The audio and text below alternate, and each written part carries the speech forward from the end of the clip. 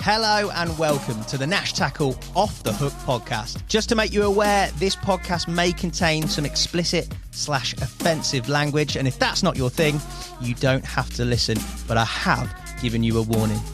I hope you enjoy the rest of the show. You don't know the half of it, but anyway. I'm skating on the thinnest ice known to man. He said, and they put a poison in the tank that just instantly kills them. He went and we'd run out of it, so we cut their heads off with shovels. Suddenly, bang! The whole boat exploded. Take your sort of 8-inch long piranha and imagine that at 4, 5, maybe 6 feet. I said, I've revived your dead fish. F off, he said. You haven't. That was just humongous. It was... I couldn't believe what I was looking at. I'm just battling this fish out and I know it's a black man. I'm saying I'll never be a naughty boy again. If you catch fish and you return them to the water, then you are my brother. Al White, welcome to the Nash Tackle podcast, mate. How the devil are you? I'm very well, thank you, my friend, and thank you very much for the invite. This is the hottest room in the world for many reasons. Not only a stunning looking gentleman opposite me, Far too kind, but the hottest day ever in Essex, and we're sat in a studio. It is roasting. Best part of 30 degrees outside. Lights. It is warm. I'm going home, I reckon, about 7 stone wet through, mate. So this is weight loss and carp fishing therapy. But thank you for coming in. What have you been up to recently? Fishing wise this year, not a massive amount. Not a massive amount for the last month or so, despite the fact we've just been through clubbing season. It's now, second week of June. Had a pretty busy May with commitments away from fishing, so probably have done 2 nights, I think, in the last 4 weeks, something like that. This year, I'm on a second year on my syndicate. I think, as we spoke about a little while ago, I left all the arcade venues behind for the first time in a long time. Last year, took the plunge, joined a syndicate at Windsor Great Park. So currently fishing, probably, interestingly, I always hear your guys describe Bled as the best park lake in the world. Yeah. I would probably say this is the best park lake in the country. In the country. Beautiful lake, beautiful surroundings, right in the middle of Windsor Great Park.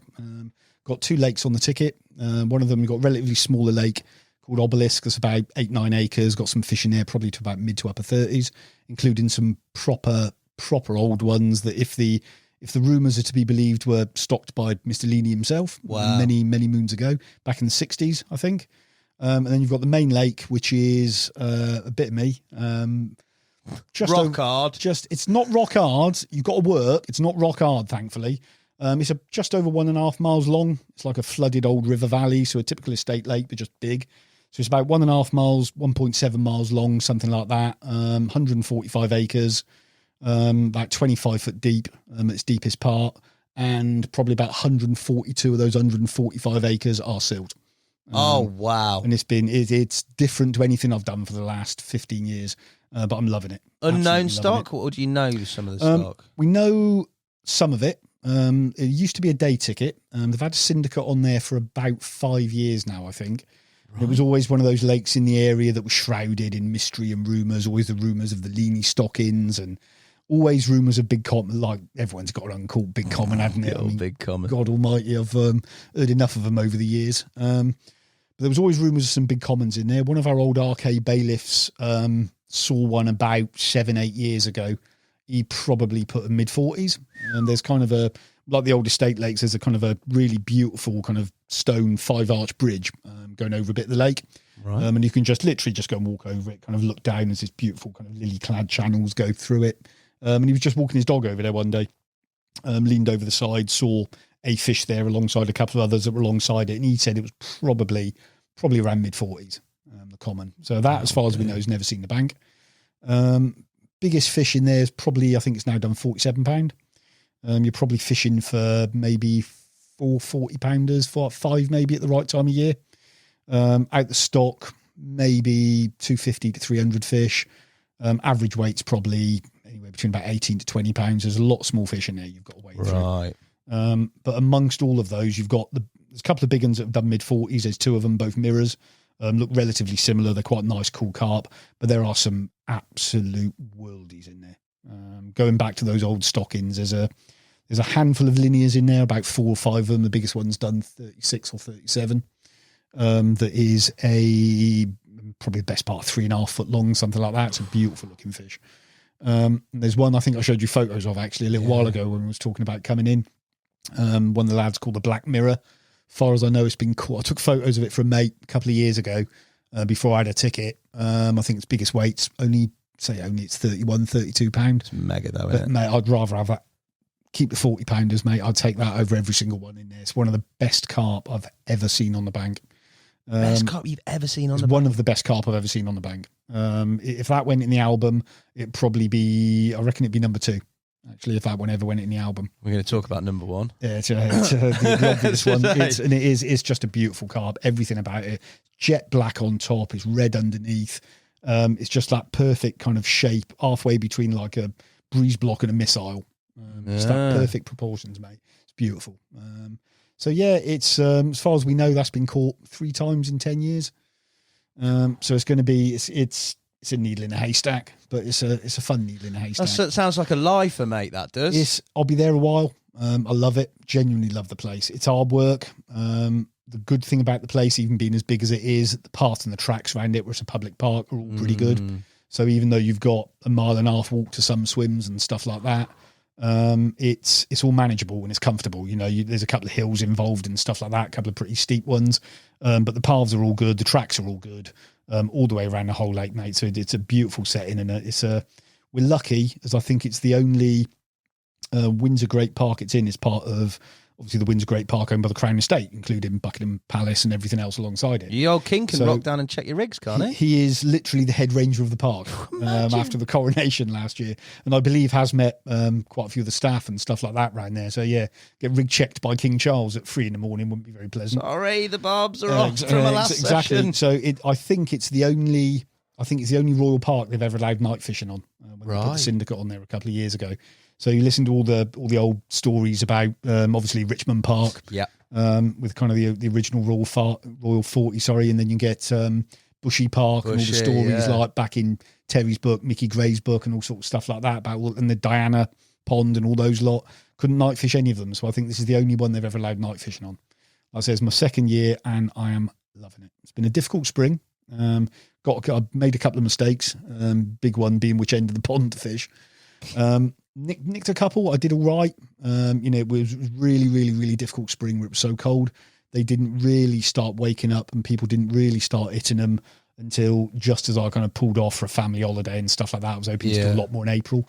But by the time that came along, I think I'd had 6, which might sound like not a lot to people. That's good going, that. It's good going on there. You know, over half the syndicate on there are probably still blanking this year. I was going to say, that's a season, isn't it? It can be for some people on there. What generally tends to happen is you've got a couple of people who catch a crazy amount compared to everybody else. Then you get a couple of lads anywhere between probably 10 and 40 fish. I think I had 20 something last year, but only in about 14, 15 nights, so I actually did all right. And then most of the lads won't get into double figures throughout the course of a year. So it can't, like I said, it's not hard late. You've got to work, and you've really got to work at it. It's the distances, it's the baiting if you want to go down that path, if you want to try and get a serious amount of bait in there to try and slow them down and get them come into some of those areas. It can be a hell of a lot of work. But I say the rewards are there for it. No boats. No boats, no All bait casting. boats. Everything's casting, mate. A lot of it is in waders in the water as well, with a lot of the swims on there as well. So it's not that comfortable. And it is a busy public park as well for the days. I mean, I'm talking tens of thousands of people on a weekend. I You're can't not talking imagine a couple that's of a hundred. bit of you, mate. Some of the swims on there, they're fenced off. You can kind of get out the way, so you can kind of stay away from the public. And it'll come as if you ever came down there, and if I showed you the area, you could probably guess the areas I fish. Yeah. And it's the ones 50 yards away from the path and stuff like that. Yeah, you still get some dogs charging around and stuff like that from time to time, which brings its own problems. But for the most part, I think you can tolerate it for what's in there and for what you might get to catch. But when those park gates close, it is literally like a different world. Yeah. You'll get members of the public in there. They've got no idea just how many deer live in the park and stuff like that. And is literally within half hour of the gate closing, they'll just start appearing at the little copses of trees and everything else around there. You get families of deer wandering down to the lake to have a drink, swimming across it sometimes a year and stuff like that. That's cool, though, isn't it? It is. It's beautiful. And like I say, it's just a beautiful, beautiful place to be. Like I said, we're lucky it's a syndicate. We're lucky you've got night fishing on there, and it's a ticket I genuinely feel privileged to have. Sounds mega, mate. It definitely sounds a bit of you, mate. And we're going to get to know what is a bit of you. I think initially, with regards to the whole carp fishing thing, and you referenced it there, you sort of stepped away from RK waters, but I don't want to label you as synonymous. We're going to talk about different other chapters with regards to European adventures, etc., and also being involved with regards to sponsorship roles and all sorts of things. But RK is definitely where I'd come to know you, as in meet you on the bank fishing, etc. And you spent a fair bit of time frequenting those waters. Yeah, a lot of time. It was originally it started in, I think it was 2009 when it was Cemex. Right. I was and funny enough, when we chatted to the lads outside, I was fishing down in the Cotswold Water Park before that. I was actually on the large lake where the croc is. I think everybody knows now. And that was probably the first fish I ever looked at. It was about 37, 38 pound at the time. And that was the first fish I'd ever looked at and gone, I really want to catch that. So me and my mate Dean did a little bit of messing around on there for 1 year, and we were cutting our teeth, mate. We were well out of our depth on a lake like that, well out of our depth. Second year, we got to grips with it a little bit. I don't know what the stock of it is now. I think at the time, there was about 25, 26 fish in there. Right. I had 2 the second year, including my first 30 pounder, which to me was massive progress. What a place to catch a first 30 pounder from. Yeah, it was wicked, mate. I mean, my mate Dean, who I was just talking about, he was a Sky engineer, Dean. And I remember ringing him in the morning when I've got it in the net, and I was going, I might have a first 30 pounder here, mate. And he was working in North Bristol that day. He rang in and said, I'm going to be late for the job. And he drove up to the Cotswolds just to come and did me photos. Oh, legend. Then there was an M4 closure, I think, on the way back, and the poor sod almost lost his job. He was about 3.5 hours late, I think, for it, something like that, bless him. But you got a good forever great. Yeah, mate, got some great photos of it. And actually also that season, caught a fish I saw on Scott Lloyd's film of that lake a couple of weeks ago, the one they now call Patch. That was the other one I caught that year, about 19 pound. There's now a beautiful mid 30 pounder. Wow. So I was going to go back on there the following year, and was just looking to make a start. My boss rang me. I was working in financial services at the time. I was working for Allianz Insurance in Bristol, and my boss rang me. I think it was a Friday afternoon. He said, out of interest, he said, if somebody rang you and asked you if you'd be interested in spending a year down at the Brentford office, would you be interested? So Brentford, just in West London, just to the right of the Colne Valley on a map.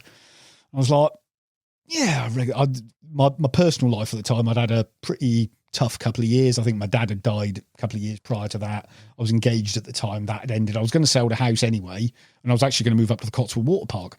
Yeah. And that was my plan. I was going to move up to Cirencester and carry on working in kind of North Bristol. So I was like, well, all right, we'll have a think about it. And then I'd read a couple of things, and I think one of them was actually one of your recent guests. I think it was by Dan Kilgore. Yeah. About his time on Kingsmead Island Lake, and I'd always heard myths and rumours about the place and stuff like that. So I think I rang the Cemex office on the Monday morning, asking if there were any tickets left, and there were. So on the Tuesday, I got the phone call saying, are you interested?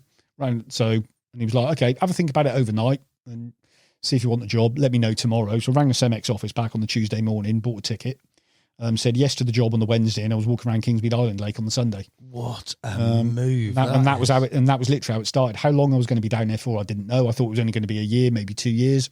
And that was 14 years ago now, and I'm still there. So that strikes me as a very non-owl move. That doesn't sound very calculated. It just happened, doesn't it? It just happened, that one, because in my head, and you're right in terms of that, because I've never been much of what I consider a risk taker. I like thinking things through, and it's kind of just how I approach things. But yeah, so it was in my mind. I was going to sell the house and move anyway. Yeah. So that wasn't that was happening regardless. It was just a matter of where, and it was like, I was already driving from Bristol down to the Cotswolds to go fishing on it. Do you know what I mean? It's a long old trek down the M4 on a Friday night with all the gear and the dog in the car and everything else at the time. And it was painful. And it was like, how many other chances am I going to get to be offered for somebody who's going to pay me to move all of my stuff down to the Colne Valley? And that's just going to be, everything's going to be made easy for me to actually go move down there. I'll go and give it a try. And I remember the first trip I had, it's a funny story actually. First trip I had around Kingsmead Island Lake. Have you ever read Mickey Gray's first book? Yes. There's a picture of a guy in there who was one of his mates who said had a reputation of being a little bit lonely, and I think he talked about his nickname in there, which was BLA, as best left alone. Yeah. So my first walk around Kingsmead Island Lake on this Sunday morning, I've got my dog with me, and I've walked down to what's Sailing Club Point, and down by what's the boat compound down there now. wasn't there at the time. And I've walked down there, and there's just this oldish looking chap, just in a pair of shorts, nothing else, and a pair of sandals on. He sat on a bucket, reading a paperback novel, and he's just got a carrier bag in a tree behind him full up with empty Foster's cans. And he looked round to me like that, and literally looked me up and down, and I've gone, all right? And he just went, fuck off. Just turned around and went back to reading his book. That was literally my introduction to Kingsmead Island Lake. Legend, mate. And it wasn't until I'd met a couple of the other lads and they kind of warned me about him and said, that's just what he's like. That's pretty much what he's like with everybody. Best left alone. And I remember, that was his nickname, BLA, Best Left Alone. And actually got to know him fairly well the next season. And we actually got along all right in the end, bless him. I just didn't think I don't think he liked where I'd interrupted him in his book. And I don't think he particularly liked strangers fishing the lakes he'd been on for a couple of years, to his credit. I literally turned around and I was like, natives aren't very friendly down here, are they? Back to the wolds, mate. And that was my welcome to the Colne Valley. Was Alan, bless him, sat on a bucket telling me to go and do one. So I started fishing that place and went down there. It wasn't, I don't know if you know Frank Cunningham, who fishes over Horton, Secret Frank. Frank was on the lakes at the time, and I got to know Frank. He's a good friend still to this day, actually. He's a lovely guy, little Frank. He's fished those lakes for a long time. And he's got a very polite, subtle way of saying things, Frank. Like I say, absolute gentleman of a bloke. He's lovely. And he kind of said to me, the first time I've met him, he was like, what you're doing isn't the done thing here. People come and they'll fish Kingsmead for a couple of years, or they'll fish the boat pool, and you step up to the island lake. You don't just come down here and go straight on the island lake. And he said, please don't take this the wrong way, but we get people like you join this every single year. He said, we'll get people come along going, I'm all excited. I'm in the Colne Valley. I'm coming to fish this big old lake for all these unknown myths and rumours I've heard so much about and everything else. And we said, literally, he said, half a dozen of these people come and join every year. Probably more than that. One might stick. Rest of them, as soon as the weed comes up, as soon as they've spawned and it gets hard, won't see you again after June. And I remember that. I still remember that conversation to this day I had with him. And it was like, I am going to prove you wrong. Yeah. I'm stubborn. I'm determined. And I really want to catch something out of this place, and I really want to catch some good fish out of it. That is frosty, mate. Isn't it? Frank. Frank was lovely with it. He's a lovely bloke. He's very friendly. I think what he was politely trying to say was, you might be better off actually spending a couple of years on the lakes next door and actually working your way up to something like this instead of just coming here. I mean, yes, I'd fished, like Large Lake up in Keynes Park. It's a big lake. It's a low stock lake. Spent a year and a half on there, so I was used to big waters, low stock lakes. I'm not used to them, but I've done a couple of years on them. Prior to that, I'd fished Horseshoe, places like that. So it's a big lake. I fished, it was Carp Lake Dial at the time, but it was now Farriers. Yeah. I fished that. So I'd done a little bit of an apprenticeship, just not in the valley. So, I'd had PB out of Horseshoe, I'd had a PB out of Farriers, then I had a PB out the Large Lake. So I'd kind of been taking those like little incremental steps, but the Island Lake was another level entirely. And it was a boating lake, and I didn't have a boat. I was going to say, was it a boating lake? It was a boating lake at the time. Didn't have a boat. I was on the Barrow for the first couple of months. I think I'd done 10 nights before I was like, sod the expense, I need a boat. So got a boat. Didn't have a motor for a while, so I was rowing and stuff like that, which didn't make life easy either. How big's the Island Lake? What are you giving it acreage? Probably about 60 acres, I guess. Yeah, it's about the same. Something like that, yeah. So it's probably about 60 odd acres. But there's a lot of the swims you fish off the islands. Yeah. The banks around there. Before RK took it over and invested a lot in the security of that complex, there were quite a few problems over there with gear going missing, stuff like, Jim Roberts, head bailiff over on Raisbury One. First time I met Jim, I'd actually been sat down chatting to Frank. First time I met Jim, he just had 2 rods nicked. I'm sat with Frank in a swim called the 37s, having a cup of tea on the Island Lake, and Jim's boated past. Gone in, I think it was a swim, the High Reeds, a couple of swims down from the 37s. And he'd gone in there, he's out in the boat, he's 30 yards out, looking around for an aquascope, head over the side of the boat, 2 rods leaning up against his bivvy. He's looked up and they've gone. And the next morning found 2 cut-off rigs about 50 yards down the bank, and there were probably 4 or 5 things that happened that year. Between that, the cray, and a few other little things around there as well. So it was a little bit dodgy. So some of the safest swims were either in the car park or out in the islands. Like I said, the bank swims weren't that safe. Over the years, we built cages around them and did quite a lot of other stuff, fenced off some of the bits of it to make it a bit more secure for people. But it was a little bit dodgy. So I had no boat. Eventually got one, and I think I had my first fish after, 11 nights, something like that. I had a might have been, I think it was a 19-pounder ad, something like that, of Springgate's first swim as you go into the car park area, fishing over to the Kingsmead Bridge. Then I had another one about a month later that was 23, I think it was. Right. Which actually, I think Grumpy Allen, as we were calling it at the time, actually had put me on to his credit when he started talking to me, bless him. So yeah, and that was it for that year. I had 2 fish. I think that first year, something like that, in about 20-something nights. Which, to me, I went on there with the mindset of, if I catch one this year, I'll be happy. Really? Yeah. I went on there with the mindset. There weren't a lot of fish in there at the time. At the time, I think we had an injection the following year when they netted the fridge lake down the bottom. We literally had whatever the original stock was, plus the fish that got out in there from Kingsmead 1 when there was a hole in the net, but a lot of those have been moved back. So we didn't know what the stock was. We went through people's albums. Most people are catching the same 30, 40 carp. Didn't really have an idea of what the complete stock was. It wasn't until the fridge lake, when they drained it down, when they refilled it, they basically just dug a channel straight through in the island lake. Load of water from the island lake flooded in, a load of little Suttons and Commons went the other way, some of which are now doing 30, 35 pounds. That's crazy. I love that. Yeah. That's what I love about that site. And it was that following year, once those fish got in, it seemed to spur a lot of the others into life a little bit. And the catch rate started to go up a little bit. But you're talking at the time, I think that second year, our head bailiff on there, Jay Webb at the time, set what was at the time a massive season catch record of 38 carp out there. And that at the time was massive. I don't think anybody else got close to him that year. It was a hell of a lot of fish out there. I think the only other person I knew up until a few years later who'd been anywhere close to that was a guy called Gary Rochester. Came up from Kent. We had a couple of Kent lads join. Good angler, Gary.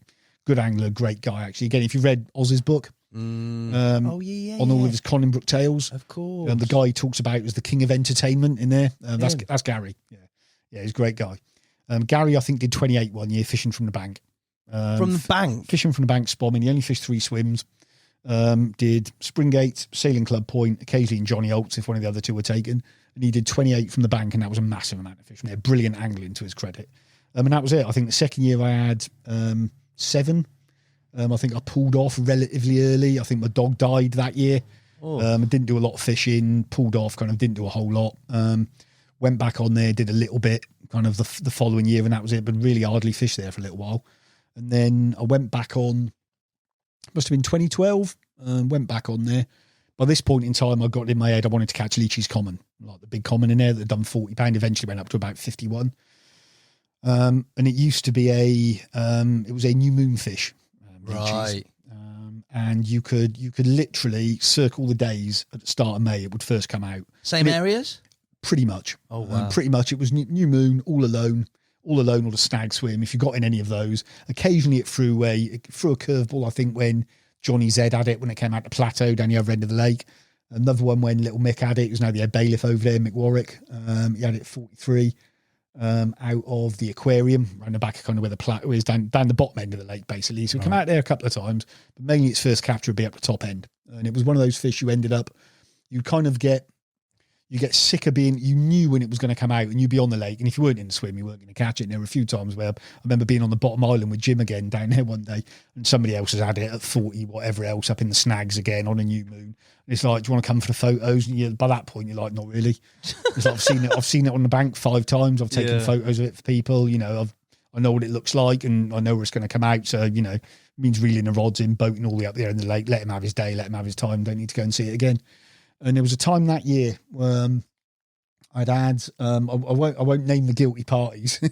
Is there anybody who knows this story, who knows me or know they are? I'm the person concerned. But there was one point on that year that I went on.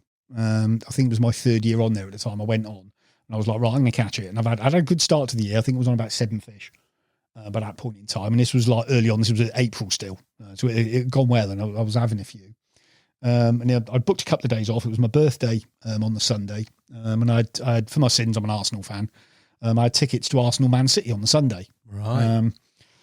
Made a couple of phone calls. I was like, don't want to have to pack up. Don't want to take all my gear home. Like, made a load of phone. There's nobody else coming down. Nobody else going to be on the lake. Made a couple of phone calls. Couldn't leave my gear in the swim. Fair enough. Couldn't leave my gear on the island. Fair enough. I'll pack it up. At one point, I almost gave the ticket away. But I was like, sod it, it's my birthday. So I'll go along. We won the game anyway. Mikel Arteta actually scored the winner in about the 85th or 86th minute. So I went back to the lake Monday morning, went across there. There's somebody in the swim. Someone was in your swim? Somebody's in the swim. So I was like, okay, happens, whatever. I'll just go in the swim next door. So I boated across in front of him, gone straight down the middle. I've chucked my gear in snag swim next door. So I'm just going out to drop the first rod, and I've got a shout from him next door. Can you come and give me a hand? And I've gone round there, scooped up leeches common for him that come off one of the spots. Just caught some fish off of. Mate, he'd been after that fish for years, right? And it meant the world to him. Right? And he's a mate. He's in tears when he's had it.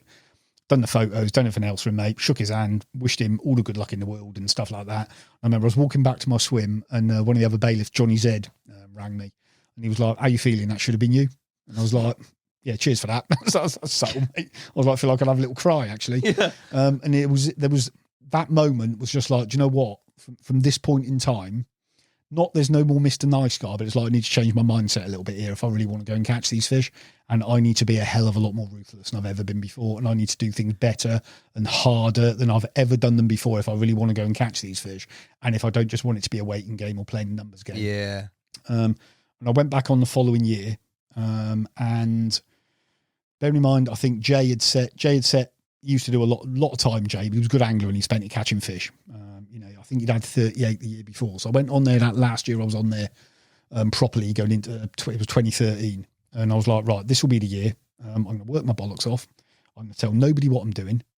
I know the lake by this point, even though I hadn't done much for the previous 2 years. I knew it pretty well. I knew the areas I could catch fish from. I knew they were going to be. I had a bait they absolutely loved. And was like, this is it. This will be my year. So I started pretty early at the end of March. I think I was on 11 fish before anybody else knew I'd caught anything. Bar a good mate whose name you'll probably hear a lot while we're talking, Mike Leck, or Secret Mick, another one of the arcade bailiffs. He was basically my guy. If I had photos to be done at 5 o'clock in the morning, everyone needs one of these people. I'd ring him and he'd be there on his way to work or whatever else, mate. He'd divert and he'd just come and do photos for me. He used to keep a life jacket. He was one of our bailiffs. He used to keep a life jacket in the car.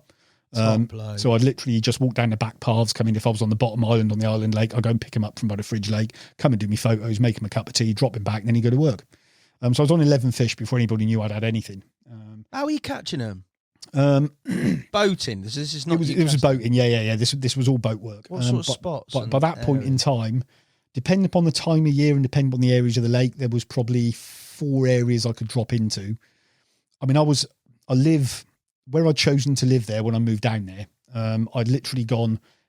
My work at the time, I was a day a week in Bristol, a day a week in Guildford, a day a week in Brentford, and a day a week in Milton Keynes. By this point in time, so I've got a family, like my mum and my sister, got quite a small family living in South Wales, and I've clearly got a lot of friends in Bristol still. So I've literally just drawn a circle on the M4 M25 junction and gone, I need to live in there somewhere, and it just happens that all of those lakes are there. So I live next town down from Staines, Ashford in Surrey. So not literally, I'm 4 miles from Heathrow. Perfect. So the lakes are 15 minutes away. Yeah, perfect. And so I could be there a lot. So that year, if I was, like I said, I had a lot of driving that year. So if I was in Guildford for a day, I'd get up at 5 o'clock in the morning and I'd just go and walk over the lake for an hour. I did this a lot on there, and it literally got to the stage whereby, and I remember I was on the phone to Mike one day. He was fishing on the bottom island in the aquarium, and I rang him. I was popping down for a cup of tea one morning, and he was like, right, where do you think they're going to be? And I said, they'll be in the 37s this morning. I said, guaranteed they'll be in the 37s this morning. I've wandered down the bank, sat there, and he's wandered around the back of the swim off the other island, and so you can kind of see me sat there, and I reckon I've been there 5 minutes before one poked his head out 40 yards out, and I was like, told you. And I was there that often that year. If I wasn't fishing, I was walking it. It was like 3 days a week I'd be there before work and stuff like that. I just put the effort in. I put the miles in. Didn't matter what the weather was doing. Didn't matter how early I had to get up. I just make a point of being at the lake as often as I possibly could. And eventually, and a lot of it was like gravel humps. It's a massively weedy lake. I'd had spots marked in like a little handheld GPS unit so you can get the rods out quickly when it's getting dark. And I'd just spend hours and hours and hours mapping that lake with prodding sticks. Didn't have echoes or stuff like that at the time that do these days, but spent a lot of time out there, mate, with prodding sticks, donking rods, all sorts of stuff like that, mate, just getting to learn everywhere and listening to everybody who's fished it. Jim Roberts, I've already mentioned, mate. Jim was a massive help when I went on there. Massive help. Just in terms of trying to tweak the way that you fish and your mindset to how you approach a lake, particularly a lake like that. And he'd been on those lakes for quite some time, and everything was just about where I'd come from lakes like Horseshoe, and even large lake with a lot of bream in there. You'd go through loads of bait every year, every even session and stuff like that. But coming onto there, everything was just about one bite, and I was probably using too much bait. Right, on there trying to do things. And in the end, I actually got down to, I used to actually count my baits if I could see them on a spot, where I'd normally just go 25 baits around a hook bait. Because you can see them for a scope. Just straight boilie. Straight boilie, mate, never used, apart from probably 3 or 4 fish I caught out of that lake on tiger nuts. Almost everything else was on boilies out there. Almost everything else. Most of them just fishing kind of 2-inch high hinges over the top of boilies. And that's all I did on there for years. And it just worked brilliantly. Firm bottom most of the time you were fishing over? A lot of it was probably what people say you shouldn't do. Firm bottom with a 2-inch hinge on it over gravel, even with a bright hook bait and stuff like that on hard bottom. Some of the spots were a little bit silty and softer. The one I eventually caught leechies from, the water clarity that year, and it was this year, was appalling. Right. And you could see about 8 inches of visibility. And if I'd ever seen the spot I caught that fish from, I'd never put a bait on it. Why? Never put a bait on it. What was it? It was... so rewind a little bit. So yeah, the start of that year. So I've had just go back to that second. I'll tell you about how I found. That's right. I'll tell you about how I found that spot. So it carried on all through that year. At one point, I don't think I blanked on air for about 4 months. I was just nicking fish every single trip. They loved the bait. Whatever I was doing is just one of those, mate. I knew where they were going to be. Yeah. You'd see them, if you saw them 2 mornings in the same place, and I'd always make sure I was there on a Thursday and Friday morning if I could be. If they were ever in the same place for 2 days, they wouldn't be there on a third day. So if I'd seen them in the same place for 2 days, I'd actually go down on a Friday and I'd go to the other end of the lake because I knew they wouldn't be there that third day. It was weird little patterns like that you started seeing. And as a result of that, I said almost every single trip I'm catching. I didn't have a lot of big uns. At the time, probably 1 in 3 fish in there was £30 that you'd be catching. At one point, I was on 21 fish and I'd had 130, which was my second bite of the year. That's tight. And the fish they now call the two-tone mugfish. It's called these days. Two-tone mug is known as. It's now a £40 again as well. That one thing I had 34, 35, I think, something like that, quite early in the year. And then I was out. It was August, I think, by this point in time. And I was fishing on the first island with Jim again. We used to have some mega socials on that lake. And I always said when people ask me about my time on Kingsmead Island Lake, when people look at the fish that's in there now, where you've got roids that have done £60, you had leechies, a £50 common, you've got Mike's Pet, another £50 mirror, massive amount of backup big fish in there now and stuff like that. So we probably didn't fish it when the stock was at its best, but we had the best years on there. There was 7 or 8 of us on there most of the time, the same lads on there for a couple of years. Right. We all got on like houses on fire, the barbecues, the socials, mate, and stuff like that. They were just next level.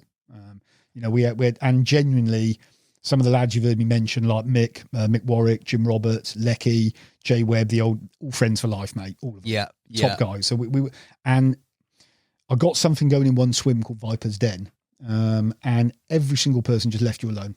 You'd even get people ring you on a Friday, going, "Are you down this weekend, Al?" And be like, "Yeah," and they'd be like, "Okay." Anybody else drops in there, I'll tell them you're on your way. Where'd you get that? You don't get that, mate. It was epic, mate, and the lads were superb. What was was that the collective membership then? Just pretty much you guys that fished it? I think they probably sold about 20 odd tickets a year, something like that, maybe. So there weren't many of us on there at the time. So there was no real waiting list for the lake at the time. It was 200 and something quid a ticket just for the island lake, so it was relatively cheap. So I found this one spot by accident. Myself and Jim, he was in a swim called Vipers on the tip of the island. I was next door to him in Viper's Den, as they call it. And there were fish were just going billy-o that. And they were going mad on the far margin. So like the walking bank, because you walk down it between the Kingsmead bank. And they were going billy-o, 2-3 rod lengths off the bank. So I've taken the boat halfway. I've just wanged a choddy over there with a little lead on, just in case one's stupid enough to hang itself at the end, which it wasn't. Brought it back in, nothing. So waited till bite time's gone. And I spent 3 hours out there that day with a prodding stick, going up and down that margin, and everything was just mush, mush, mush, mush, mush, mush, mush. Then all of a sudden, I've got one area, probably about the size of the table, actually. It was just crunchy. Right. Didn't have a clue what it was, but you put the prodding stick into it, and it just went crunch, crunch, crunch, crunch, crunch, crunch like that, and then nothing. I was like, okay, interesting. Dropped a rod on it, 25 baits around it. Took it back that night, and I sat there with Jim the next morning, and this is... You hear the stories occasionally that people tell you around things that have happened. And if you know the ones where people go, "If I wasn't there, I'd never believed it." And Jim used to have this lucky charm. It was one of the old Basil key rings. He used to keep on one of his backrests. And Jim always used to say, It was never lucky for him, but it was always lucky for the other lads, particularly Mick Warwick, who we used to fish with. He's a head bailiff over on the Island Lake now. He said it caught him some big fish out of Kingsmead. And I'm stood with him literally in a swim on the Sunday morning, and he went, give it a rub, you'll have a bite this morning. And I've gone over to it, I've rubbed it between my hands like that, and I've turned around, and I've stood up, and I've turned around, and ask him this next time you see him, I couldn't have taken any more than 2 steps, and one of my rods went. No. And I think that was a fish they called the long common. Again, it's 40 pounder now. I think it was 34 pound PB common at the time, off that spot. And over the next 6 weeks, I think I had 8 or 9 fish at that swim, a lot of them off that spot, and the last one I had off of it was actually Leachy's common, 46 pound. Yeah. But again, it had been out, I think, 3 times already that year. There was a new moon at the start of September, and everything was happening right. When I said I hadn't had many good ones so far that year, I think after that first one, after the long common, I literally had 6 30-pounders in a row. I think it was all out of that swim, a couple of them off of that spot. And then I went into work on the Monday morning, and I was like looking at it was a new moon on the Thursday night, and it was always the 48 hours after the new moon it got caught in. And I was like, it might come out again. It might do one more capture. So I booked the Friday off. So I thought I'd have 3 nights. So I went down on the Thursday night, got in the swim. I'd had one Friday morning. I'd had one, trying to remember which night it was. It was the Saturday night. I'd had one on the Saturday morning, and then it was about 1:30 in the morning on the Sunday morning, almost exactly 48 hours after the new moon, mate. That same rod just absolutely busted off. And eventually I've managed to roll that thing into a net after a lot of drama. It's a really shallow margin on that swim. Right. So we used to have the sailing club on there as well at the time still and stuff like that. So instead of the lines going, you were quite high above the water. So your lines would be 6-7 foot above the water on braid going 130 yards straight out. So I used to have storm poles about 20 yards out in the water with captive backleads on just to keep them down. And all of your fish, you've got to wade to net. So I've had this bite and I'm playing it off this wooden staging, and the first thing I've thought is, oh shit, where are my waders? And I've left them drying in a swim behind me on the other side of the island. So it's been like, right, okay, flick the bait runner back on, put the rod back down, got them on, still ticking line off. Wiped one of the other rods out by this point in time, and it must have been about 20 minutes later, mate, I've eventually bailed it into the net. And then one of the nicest parts of it was Mike Leck, who again I mentioned a couple of times. Mike was actually fishing next to me at the time, as he's always been on hand, always been there somewhere. When I've actually had some real good ones and stuff like that. And I can remember looking at it in the net, and you don't, after like 3 years of really wanting to catch it, you're like, is it, isn't it, is it? There's only one common in the lake as big as that, and you convinced yourself it's it. And I remember rolling it up in the net and handing to it up on the staging, and he just took it off me, and he went, that's 40 pound all day long, fella, if not a lot more. And then, like half hour later, broke me vocal cords, probably screaming at the top of my voice when it went 46.4, something like that. Still me PB common. Did you scream? Oh, like you wouldn't believe. I lost it. I don't do stuff like that often. I can't imagine that. I know. I lost it, mate. I went mad. That was literally like that year, the amount of work I'd put in, the miles I'd done, what happened the year before, when I'd come that close to catching it and missed out on it, mate. It was just like, that was magic. What is that feeling? Talk to me about that. You've had a couple of significant captures in a short period of time. We've talked about them, and any capture on there is a significant capture. Yeah. But when you're on that type of lake, you're having a great time because you've got, which is obviously rare in terms of the membership, everybody getting on the etiquette, everything we talked about. But you capture that fish. Is it relief? Is it joy? What is it? Mate, what's the override emotion? It's all of them combined. It's relief, it's happiness, it's joy. It's just everything rolled into one. And I think that's what kind of breaks that normally relatively fairly calm demeanour a lot of the time. So I can tell you that if I think back to some of the other fish I've caught over the years, when you talk about like notable captures, like that I've been fortunate enough to catch over the years. If you thought about like catching a 50-pounder out Raisbury one in February, didn't break me vocal cords on that. I would have. It's some people would, but it was like when you've got the culmination of the work that goes into that, and it's a fish you've targeted and you really, really, really want to catch. It just means so much more. And I think it was after that, and it was also that time, like rarely you might get it a couple of times, I think, in your angling life where you can't put a foot wrong and you're on a roll. And I was on a roll. That was number 29, I think, that year, something like that. And I was literally looked at it and I was like, it's only the start of September. And I walked into work on Monday morning, lost my job. No. The only time in my life since I was 16 years old I haven't been employed by somebody. And I was like, 29 fish. Do I care? 38 fish season catch record. Still got September and October to go. Could I do it? So I started doing 4 nights a week. Right. Yeah. I couldn't. How you get full-time anglers, Hassan, I've got no idea. I couldn't do it. You wouldn't do that though anyway, would you? No, I wouldn't. I couldn't do it. I just wouldn't be interested in doing it. It just wouldn't interest me in any way, shape, I was going to say, form. if somebody gave you a blank check and said, what do you need to live, but be a full-time angler, I can't see you taking mate, that. I couldn't do it. Couldn't do it, mate. There's not enough.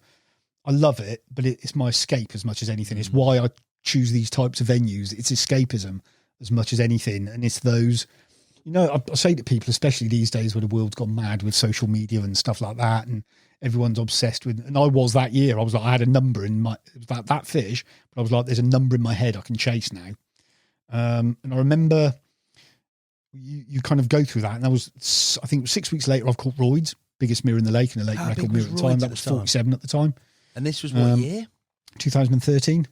It was actually, I think it got its nickname after that capture. I think it was Lecky that might have named it, as it had jumped. I mean, I've netted it. I'd seen it a couple of weeks beforehand in one of the snags in one of the old sunken barges in front of Vipers. And I remember it swam out snag with a fish called a big fully that's in there now. I think that must be 40 poundish now. And I'd taken photos for that a few weeks beforehand at low 30s for, who was it? It was, great nickname, Swampy the Storm Rider. What an incredible Jay Temlett from Bridgewater, crazy man, but legend of a bloke. I've done photos of it for him, and I think it was 31 or 33, and this thing's just come out to snag behind it. I've just looked at it and gone, that's every ounce as big as Leachy's. That thing is massive. And I told a couple of the lads, and they were a little bit like, you've been spending a bit too much time down the pond, mate. You're seeing things. And I was in the All Alone one night, and I don't think the lake had done a bite for about 2 weeks at the time. And Lecky was in there, and he lost one just as he was packing up. And it was like, I hate going in behind people, but that's the first bite the lake's done for 2 weeks. Yeah. Coming in here, I've got a couple of nights ahead of me. And as well as that, we'd hardly seen a fish in weeks by this point in time. It was like the end of October. They weren't well known for showing on there anyway that time of year, and it was hard to track them down. They weren't in the snags, and everything was getting a little bit quiet. And I chucked my rods out on the Friday night, and I was supposed to be at a work party on Raspberry One on the Saturday morning. Saturday morning, 7:30, I've seen a fish poke its head out, not a million miles away from where my right-hand rod was. And I was like, okay. Half hour later, another one's poked his head out. I rang Jay, the head bailiff, and I've gone, sorry, mate, can't come. I was like, I said, can't do it. I was like, we've had one bite in 2 weeks. I haven't seen a fish in weeks. 2 have head and shouldered them as own. I'm not even going to reel my rods in. I'm just leaving them. I don't want to do anything in that bit of water. I'm just leaving them there. I remember it was about 1 o'clock in the morning. I've had one bleep on the right-hand rod, and I've swung my legs off the bed chair. I've just watched it. You were fishing 6 ounce leads, 4 ounce captive back leads, where there was a hell of a wind going through, and I've just watched the rod tip pull down like that as the bobbin went up, and it went crazy. And yeah, that was Royd's, 47.2. And until, I think it was 47.2, we weighed it twice, but 47, whatever. And then I remember I've got it in the net, and Jay, who was there, Swampy, said, that's the same fish Chips had back in the spring, £40, dead on £40. And that fish for years had been a couple of ounces either side of £40 on every single capture. And Lecky had it back in the spring at £40.4. So I've rung him, 1:30 in the morning, like you do. He's answered, knowing something significant occurred. And I was like, can you send me the photos of it? So he sent them through to me and looked at it. You're like, that's the same bloody fish. Yeah. So we got permission to sack it up until the morning, as the couple of the lads wanted to come over. Like, so it was a lake record mirror at the time, and yeah, that was at £47. And then I carried on for another 5 weeks, I think, something like that. Eventually racked up number 39. So broke the season catch record on there that time, mate. And when I talk about chase, it was like that was all that was in my head for 2 weeks. Well, sorry, however many weeks it was going into that. 39, break the season catch record. I remember winding my markers in on my last trip. I've had number 39, and the 39th carp was actually the first one I'd ever caught out there. It was a recapture. It hadn't grown much. It was only 22 and a half at the time. It was that 19 pounder I first had at Spring Gates. Didn't realise at the time, but I realised when I took the photos of them a couple of months later. And I remember I was winding my H blocks in at the end of the session, mate. And I was just thinking back to like the 4 years you've spent here, and it's the friends you've made. The fact I wished my dog was still there. Yeah. Like I said, she was a big part of like my fishing on that lake and stuff like that. And it was the friendships you've made and everything that happened, what you've done to push yourself that year in your angling and everything else. And you like the numbers don't mean a shit at the end of the day. No. When you roll in that whole experience and all the friendships that were made on it, the times that we had, the highs you've experienced as an angler during that time, coming from the lows of 18 months before where you should have caught it and you didn't, the kick up the arse you've given yourself, then to get to the end of that year, I remember just chucking, I don't say this lightly. I was almost in tears when I just wrapped them up and chucked them in the bottom. I was like, I might never fish here again.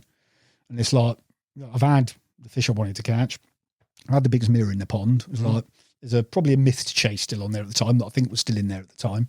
A big mirror that I haven't been caught in many years. But it was like... You see it? Saw it twice. I saw it caught. I saw it on the bank once. My second walk round at £42. I think it was a fish that used to live in the fridge lake next door. I think it got moved in there at 39s, I think. Came out once at 42 and then never got caught. Saw it twice. I think it was probably mid to upper 40. Probably the last time I saw it. A fish they call the Zanussi. They named it. Zanussi? Yeah, it was just like a washing machine. Just like a big box of a thing, mate. When you saw it in That's the water, another feature of that area, though, isn't it? Like, even to this day, the myths and what could be. They're big sheets of water. There's a lot of historical fish movement. There's all. Do you know what, Hassan? I've been lucky with some of the things I've seen over the years and the time and the period of time I've had access to some of those venues. You know, where people say, "Do myths and rumours exist?" Yes. You know, firsthand, I've seen them with my own eyes. Are there as many out there as people think they are? Probably not. But are they there? 100%. Are they under some people's noses? 100%. You know, you look back to, I know, talk about it's a fish that's dead now, fish that ended up getting called Hercules that Cy Hartop caught. You've seen it in the Forgotten Chapters. Mate, if you ever saw that lake, it's a tiny, tiny, tiny little pond. Puddle, yeah. In a park, in a busy park with no fishing on it and stuff like that. You wouldn't even have a clue it was in there, and you bang that out at £46. The lake next door did a linear that also died this year. That did £49. And stuff like that. Why do you think, and this, I think I've talked about this with other guests, I can't remember who, I had a really good chat with somebody about this. Why do you think those waters... It's that area. What is it though? Whether it's the water quality, the time and the age and maturity of the venues, as I think if you look now at somewhere like the Cotswolds and the water park, when that was all dug out, very similar area in terms of water quality, and then you look at the fish that are now starting to come through there, and if you looked at the age gap between when lakes were dug and that sort of thing, I think whether it's a generational thing, whether it takes X amount of time for pits to mature to the stage whereby you can grow those carp in, whether they got lucky at the times with the stockings that they did and the strains that went, I don't know. But that area has just always done them, hadn't it? Always done them. That's what I mean. But now, I mean, Reading's doing loads of big fish now, and then again, that was a couple of years behind. The Cotswolds is now doing them. That was a couple of years behind. But I think it's the combination of the water quality. It's in the warmest bit of the country. Pretty much as well. Yeah. So you've got the combination of the water quality, incredibly deep, rich, weedy venues. They're massively rich in naturals. A lot of those lakes around there, they all got stocked with quality fish. You look back to the Yovney fish, those stockings and where they went, and then Fox Pool, Raisbury, and what happened around there. The whole area is just it. That's why I took my transfer down there. Let's be frank. You've had a blinder with the transfer, but also, it's interesting, isn't it? Like, you can't even say it's like the new stocking of carp or a new strain, because it doesn't really seem to matter what is in there. They're all massive. Yeah. And species-wise, big pike, big tench. We had a genuine £30 gravel pit pike out of Raisbury 2 a couple of years ago. A few of the lads actually, when I was the head bailiff on there, when I moved over there, a couple of lads started pike fishing it in the winters. Dave Measday, who's now the head bailiff, I think in one day out there, I think he had a 29, a 27, 4 or 5 other 20s and a couple of doubles. Jesus. All in one day. Yeah, it's frightening, isn't it? Yeah. It is frightening. It's crazy. Absolutely. You think they've done British record tench? Yeah. British record carp. British record orf. I think Dell had out of Horton. British record grass carp out of Horton. That's up in the lodge, isn't it? Yeah. If you think British record grass carp, British record orf, you're talking, £100 plus catfish swimming around in the boat pool. All pretty much. Well, apart from, I don't think the big common in the boat pool ever did £50. But apart from the boat and the cray, all the arcade venues have got fish in there that have done £50.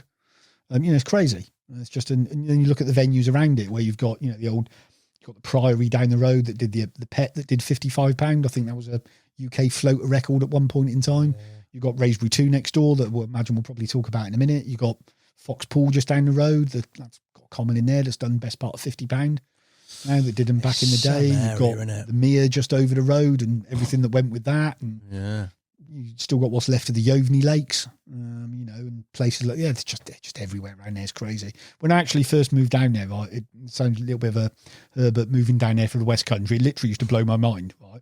I go on the island lake more often than not, blank for the weekend, and on my Sunday afternoons, I just been driving around the place. Yeah, all the water. Mate, the first time I walked around Colmere and somewhere like that, and like you walk around Yovney, as it was when Springay had its braces, now split up into two lakes either side of the M25. But just to go and have a little wander around that place, mate, and like the first time a friend ever took me for a walk around Fox Pool, and places like that, mate. It's carp fishing history, mate. It's a mad hop, and I remember driving through it the first time and just seeing all these bits of blue on my on my sat nav and thinking, Jesus Christ, that's Fox Pool, or Jesus Christ, that's... and you're like, they're all within like a stone's throw of each other. I used to joke down there to my mates back in Bristol, if I left water in my bar for an hour, like there'd be a 20-pounder swimming around in it. It's like everything around there's just got big carp in. It's a crazy bit of the world. This period of time on the island lake, it's Cemex throughout the whole thing. It's not changed. It was Cemex. I think it was up until 2013. I think RK bought it. So it was basically my last year on there. I think was when RK then came along and bought up the Houghton complex and W1 and W2. Talk to me about that period, because that period is a bit of a, from what I know of it, is very split. You had a lot of the sort of, I don't know, old school, maybe heritage carpers that were fishing Wraysbury of old. Well, I actually had a ticket for it. Did you? Yeah. Myself and Mike had both bought W1 tickets for that 2013 year when we were on the island lake. It was the year the Wraysbury Chronicles book came out. Yeah. And we knew a couple of lads who were fishing it. We knew what was in there at the time, and we're like, just in case it goes stupid and people buy a load of tickets, mate, it was 180 quid for a ticket at the time. It was like, I just want to sit on the ticket for 2 or 3 years until that was going to be the plan. It was like, catch what you want to catch out the island lake, however long it takes. And then for 180 quid, sit on a Wraysbury ticket for a couple of years and then go over the road and, blank over there for a year or two. Which was probably what it was going to be. So it had a couple of little, you couldn't walk around it. You had a couple of little crawls around it and stuff like that at the time. It was a mega place. So we had tickets for it when they took it over. And I can remember there was a couple of meetings that we had with the bailiffs that Jamie and Raf had at the time and talked about their plans for the place and what they wanted to do. And remember we had myself and Mike had quite a long conversation about it. I think one of the old Cemex bailiffs, Tony Roberts, stayed on. Tony stayed on, the rest of the guys went. And I understand, I do get it. I do get where they were coming from. That was where they'd been for a long time. They loved it, all the history about the place and everything else and everything that went with it. I think they only sold 13, 14 tickets that year, the year me and Mike bought a ticket. And on a Sunday afternoon, the old syndicate would basically be sat in the Percy, having a beer. And they'd be like, they'd be at one table. That was the syndicate who were fishing. There weren't a lot of people fishing it at all. And I think with hindsight, if you spoke to a couple of those guys, its best years will probably be behind it. Yeah, they had the Scotties and a few other things coming through at the time. And if Cemex were going to sell it, I think a couple of the lads tried to get the money together to buy it and couldn't quite get the money together. The village parish were trying to buy it. They wanted to put an offer, but whether fishing would have carried on or not, you've got absolutely no idea. It's not in your hands, exactly. And, for Raf's plans for it, obviously, they upset a lot of people. Let's be clear about it. I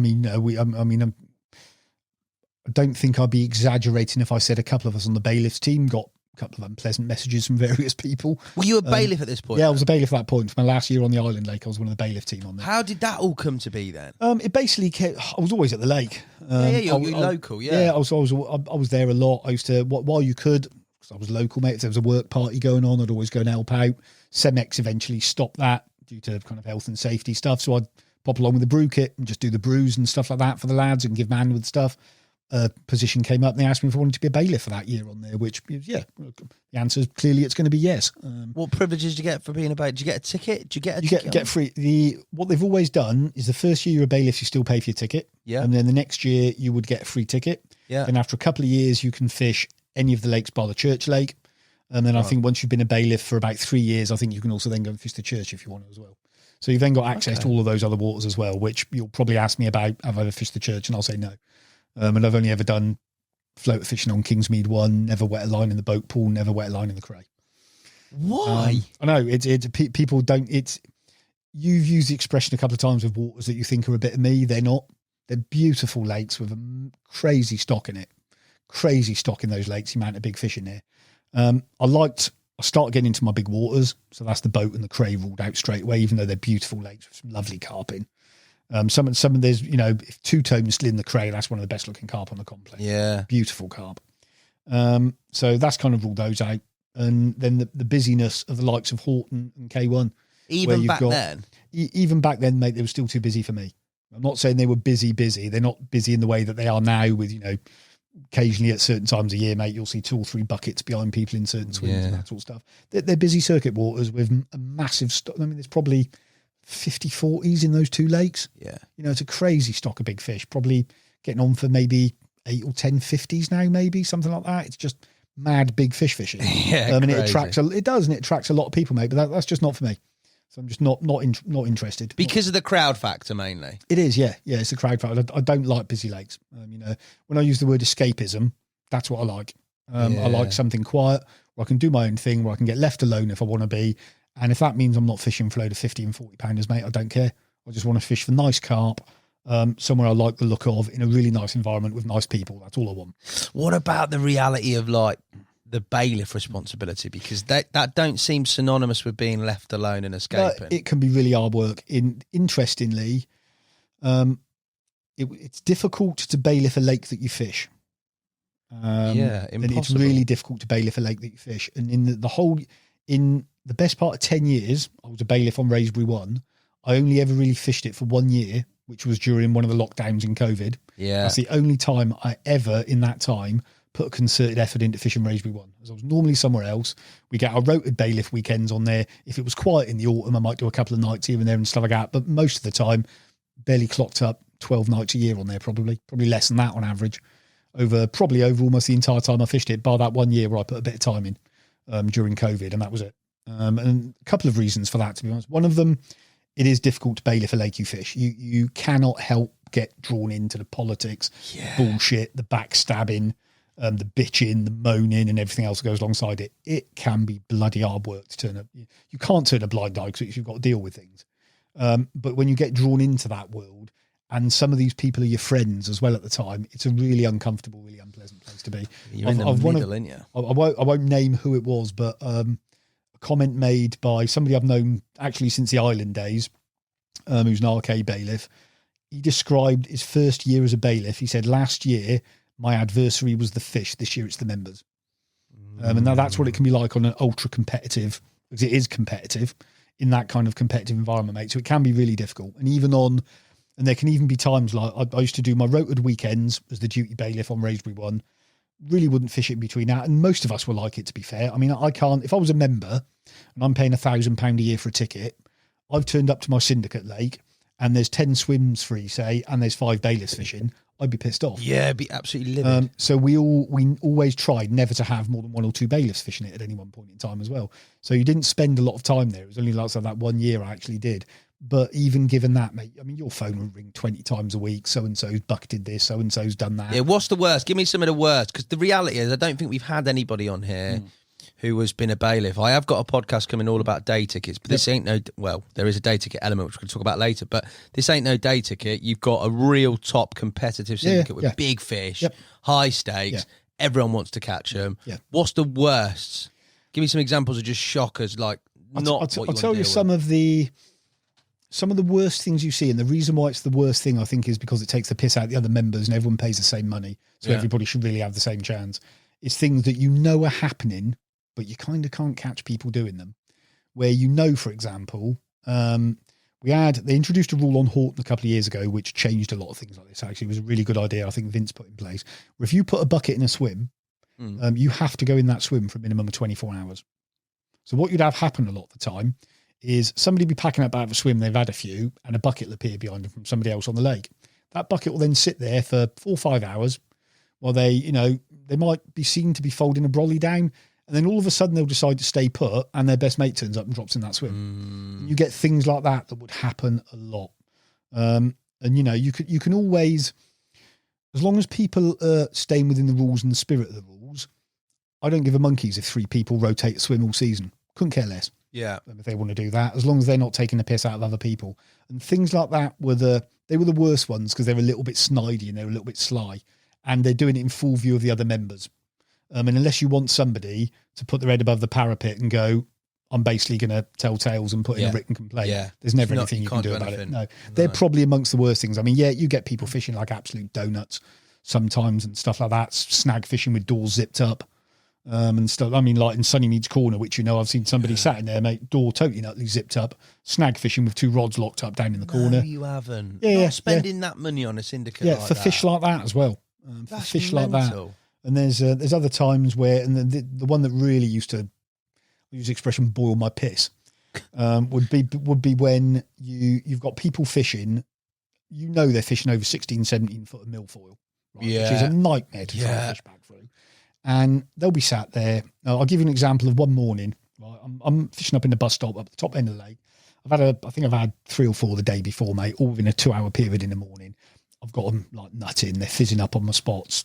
You're waiting for it to go. Yeah. Phone rings 6:30 in the morning. You're thinking, I know it is. You're like, he's got a weeded up fish. So like, okay, what's happened? And I'd spoken to him the morning before on my little rounds. I had a little chat with everybody, and he was fishing in a swim called the Style, fairly well-known spot. Everyone used to fish about 16, 17 wraps out, and they in there, mate, they just go mad along out by the island. You'll know it. They go mad out there in that Bermuda Triangle, as they call it. And he was like, and I actually said to him on that morning, I was like, fair play. A lot of people would be tempted to just ping one out there, but you never get them back and stuff like that. So phone's rung. I thought, okay, he's got fish weeded up. Comes with the territory. Yeah. Rods in at bite time. Get in the buggy. Yep. Get in the buggy. Drive round there. Pop the boat in the water. So I'm about 60 yards out in the lake, kind of where I think his rig's going to be. I've still got his line and it's still pointing out that way. And the twats clipped one up at 29 wraps, just where they were showing. Ping one out. Then he's like, I've already got it free like 3 times. And it's still, by the time I've actually caught up with it, and what's 29 wraps, just under 120 yards. I'm still over 120 yards out in the lake. I finally caught up with it. And it's one of the only times, it's not often I'll say this, I don't think I'm a vindictive person in any way, shape or form, but I was bloody glad it fell off because he did not deserve that at all. I was. And it was like, literally, I've got it out of 2 weed beds for him. It's about 40 yards out. And it did him in a snag in the channel, just down to his right, and they got pulled out. Can you imagine making that call at 6 a.m. to a bailiff? Mate, it's what goes through your head to do it in the first place? And it was things like that are the ones that can really, really, really grind your gears. Stuff like that. It's just pointless. You ever had to ban anyone or kick somebody off? Yeah. When I was the head bailiff on Raysbury 2, I banned 2 people from that. One of them, doing? And even on a lake like that, right, I used to have a little speech I used to give the lads at the start of the season, which is, right, you've got your rules. They're your rules. What were the rules on Raysbury 2? They're pretty much the same as they were for all the others. But, if you had to sum them up, it's like, don't be a twat. Yeah. Fish sensibly, fish safely. Whatever you do, if I was going to give you those set of rules and put a highlighting pen through some of those, it's about boats. Whatever it says in there, there's no grey areas to the letter. It's in black and white. You follow it. Yeah. Don't get me, Hassan, we've all done it. I've done it. Yeah. Where you'll have a fish weeded up. It's 3 o'clock in the morning. You're 40 yards out. And all of a sudden you go, shit, I haven't got my life jacket on. That happens. That's life, right? So one of the lads I banned on there for something he was doing in a boat. That was, he was out in a boat without a life jacket on, went to pick up a mate of his who's not a member and boated him back to his swim in full view of 3 of the members. So I rang him. He denied it. He denied he'd done it. Then he told me it was his first session without realising he's posted 6 pictures on Facebook last week of him having a barbecue and another swim on the lake. And I was like, mate, really? So yeah, he went, no questions asked, gone. That was, like, season was 2.5 weeks old. And that was like, I'm sorry, mate. I was really clear. Those are the expectations, mate. You don't. Yeah, and also you've just lied to me. And you've just lied to me. I'm a goner here. Do you know what I mean? So it was like, so he was gone straight away. No questions asked 2 weeks into the season. And the other one was actually somebody on their first trip who had a shit next to a path on one of the islands. And someone's dog rolled in it. Actually, very well-known angler's dog rolled in it. And he's rung me up going, you ain't going to believe this. He said, it's here. I know it's his. And stuff like that. So I rang him and he was like, I didn't think anyone would see it. And you're like, mate, remember back to the start of the season, little speech I've given you, do's and don'ts and everything else about etiquette and conduct on the lake. See you later, mate. And he was gone as well. So they're the only other 2 people I've banned. We've obviously had others over the years. We've had the odd people have the odd too much to drink or smoke on the bank and stuff like that, and they've had to go over the years. I won't go through some of the more unpleasant incidents that have happened. But yeah, you've just got to do it at times. Unfortunately, it can come with the territory. And you've also, as a lot of people talk about banning people and stuff like that as a bailiff and how bad it is, I always think you've also got a choice. Like the lad who's got his bivvy door zipped up fishing, snag fishing. It's like, yeah, you've got a choice as a bailiff. You same as dealing with kids, mate. It's like, do you want to correct their behaviour or do you want to punish it? Yeah. And what do you want to do? If you don't correct it, they'll go on to another lake and do it. So there's been times over the years, particularly when W1 was a day ticket, where you'll literally, we used to have to do rig checks and stuff like that, mate, and there were some abominations reeled in from There's people who should never have been there. And you've literally got sat down there. I'm not joking when I say I've been back to my swim and I've taken tackle back to other people's swims and gone, use that. Whatever you're doing there, just do not throw that in my lake. Just don't do it. And I've actually given people gear to actually get them set up safely and fishing properly, and stuff like that, mate. You referenced day ticket there. Yeah. So for a period of time, and for the first 2 years, remember this. Was it the first 2 years? First 2 years, it was a day ticket. It was day ticket, wasn't it? When Rafa came in, took it over Arcade. The first two. So there was a couple. So there was a couple of years for actually putting the divide in, stocking the lakes and stuff like that. And everything that went alongside that. Then we left it to a couple of years to mature and grow up. There was some of the bailiffs and the people on site were fishing it and stuff like that. And then opened it as a day ticket for 2 years. And it was, those years were bloody hard work. They were a nightmare. You were bugging people around to swims and the Kubotas and stuff like that. And it was hard work. But you also had, and I genuinely mean no disrespect to the anglers who kept, some of them shouldn't have been there. Yeah. So they weren't ready for it. You know, you talked, when I was talking about horseshoe, farriers, large lake, island lake, you take those incremental steps in your angling. There were people who were coming on the lake who'd only done day tickets and likes. And again, no disrespect to the venues, but they'd come off Farlow's and Thorpe Lake. Yeah. And they're coming on to W1 with first of all, they're turning up with £12 mono and you're fishing in 20 foot of weed for £40 carp. They can't cast further than about 60 yards, some of them, and stuff like that. And you look at the gear that they've got and you just think, no, mate, you're never going to land anything. Never going to land anything. And you'd spend a lot of time actually talking to people down there about changing their setup, not fishing where they're fishing somewhere else, doing this, doing that. And you spend a lot of time doing that with some of the lads over there. And we used to get too many boat calls, far too many boat calls, snagged up fish as well as weeded fish. It was horrendous, some of them. I've been out there in a boat at 1 o'clock in the morning down in Sunnymead's corner with one of the other lads with head torches on, following mono through snags to try and find the fish that's gone in there. And it's 10 yards in the snag. It's not on the edge of it in a branch. It's gone 10 bloody yards in it where somebody's just been sat there fishing with a bait runner on. That's literally what you were up against at times. And thankfully, I think it was probably Rue and Stu Bryars, who I think talked Raf into putting as a syndicate. And I think it was the best decision he made. Brilliant decision. And I think after that year, totally different group of anglers on there. A lot of quality bait started going into the lake, mate, and the weights just started going like that. They went crazy that year. I don't think they'd look back. Yeah, the day ticket days, but I didn't think it was 2 years. Yeah, it was 2 years. 2 years, I think it was a day ticket on there for. And the fish weights weren't doing much. A lot of the original stock had dropped in weight at that point in time. I think when the stockies went in, which I think is quite common. You've got a couple hundred fish that were massively hungry, just charging around there, eating anything, literally eating anything you threw in front of them for a couple of years. So you could have mad hits of big fish out there and stuff, or not big fish, but mad hits of fish out there at the time and stuff like that. It really was crazy for a couple of years. But we started thinning out the small ones over the first couple of years. I can't remember how many we moved, but it was basically anything that was like under £15. We started moving them over to the south. So we started thinning out the fish that weren't growing. And then that combined with the syndicate coming on and the bait then going in there, mate, those fish they're still going like that now. Rocketed, yeah, exactly. They must be up to 30, 40s in there by now. It's a crazy stock of fish. And I think probably a little bit of vindication of the plans that Raf had when he took it over.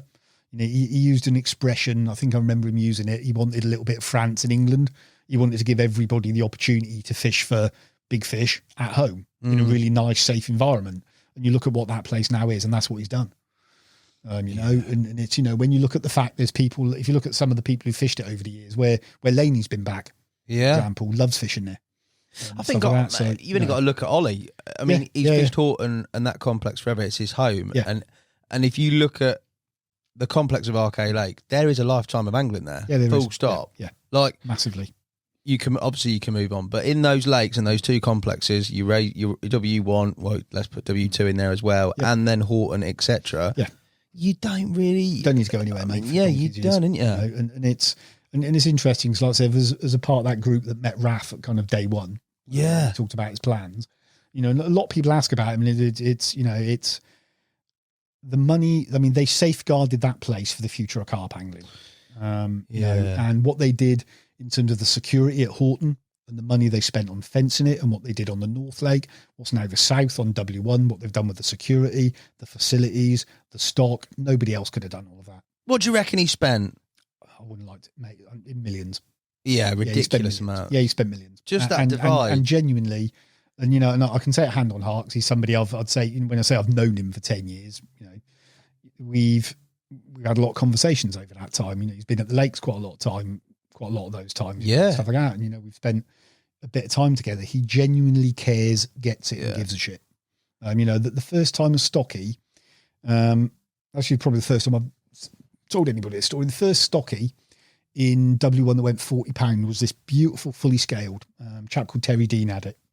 Absolutely, looked 100 years old, right? It was beautiful. Yeah. And it was £40 an ounce. I've messaged Goldie and he just went, ping it to Raf. So I pinged it to Raf. 5 minutes later, Raf rang me and he was like, literally, but I mean, genuinely, the guy's buzzing. Like, he's like, that is literally everything. He was like, that has made my day. That is what we set out to do. That is what I wanted and everything else. And he was like, what fish is it? And we hadn't seen, I cannot remember seeing another photo of that fish. And I was like, to be honest, Raf, I can't remember seeing that at £30, £20, anything, mate. I cannot remember seeing it. And he was like, okay. He said, I tell you what. He said, let me have a look through the stocking photos, as they've got a lot of them still from when a lot of the fish went in. And he basically sacked off what he was doing for the rest of the day, rang me back 4.5 hours later. He'd been going through the photos and he'd found it. And it was £23. Wow. Went in as a C6 back in 2013, one of the first stockings and stuff like that. And I cannot remember what his exact words to me at the time, but it was something along the lines of, you know, with everything I can do, that means as much to me as anything. And he genuinely means that. You know, he was literally buzzing about the fact that one had actually done that way, and that moment was almost like the first part of the culmination of his dream of what he wanted for those venues. It's pretty immense because you look at him on the grand scheme of things and you think somebody who is worth or heir to a lot of wealth doesn't really need to give two hoots about the land. He could sell that land for landfill, for anything, and make an extortionate amount of money. I think he used the word to me years ago, mate. They're custodians of it, and that's how they see themselves. Yeah, I've talked to him at length as well. Yeah. He loves the history. He loves all, and he's passionate as you could possibly be. You know, and it's like, and he spent a lot of time there. I remember we had a funny story. We had an army match there years ago. And kind of Raf was down in the morning and kind of said hello to everybody and stuff like that. I was chatting to the organisers in the evening and one of them was going, so we're a little bit disappointed Raf hadn't been down. Like, what? So I'm a little bit disappointed Raf hadn't been down. I was like, you were talking to him this morning. Yeah. And he was like, what do you mean? I said, guy with the dark hair and the like long sleeve sweater. Yeah. And he went, that's Raf. And I was like, yeah, that's Raf. And he was like, I was like, what are you expecting? Like a Gucci suit and loafers? Yeah. And He's an like angler, that, and like a limo to pull up behind you. I was like, he's a carp angler, mate. And he's at venues. How do you think he's going to dress? And he was like, oh my God, I had absolutely no idea. And then he starts worrying about what he said to him. I was like, mate, don't worry, he's cool. He'll be fine. And that's what he's like. You know, like I say, he's been around there a lot and he cares about it a lot. He fishes it as well, which I think is wicked, mate. Yeah, he does. He's had a £40 comment out there on the. You know, he doesn't talk about what he catches and stuff like that. He'd never won to, but you know, he's had a couple of nice ones out there. I'm pinning him down for the podcast. I tried to get him last time, but he's busy. He's always in and out, isn't he? Mate, it's like when you ring him, if you need to ring him about something, it's like, what time zone's he going to be in? Yeah, he's a boy. It's like, mate. have I just woken him up? Is he in the US or somewhere like that? So you do never know. No, he's a good egg. I need to get him and Jamie sitting down because Jamie makes me laugh. Jamie Goldson, makes me die with laughter. That will be a 6-hour job. I think you'll be in for that day, mate. With those 10-hour, mate. No, mate. They credit to him. Like I said, for the money they spent, what they've done to the lakes. Yes, it pissed off some people originally. The history thing and everything else. And if I was one of those anglers, I might have been one of those people. If I was emotionally invested in that lake at the time and stuff like that and everything that went with it, I could well have been like that at the time. I don't know. But you look back to what he's done, the money's ploughed into it, the love that's gone into it, mate. It's one of the best fisheries in the country by a mile. Yeah, definitely. Yeah. You're angling. We did Island Lake. Yes. We were segued into bailiffing. You're mad for taking that on, but fair play. 10 years I did it for, pretty much. Would you do it again? Yeah. Oh, you would? Yeah, I would. I would. One of the reasons why I gave it up, the amount of time it takes, it can be a lot of time. Yeah. And depending on what you want to do and what you want to get into your own fishing, it eats into a lot of that. And then a couple of years ago, unexpectedly, myself and my sister are a little bit unusual in the fact we're both in our 40s, never married, never have kids. A couple of years ago, unexpectedly, my sister fell pregnant, decided to go through with it, had a little girl that she's bringing up on her own. Best thing that ever happened to our family. She's mega. That's a whole other thing entirely. And as a result of that, I spend a lot more time now back with the family. Yeah, wicked. And stuff like that, which, mate, it's mega. And then when you kind of look at your calendar at the end of the year and go, right, I want to get back and do some proper fishing next year for myself. And it's like I've spent probably 10 or 12 weekends doing work parties, rotated bailiff weekends and stuff like that. Yeah. I've spent every Monday night for 10 years doing a bailiffing round on those lakes, which is 300 and something nights you've actually spent doing it when you add it all up, or however many it is and stuff like that. It's a hell of a lot of time you spend kind of doing these things, and when I added it all up, it was like, I can't do everything. I've then got tails up and kind of what's happened there over the last couple of years. So I've got an involvement that goes beyond sponsorship. So being a minor shareholder of a bait company. I've then got my day job on top of that. In my day job, I also sit on an industry marketing council that also takes up time out of work. And I'm also a trustee for Lucy's Bowl that we probably might talk about as well. So I'm busy. There's only, are busy, mate. There's only 24 hours in a day and 7 days in a week and something I had to give. I mean, unfortunately, that was it. That was the one thing I thought I could probably park and put on the back burner for a while and kind of step away from, that will give me more time to go and do some more of my own fishing that I hadn't done for a couple of years by that point in time. And that's what I've loved, what I've got access to and what I can do now. Yeah, fair play. It's probably been 3 or 4 years. Probably been since Raisbury 2. I hadn't seriously done what I considered was my own fishing for a while. So was that the next step of your own bulk of fishing? Yeah, it was. Raisbury I 2? did. I flitted around. We did a little bit and just did some sessions here and there on W1. I was flitting around a couple of other club lakes in the valley at the time, but it was really 2015 when I started on W2. When I went on there, and it was closed at the time. Was it? I had no plans to open it at the time. It was just left, wasn't it? It was just left. They put some stockies in there. There was some commons that I think came from a couple of club lakes. I think 100 of those went in, and an undefined, never to be revealed amount of typical RK stockies went in as well. There was always myths and rumours about what flooded in there over the years, when the Priory had flooded, and all sorts of other else like that. So it was relatively unknown. Hadn't been fished properly for years. It was getting poached. There were people nicking fish from it. We know they are.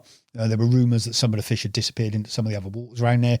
So Goldie wanted some people on there, and he needed some people to go and fish it. So, I'll have a go. I'll do that, mate. And I'd always seen it was in the Raisbury Chronicles, Vince Jenkins chapter, when he talked a bit about Raisbury 2. Yeah. And I know through Lecky, who's from kind of Crawley way originally, he knows really well kind of Vince and Trev and those guys, all the Crawley lads who all fished at the time.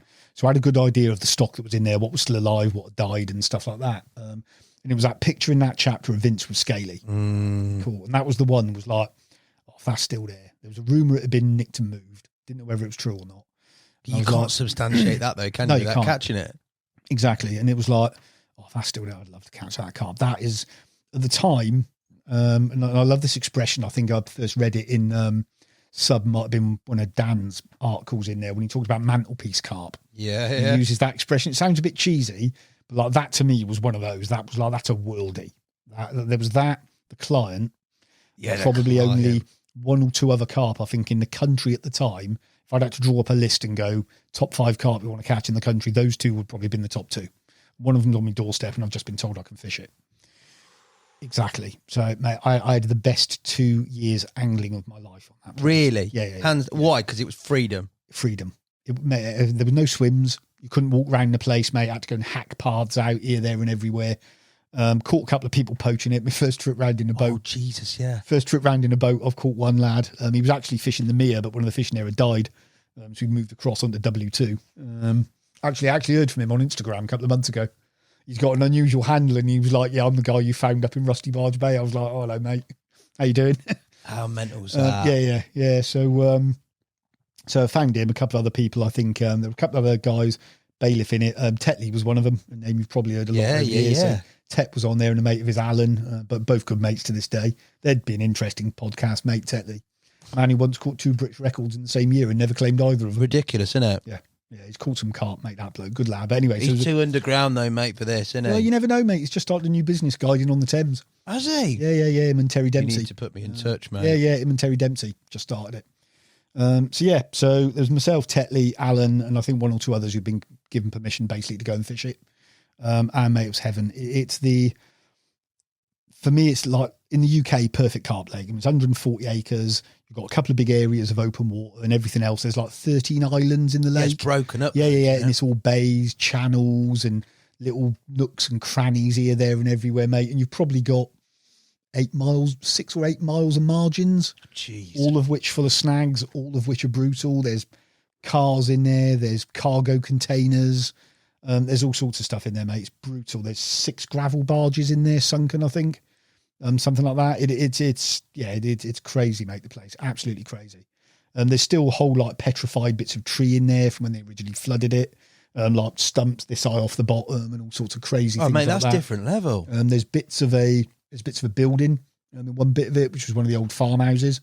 I think from when they just knocked it down and stuff like that. There's crazy stuff in there, mate. But it's the most beautiful lake I've ever fished, and everything about it. It's the first lake I think I'd ever fished in my life where even though it's stone's throw from the M25, mate, you'll get woken up by the dawn chorus every morning. You've got terrapins in there. You've got we had one we called the mystery snake over there for a couple of years. I have no idea what that was. What do you mean? I was walking up what we called a mushroom one day for a trail of stinging nettles. Mushroom? It's just like what it looks like from the air. It just looks like a mushroom. Right. The bit that goes up kind of the middle of the lake.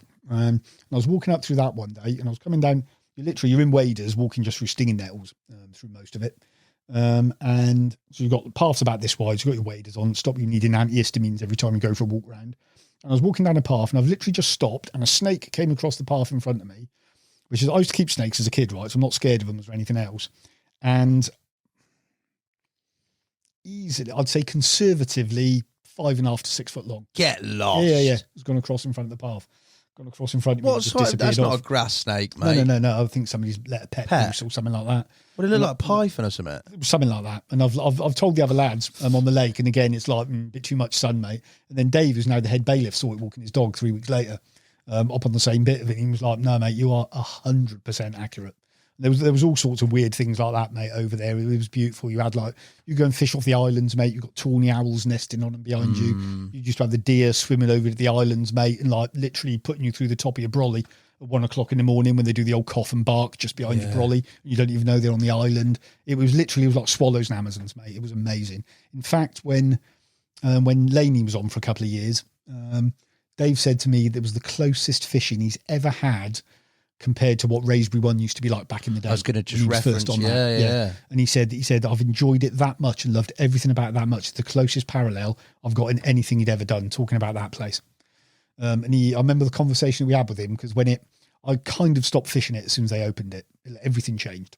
And I remember him saying to me at the time, as Dave really came to love that lake, he said, I can understand why you were pissed off when they opened it and everyone joined. I mean, what do you expect? You turn up at the first days of Syndicate, I got Dave Lane and Paul Ford in the car park, a couple of other lads I know by reputation, and you're looking at it going, okay, that's going to be an interesting year. You know, you got some proper anglers on there, mate. And they were great lads, all of them, to be fair. But yeah, some proper anglers on there, mate. Yeah, I had 2 years on there, pretty much doing what I want. Angling-wise, how do you approach that? Obviously, you're fishing for an unknown stock. You're there basically just to be eyes and ears on the ground. The first trip I had round there, and funny, we talk about the myths and rumours. Right, first trip I've had round there in a boat. First thing I've done is I've found matey poaching up the top, so I've got rid of him. I've then carried down one of the central channels that come through the lake, and I'm sat in a weed bed there. And I'll send you a photo of this. I've still got a photo I took on my phone years ago. And I was sat in a weed bed. So across opposite Swimple, the Ant Hills, it's an island margin you're fishing to. It's really shallow and sandy. It's choked with weed. And gone out there, and there's a common in a hole in the weed, probably about where your elbow is. It's probably a mid-30s, something like that. I've looked at it and gone, that looks all right. And I'm looking a little bit behind it, a little bit over further to the right. I can just see this bit of grey in the hole. And the weed's kind of tenting slightly, and I can see a tail behind it, and it sounds cliched. I thought it was 2 carp. Right? Yeah. They were a long way apart. And I'm looking at it like this, and this bit of grey came up, and it broke the surface of the water, and the weed slid off of its shoulders, and it must have been the best part of the foot across. Gee. And just fell off of its shoulders like that. And then I've realised the tail's that fish, and I'm looking at it thinking, oh, Christ. And I remember one of the reasons I went on there, sorry, I didn't tell you this bit about it, was obviously the guys wanted eyes on it. They wanted some people over there, so they asked a couple of the bailiffs to go and do it. I'd actually met Jacko of Jacko's Common fame for the first time in the, I think it was in the George in Raisbury Village year before. He was in there with Tetley. We were in there for the arcade bailiffs Christmas do, and Tet and Jacko was sat down having a pint. Tet kind of asked me to come over, introduced me to Phil, and he was talking. He'd been fishing there that year, and he was like, "Mate, so I've seen a fish in there." He said, "That's as big as Mary." And I was looking deadly serious, mate. When someone like him says that to you, someone who's caught Mary, stuff like that with Tet's CV, you're like, really? And he was like, "Mate, it's massive." What, did you take a picture of this fish then? Yeah, I've got a photo on my phone I took from the boat where you can see my shadow going next to it, and you can see like the width of my head in the shadow, and then you can see this fish behind it. And I've always called it, like the old Eddie Price photo from Redmire, the monster in the weed. I've always called it one of those. And mate, that I saw that fish. I only ever saw that fish again once. You saw it again? Saw it again the following year. It was the weekend after. It was the weekend I caught scaly. I found probably 5 of the 7 biggest fish in the lake, all in the same snag. There was always rumours of a big black common in there that I hadn't seen up until that point. That was there. There was another common in there which hadn't been caught up to that time, and I don't think then did and died. It was probably a scraper 40. How big was the big black common? The one I think's a scraper 40. And I'm probably up a tree like there on that wall, and these fish are literally where the fire extinguishers are over here. They're like 10 feet away in a snag, but it's quite deep. It's about 14 foot deep, goes down straight like that into them. So Rue had been over, and he hadn't long been over from Abbey, and I'd heard his stories about walking around and tickling 50-pounders and stuff like that. So I rang Rue because it was pretty easy to walk into where I was, and I was like, "You can't breathe a word of this to anybody. I want a genuinely honest opinion. Just come and tell me how big you think these fish are that I'm looking at." And there was another one there we called the red-bellied linear. This was the only time I'd ever seen it in the water. We had a photo of it when I think Trev Johnson caught it at maybe 26 or 27 pound in about 2007. That was there, black as a hat, perfect zip linear, probably a low 40. That was at the time. That never got caught. Dave came close to it a couple of times. He came very, very, very close, I think, to catching that, and then unfortunately found it dead in his last year. So that was there. The common's there. And the common, I could see it in the snag. You can see it's this big, massive, dark thing that's huge. It eventually came out, and it swam. The one that I think is probably upper 30 scraper 40 has gone that way. The other one's gone behind it, and you can see all of it. Oh, my days. It was a big fish. It was a big fish. Wouldn't look easily probably an upper 40, something like that. And as far as we know, it hasn't been caught since. Whether it's still there or not, I've got no idea. A couple of the other lads saw it over the years, but it was only the one time I ever saw that fish. And then we were just literally gobbing off about that, and then this absolute submarine came into view, which was the mirror. The grey thing. The grey thing came waddling in. And when you see them when they're that big, when they almost can't swim and they're kind of shuffling and waddling. And Rue was like, it's probably low to mid 50. Jesus. It's the biggest carp I've seen in the UK. And you think of the time I've spent on the Kingsmead Bridge looking down and what's like a carp zoo at times in Kingsmead 1. It's the biggest carp I've ever seen in the UK. I think it's now dead. I think it might have been lost twice. I think Alan, one of the old bailiffs, Alan Doe, might have lost it the first year him and Tetley were on there. And I think if it wasn't that one, it might have been another one. So there was another big one in there, another big mirror that only ever got seen once or twice. Nicky Mills might have lost it. It was one of them he lost. Nicky, he's a big fish angler, mate. He knows what a big fish looks like. He had one snag him up on an island margin. With literally lines in a branch going down to it. He's over there in the boat. He's got the thing lined by the side of him. Didn't scoop it up in the net. Tried to get the line free and it popped out. Yeah, whether it was that one or not, I don't know. But that's the biggest carp I've ever seen to this day. That's huge. what you do it for, isn't it? Yeah. And I went back that evening, and I boated down to those snags. And my boat was stashed in a little area called the Horsfield, up in a railway lake. And I've gone back down to that evening, and I've rowed down towards those snags and the big mirrors, and it was the last time I ever saw it.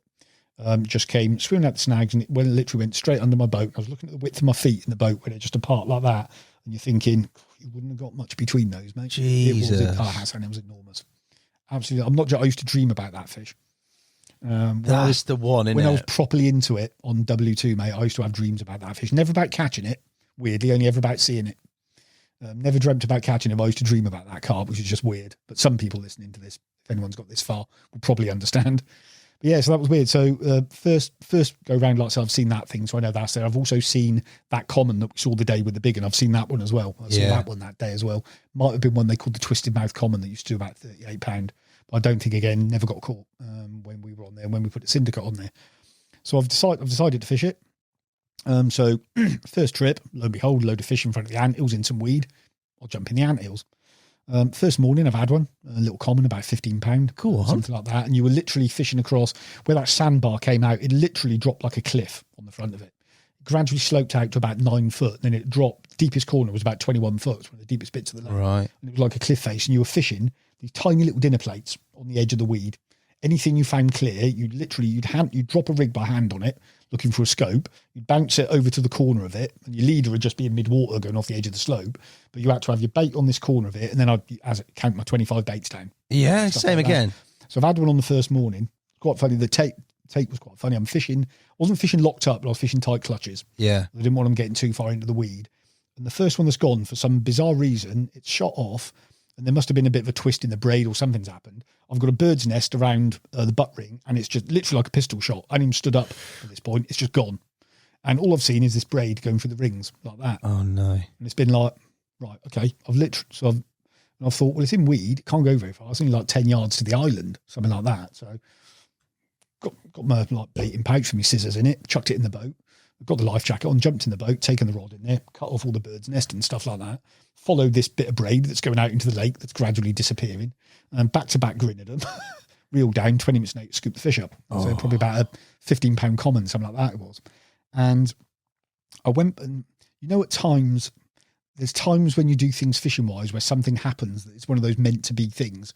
And it's one of those moments you think of all of the odds that have led up to being at that moment at that time. Yeah. And something happening. And I've gone back out to drop that rig.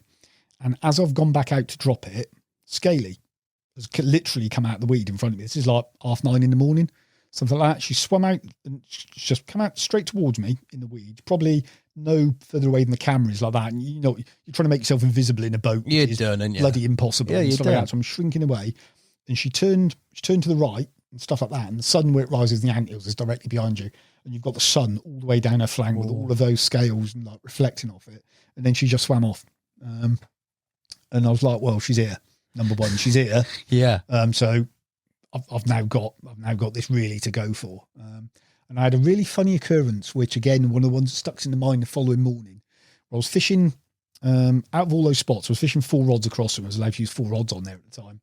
And the right-hand spot was by an old tyre, which used to be good spots on the island lake where you found them as well. I think 3 spots over there. What a tyre? Still do fish, tyres in the water. Yeah, still 3 spots over there. Could probably take you to now that still do bites. And one of them was by a tyre. And I was sat there in the morning and I had one bleep on that rod and the water above that spot dropped. Yeah. And then a bow wave just shot off down the lake and stuff like that. And I think it dropped the lead, actually. I think it dropped the lead where I'd just been done by something. And the bow wave that went down the lake, I'd never seen anything like it. And I was like, what the hell was that? And that was about June time. I think I started on there. Literally an hour later, they started spawning. So I reeled the rods in and buggered off and gone back down probably about 4 weeks later. I think I went and actually fished again. By that point in time, I'd started to nail them down in different bits of the lake and started to learn where they were going and started to bait a few areas. I think I had 26 fish that first year. Oh, that's something like that. Real Not a lot stocky, but it's a lot stockies. There were a lot of young fish still, so it was harder to get through to the original ones. And this was also one of the first times where you've always heard people talk about big fish baits. Yeah. Always hear people talking about big fish baits. And Ash had just brought out the Pro Marine. And I was on the same bait I was using on the island lake, which was a custom version of something he designed years ago called the Black Magic. I used to have it in red with kind of more oyster shell and a few other bits and bobs put in it. And he brought the Pro Marine out. And I remember having a chat with a couple of the other lads on the bait. And I think it was Welsh Paul in particular was like, mate, you need to get on it. He was like, just get on it. He said, everywhere I've taken it, it's been absolutely mega. And he's a good angler, Paul. You know, you listen to him when he says things like that. So I've changed over to it. And when I went back through my end of year kind of catch reports, I think my first 13, 14 fish had pretty much all been double figure commons. As soon as I changed bait, I'm fishing the same spot, same rigs, everything else, only the bait's changed. Start catching a couple over 20 pound and they were all mirrors. Explain that, right? It's just weird. Yeah. And then the following year, I got into a couple of the old ones that were on there as well that year. I mean, the next year was ridiculous. I mean, I was doing the same thing on the island lake. I was there a couple of mornings in the week before work and stuff like that. I was actually working in the job I picked up after the island lake. I was actually working in central London at the time for the same software company I'm at today. So I used to drive out to the mainline station straight into Waterloo, same when I get on to work. So I used to drive out to Raisbury 2, 5 o'clock in the morning, park the car in the car park. Yeah. You walk around the lake for an hour and then get the train to work. Perfect. Yeah, so that's what I was doing. So that's how you'd first find them in the spring and stuff like that. Again, it was just miles. It's graft, it's miles, it's effort, but you got to do it on those kind of lakes. Were you regularly applying bait into those areas as well? I was moving them at different times a year. No matter how much bait you put in the place, they'd spend different time in different places as you went through the year. Right. So you couldn't hold them in an area with enough bait? You wouldn't hold them. They woke up that year up in the Railway Lake and I'd had a couple out of there. Yeah. And then I was fishing down in Rusty Barge Bay, which was all times a lake, that's a transit area. It's like a motorway for them coming around there. Sometimes they come into the bay, sometimes they weren't. So I had about 5 spots in there I could get regular bites from on island margins or in various channels or on gravel lumps. Or one of the best spots was actually just fishing straight across to the old stream mouth about 130 yards away. There was a little mussel bed there at the bottom of a slope and I had bucket loads off of that. So basically I was just following around the lake, and then in the autumn time you'd move down the deep end in what we call the main lake or the West Lake. Right. And that was where you catch them down there. But it was, so yeah, and I think that second year, which was my last year on there before it opened, I had the best part of 50 fish out there. 50 fish? Best part of 50 fish out there. I think. What sort of exact numbers? What sort of average? You said the average size is still small. You know, the stockies by this point in time were, some of them were doing 20 pounds. I've had one of the original commons out there over 30. There's now probably the biggest fish in there. Most importantly, I think it was my 6th or 7th trip of the year, was when I caught the one I really wanted. I was fishing up in the railway lake at the time, and I'd had a couple of spots which were actually they were doing okay. I was picking fish up off them. They were quite high in the water, and they were like, you know, probably 7 foot deep, surrounded by about 14, 15 foot of water. And I was picking up fish off of those. I'd had about 8 or 9 fish, I think, by that point, something like that. But it wasn't enough, if you know what I mean, for the time of year. And I can remember there was one day I was in a swim called the Horsefield in a railway lake. And I could hear a couple of kids down by the stream mouth. So I had a little stroll down there just to make sure they weren't lighting fires or anything else, which was fairly common down there. People leaving barbecues around. So I had a little wander down there, and it goes down a really snaggy margin. I've gone through this little stile that was there, and I've spooked something right in the margin. Could have been a pike, could have been anything. I was like, okay, that's interesting. So after I went back to the swim and checked the kids out, got my bucket, put a couple of handfuls of bait down there, sat there that night blanked. I was like, right, I'll go for a wander around the lake. I'll go and see if they've turned up on the shallows and in the snags yet. And just as I've loaded the boat, I thought, I'll go and check that spot. And I've just walked down to it, and there's 5 tails on it, 5 carp feeding on it. It lit 3 foot of water, like 3-4 foot from the bank, something like that. No way of getting a bait anywhere near on the margin. Nobody would do it. It's just madness. So I was like, okay, that tells me they're in the shallow water now. So I went back to the anthills where I'd seen her. Went back out in front of the anthills where I'd seen her the previous year, and gone down. There was a spot of an old willow I used to fish there with a bit of clay in it that they used to really like. I had a couple off of the previous year. And as I've gone across to that spot, 2 fish have just swum behind it down the margin, which is like 2 foot deep. And I was like, wicked, they're in the shallows. So I sat up in there that night. I think I'd had a couple of fish. And I was like, looking at the time of year, it's starting to get towards, if it gets warm, they're going to start spawning the next couple of weeks. I was like, I'll give it a couple of big hits of bait and I'll come back the following weekend. So I gave it, when I say big hits of bait, I'm talking like 20k at a time. Anything I can get my hands on, buoy, seed, pellet, whatever, just chucked it in there, clean a couple of spots off along the edges and stuff like that. And I went down I think I couldn't fish for 2 weeks. That was it. I couldn't get down the following weekend. So I went back down the next weekend, did another massive hit of bait. They'd already been on it by that point in time. So you knew they were there, and it was like, okay, I'm just going to count the clock down. Hopefully I'll be able to catch a couple and maybe a good one before they spawn. And I think it was my first trip. It was on the Friday night. I cannot remember if I had one on the Friday night or not. Can't remember. Might have had one on the Friday night. And it was on my right rod, fishing across to that tyre spot. And I was lucky to get a bait on it. The visibility wasn't great. I got down on the Friday night. And it was one of the, those kind of, that time it was threatening rain. Right? It was the end of May. It's threatening rain. It was warm and muggy. And the visibility is already going as it would be like paint on there some years. It was horrendous. The visibility was going, and I've boated across the lake, and I was just like, I've dumped all my gear in the swim, and I was like, sun's going as well. I was like, gotta get the rods out. A couple of spots of rain was just bollocks to it, putting the rods out. And I was 20 yards out, and it absolutely hammered down. I mean, like water filling up in the boat, gear soaked. I've got puddles that big on my bed chair cover and stuff like that. And that was the first rod I put out. I thought, I've got to see it. Couldn't see the spot the previous week. I thought, if I can see it, I'm having a bait on it. Could just about make it out the tyre and dropped it next to it. And that was the one the following morning. And I'm just sat there, and I think it pulled up and then it dropped back a little bit. I've hit into it. It's kind of came towards me a little bit, kited about 40 yards up to the left. Didn't do anything. Had a reputation as an absolute rucker. You read like Vince's capture of it. And it absolutely ran him ragged. Didn't do a whole lot until it touched the net cord. You tell it was a better fish though. I'd seen her by that point in time as well. I knew it was a better fish. She was slow. She was slow, ponderous, and it was like there was a bit of weight on there.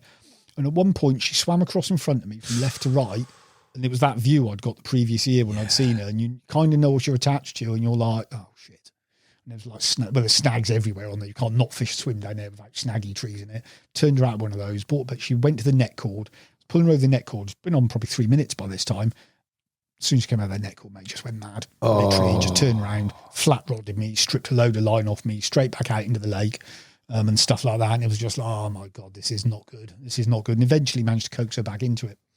And between all that, about 5 minutes before I got the bite, name you've heard a lot of times, Mike had rung me. He was coming up for a wander and a cup of tea.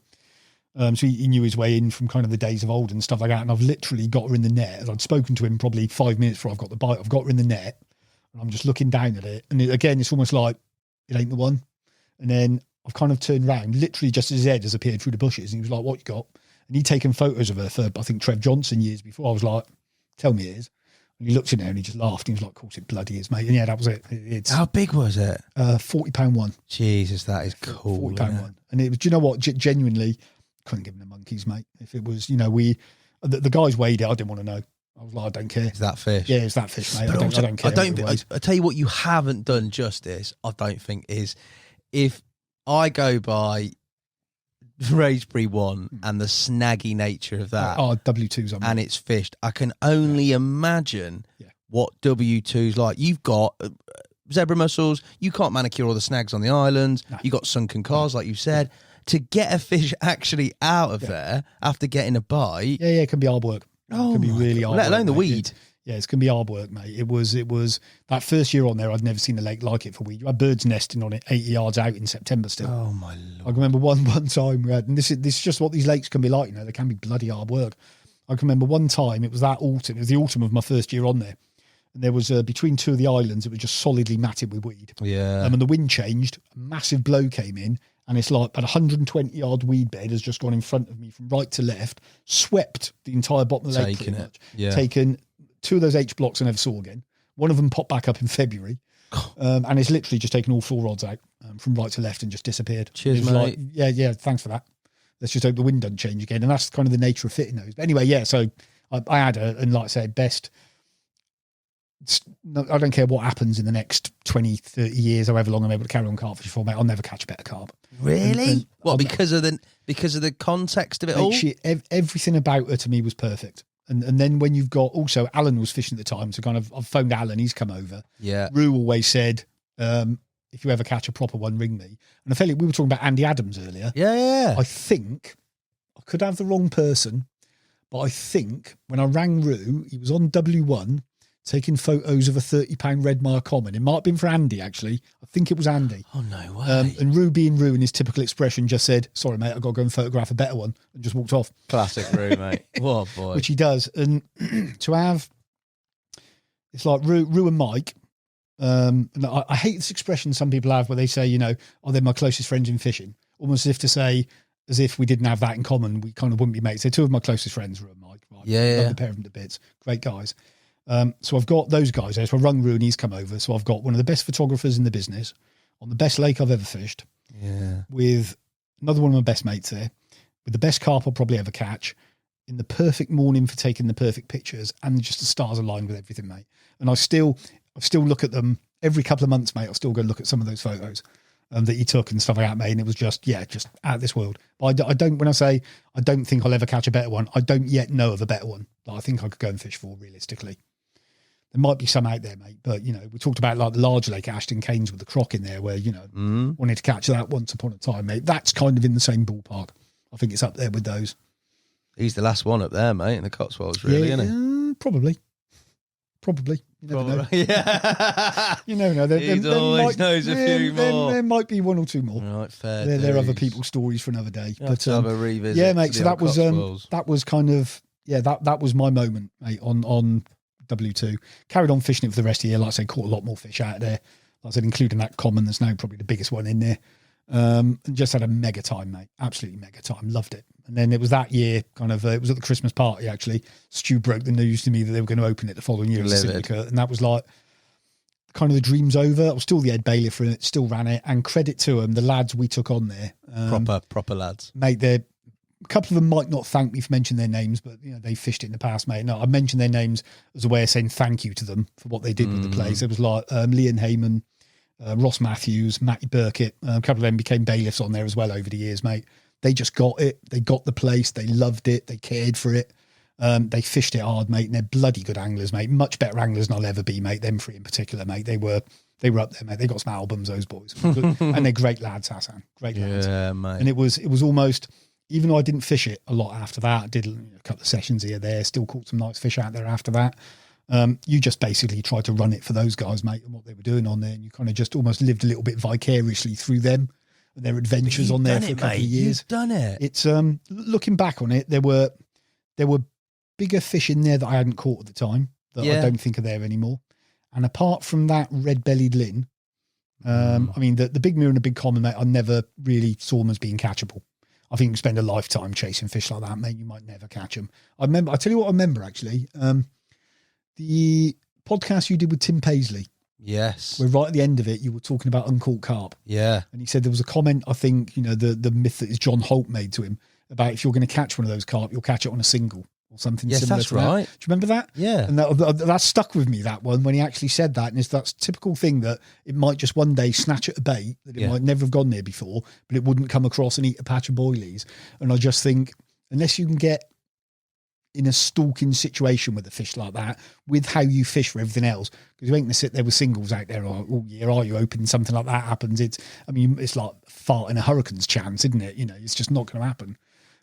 So unless you can get in that situation where you could probably stalk one of those fish out, I don't think you're ever going to catch them. So there was that red-bellied lin, a couple of the older commons, which were nice ones, mate, which were beautiful ones to catch, like the dinosaur. I never caught that. That's a beautiful carp, that one, and a few others, mate. But it was like, okay, I've caught the nicest one, in my opinion. There's another one in there that's a 30 that's kind of the same vintage. Right. I didn't even know it was in there at the time. It got caught for the first time. I think it might have been Laney who had it, or Ross had it, I think, for the first time. The mirror we since called the Unknown. It's kind of the same vintage. Not quite as big, but it's beautiful carp. It's that, we talk about how old they are. There's a photo of it in one of Pete Springgate's books. Is there? It might be, it's either page 342 or 345, and I think it's Carp Side of the Moon. God, you know the old book well. There's a photo. I love my books, mate. I'm a carp fishing nerd. I love my books, Hassan. And there's a photo of it in there at about £17 of that fish, something like that. So it's that vintage. That I think one of my most endearing memories, and again, this is very romantic, especially for me, but it's being on the South Lake and reading the Gravesbury Chronicles in the Hooligan, like completely on my own, not seeing another bivvy, a big old wind system coming in. Yeah. And I just thought, brutal, mate. This on there. back in the day would have been absolutely mental. I mean, I've been lucky over the years to get to spend time, and it's interesting what access to these lakes has given you. You get to meet a hell of a lot of well-known anglers and stuff like that. And then I consider it as compliment that some of those people consider me a mate these days. Genuinely do. These are, like I mentioned, Laney. First time I met Dave, I might have told him this actually. First time I ever met Dave was queuing up at 5 Lakes to get a book signed by him. And was stuff like that. Yeah. And then 15 years later, you sat by him having a cup of tea and having a chinwag on the side of the lake that the pair of you were fishing and stuff like that, so you get to meet a lot of these people. And I love hearing those stories about the old days and stuff like that. I've been very, very, very lucky to spend time with Dave Lane. I spent a mega afternoon with Chrissy Pearson and Tetley. Talking about, mate, that was mega, talking back some of the old days. And then there's kind of some less well-known people, but probably about all the people you meet fishing the lakes, probably I'd say is one of the best big carp bounty hunters I've ever seen in my entire life. Jim Hepper. A name gets mentioned a lot, mate. I've been nagging Jim ever since I met him to write a book, but been lucky to spend company and time with those kind of people, talking about the old days and stuff like that. And where I've, like I said, as a kid, right, I was a nerd, right, absolute nerd, which won't, you know me, so it won't surprise you. So I can remember when I first started fishing, I was about 11, 12 years old, mate. I used to get Carp Fever, I used to get Malin's books from the library and stuff like that. And I had a good friend, he's still a good friend to this day, lived over to my mum, a chap called Jason Edwards. Him and his dad were big into their country sports and had a massive book collection. So, Jason had like Yatesy's books and stuff like that, and Tim Paisley's first couple of books, like Carp Season. And I was reading those when I was 12 or 13 years old, mate, and my little mind and imagination just got mad. And I've read Hutchie's books, stuff like that. And now I think I've got about 140 fishing books, most of them are carp fishing. Something like that. And I love all those old stories. An afternoon I spent with Jim. I think it might have been one of the first times I met him when you meet somebody and you're like, I'm sure I know who that is. And I was like, excuse me, Jim. I said, can you tell me your surname? And he said, it was Hepper. I was like, so that's where I know you from. And he'd I think Essential just published a photo of him with the Chertsey fish. Yeah. He called that. And he turned around and he went, oh, bloody hell. He went, it's bloody, essential adverts and that Chertsey fish, isn't it? And, you know, splashing myself everywhere. I was like, actually, Jim, it was a picture in Carp Now and Then. I said, if you stood in the South Arm on Cassian, literally in a pair of shorts with like ooped over rod in front of you and the caption under it, Big Jim gives it the welly. Yeah. And he literally went, know your history, do you, boy? And I said, read a few books. He was like, pull up a bucket and I'll tell you what really happened on those trips, mate. And it's those mega. Ones though, isn't it? Oh, mate, it was mega, mate. Just a couple of hours, just sat down with somebody like that who's been, and you've done it with the podcast. You've done like sitting down with people like Tim Paisley and stuff like that. Springgate, mate, did me. Yeah, and you get when you get the rare opportunities that I would never have had if it wasn't through the exposure you get through bailiff in these lakes and fishing these lakes and stuff like that. You get to meet these people and you get to sit down and listen to those stories, mate, that you read about in books as a kid and things like that, you know. And it's just like they're almost as many as the magical moments I think can come through that as they can through your fishing at times. Where it's just the environment and the people and the stories and the history that goes with it, mate. I love all that stuff. Love it. Talk uncaught, unknown monsters. Tell me.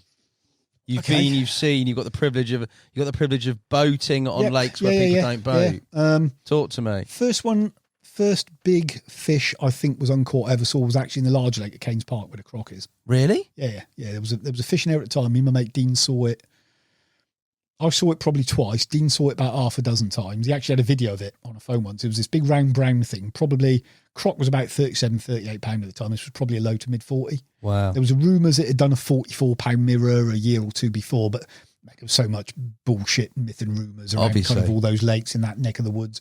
You never knew what was true and what wasn't. But yeah, we saw that fish quite a lot. And then the year we started fishing it, there used to be a couple, Pete and Joe, used to run Waterland, the outdoor pursuits place that was on the lake. I don't know if they're still there today or not. I know Pete was quite ill a few years ago, bless him. But he found what he said was a massive dead carp in the close season that at the end of that first year, and we never saw it again. So that was the first one. Like I said, the ones I've talked about in Raysbury too.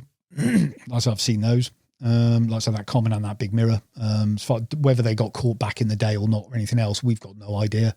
But they were certainly never caught from 2015 onwards, either of them, the time that we were on there. There's always been a myth around the North Lake on W1 and a big common. Yeah. Heard that. You know Stu Bryars? I know Stu Bryars. Straight as the day is long, mate, Stu. But this is why I'm asking you, because if you told me there was a 70 pounder in there, I'd believe you. Yeah. There's not 70 pounder in there. So. That's a getter. But Stu, there was always rumours of that common being in there. And there's a, I think it's Adam Pennin's chapter in the Chronicles talks about it right at the end. That's right. Yeah, where he talks about it. And I'd actually overheard years ago, he talks about a sighting that Phil Bunyan had of it years ago. And I'd actually, Phil Bunyan used to work in the tackle den shop up in the Cotswolds. And I actually overheard him telling somebody that story about seeing it with the pug when I was actually in there one day when I was fishing up in that neck of the woods, kind of tiptoeing around, pretending not to be listening and, you know, just going like that for about 20 minutes, listening to wonderful stories about Raysbury 1 at the time. So there was those stories about that. Now, I've never seen it. Stu saw it same day he'd caught paw print, £43, and he was like, it's £10 bigger if it's an ounce. Jobby's seen it, Goldie's seen it. I never have. A couple of the other lads, mate, swear blind they've seen it. Jobby said when Jobby saw it, it was with Mike's Pet, which had done £47 a couple of weeks ago, and he was like, mate, it's a lot bigger. Like I said, I've never seen it, but they ask people I trust, who know what a big fish looks like, who are looking at sat next to a fish that, you know, done mid-50, low to mid-50s. Corroborated as 47. Yeah, now and stuff like that, you know, that was 2 weeks ago, and he's saying it's bigger than it. So, you know, and they're looking at that from a boat, they can see the length, depth, width, every single angle of it. So, you know, so it's probably there. Mate, when I joined the Island Lake, there were the rumours at the time about a mate, Secret Frank, had seen it. Yeah. The big common that was supposed to be in their time, he reckoned it was about 4 foot long. Saw it once off the bridge. You couldn't see the depth to it, but he said it was 4 foot long. He said it was absolutely bloody ginormous. There's a rumour that once got caught at £58, and there's a rumour there's a photo of it. But whether that's true or not, I've got absolutely no idea. I love that about the place. I love all the myths, the rumours, the mystery, mate, and stuff like that. I absolutely love it. It's like there's the lake I'm on at the minute, like I said, where there's that possible mid-40 common that Craig saw years ago and stuff like that. That could be floating around in there and stuff like that. You don't know what's in some of these places, you know. But do they exist? Yes. Do as many exist as people think? Probably not. You know, I've definitely had a couple of wild goose chases in the last 10 years. where I've been told about some big fish in some lakes, and I've spent quite a bit of time looking for them, and they might be there, but I've never seen them. So there's a couple of those I've had a little look for over the years, mate. But yeah, they're definitely out there. It's just that one day when that buzzer goes and you lift into it and you think, look at some of the other lakes around in the valley. Look at Broadwater, 200 plus acres, mate. It's a lot of water. It's a lot of water, mate. Like I said, even Raisbury 2, when you look at the calibre of anglers, I'll use Laney as an example, right? I have never, whatever batteries Dave's got, I would love. Yeah. I've never seen anybody in my life work as hard on the bank as that guy. On a lake like that, mate. He had leisure batteries stashed all around the lake. Yeah. He would just do laps and laps and laps and laps, mate. He was absolutely relentless. And he never saw that big common. Yet it was there. And I don't think he ever saw that big mirror, but it was there. And you're talking about somebody as good as him. Yeah, the best. You know, those sightings you get at times, mate, I think they can just be luck. You're just looking in the right place at the right time on the right day. That one day where they stayed in that snag all day was the only time I'd ever known it. Like I said, that other glimpse I got that big mirror on my first trip round there, that could have been the only time I'd seen it. Like, so it was just luck. If me and Rua got down out that tree and gone back to the shop for a cup of tea, we'd never have seen it drift back in, and then I've never seen it again that day. So I think there's so many things need to combine to make those glimpses you get a fish like that at times, mate. And they go uncaught for donkey's years and something. Look at the missing mirror in Horton. Yeah. Look how heavily pressured that place is, and it's been caught a handful of times. But all those lakes are rammed with naturals. They don't need mate, they don't need our bait, mate, do they? I had a winter ticket on Fox Pool a couple of years ago. Yeah. And I was chatting to Tony Parker, who runs Fox Pool, brilliant rod builder. Really ever needs any rods built. Superb. Tony's been running it for donkey's years. He was talking to me about the stock they've got in there. They've even got a Dinton stocky they put in there in 2013 or 14 that's never been caught. It's still there. They've got a common in there that hasn't been caught for about 6 years. That's a 4.5, 5 acre lake. It gets a huge amount of pressure. Yeah. They just don't get caught. Look at the, was it the Thorpe Park Common? Yeah. You know, funny enough, Tony caught that actually. He's one of the 4 people I thought that ever caught it. I think Tetley might have been one of the others actually. I think he caught that one. So yeah, that got caught, 4 times? Yeah. Living in a lake like that with the pressure that place was under, mate. It's just crazy. Absolutely crazy. Yeah, it is madness, isn't it? Yeah. So I think you've got ones like that, even in pressured lakes that don't get caught. And then I think you've just got the wild ones, mate. They just live in those lakes that don't get fished, that probably might never see a boilie, might never eat one, mate. But they're 100% they're there. They're absolutely there, mate. Love that. People want to go and look, mate. There'll be Gary Atkins' podcast, mate, which was brilliant, by the way. Loved it. Yeah, nice one. He's an absolute boy. I actually dropped him never met him, mate. Dropped him a line after it saying, mate, loved it. That was epic. His story of fishing that reserve up on Fen. Yes. And that £42 common he had out there, mate. This places like that, mate, they exist and they're out there, you know. And I won't name who for obvious reasons, but I know somebody who had I think it was a £48 mirror from one of those lakes years ago. Wow. I think there only might have been 2 fish in that pit at the time as well. That's like, and it was, and again, tier. you talk about chances, purely accidentally. He's leaving the complex one day and he's heard what sounds like a cow falling in the water in one of the lakes somewhere down there. Gone along to it, big set of rings in the water.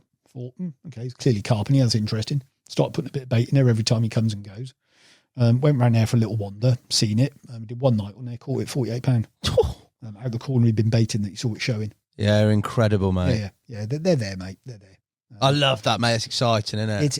It's the little bit of, you know, you think back to you think back to the mystery and the magic, mate, we had as kids when we all first started doing it, you know. I always Yatesy always said it to the first time he saw a carp. I think it might have been Cass, and somebody said it was like electricity went through them and stuff like that. And you think back to those moments as a kid whereby you're catching like a single figure carp and it's massive and it's magical and it's wonderful. Yeah. It's still looking for those things, mate, and those moments in your adult life, you know. There was another one I've got in the bookcase. I was fortunate enough to get signed. Sadly, he actually passed away a couple of years ago. A chap called Alan Tompkins. He was one of the first people who fished Colmere with Jason Haywood back in the day. Yeah. It was there was a series of articles he did in Carp World called Blackwater, which were about the mere for the first time. And obviously didn't talk about Jason's capture of the black mere. I think he told that story years later, but just talked about all the fishing they were doing on there at the time. And Alan wrote a book when he kind of retired. I think he was a teacher, Alan, for years. He wrote a book when he retired, and the title of it was Magic in the Water. I think that summed it all up beautifully. It's like that's what you're looking for.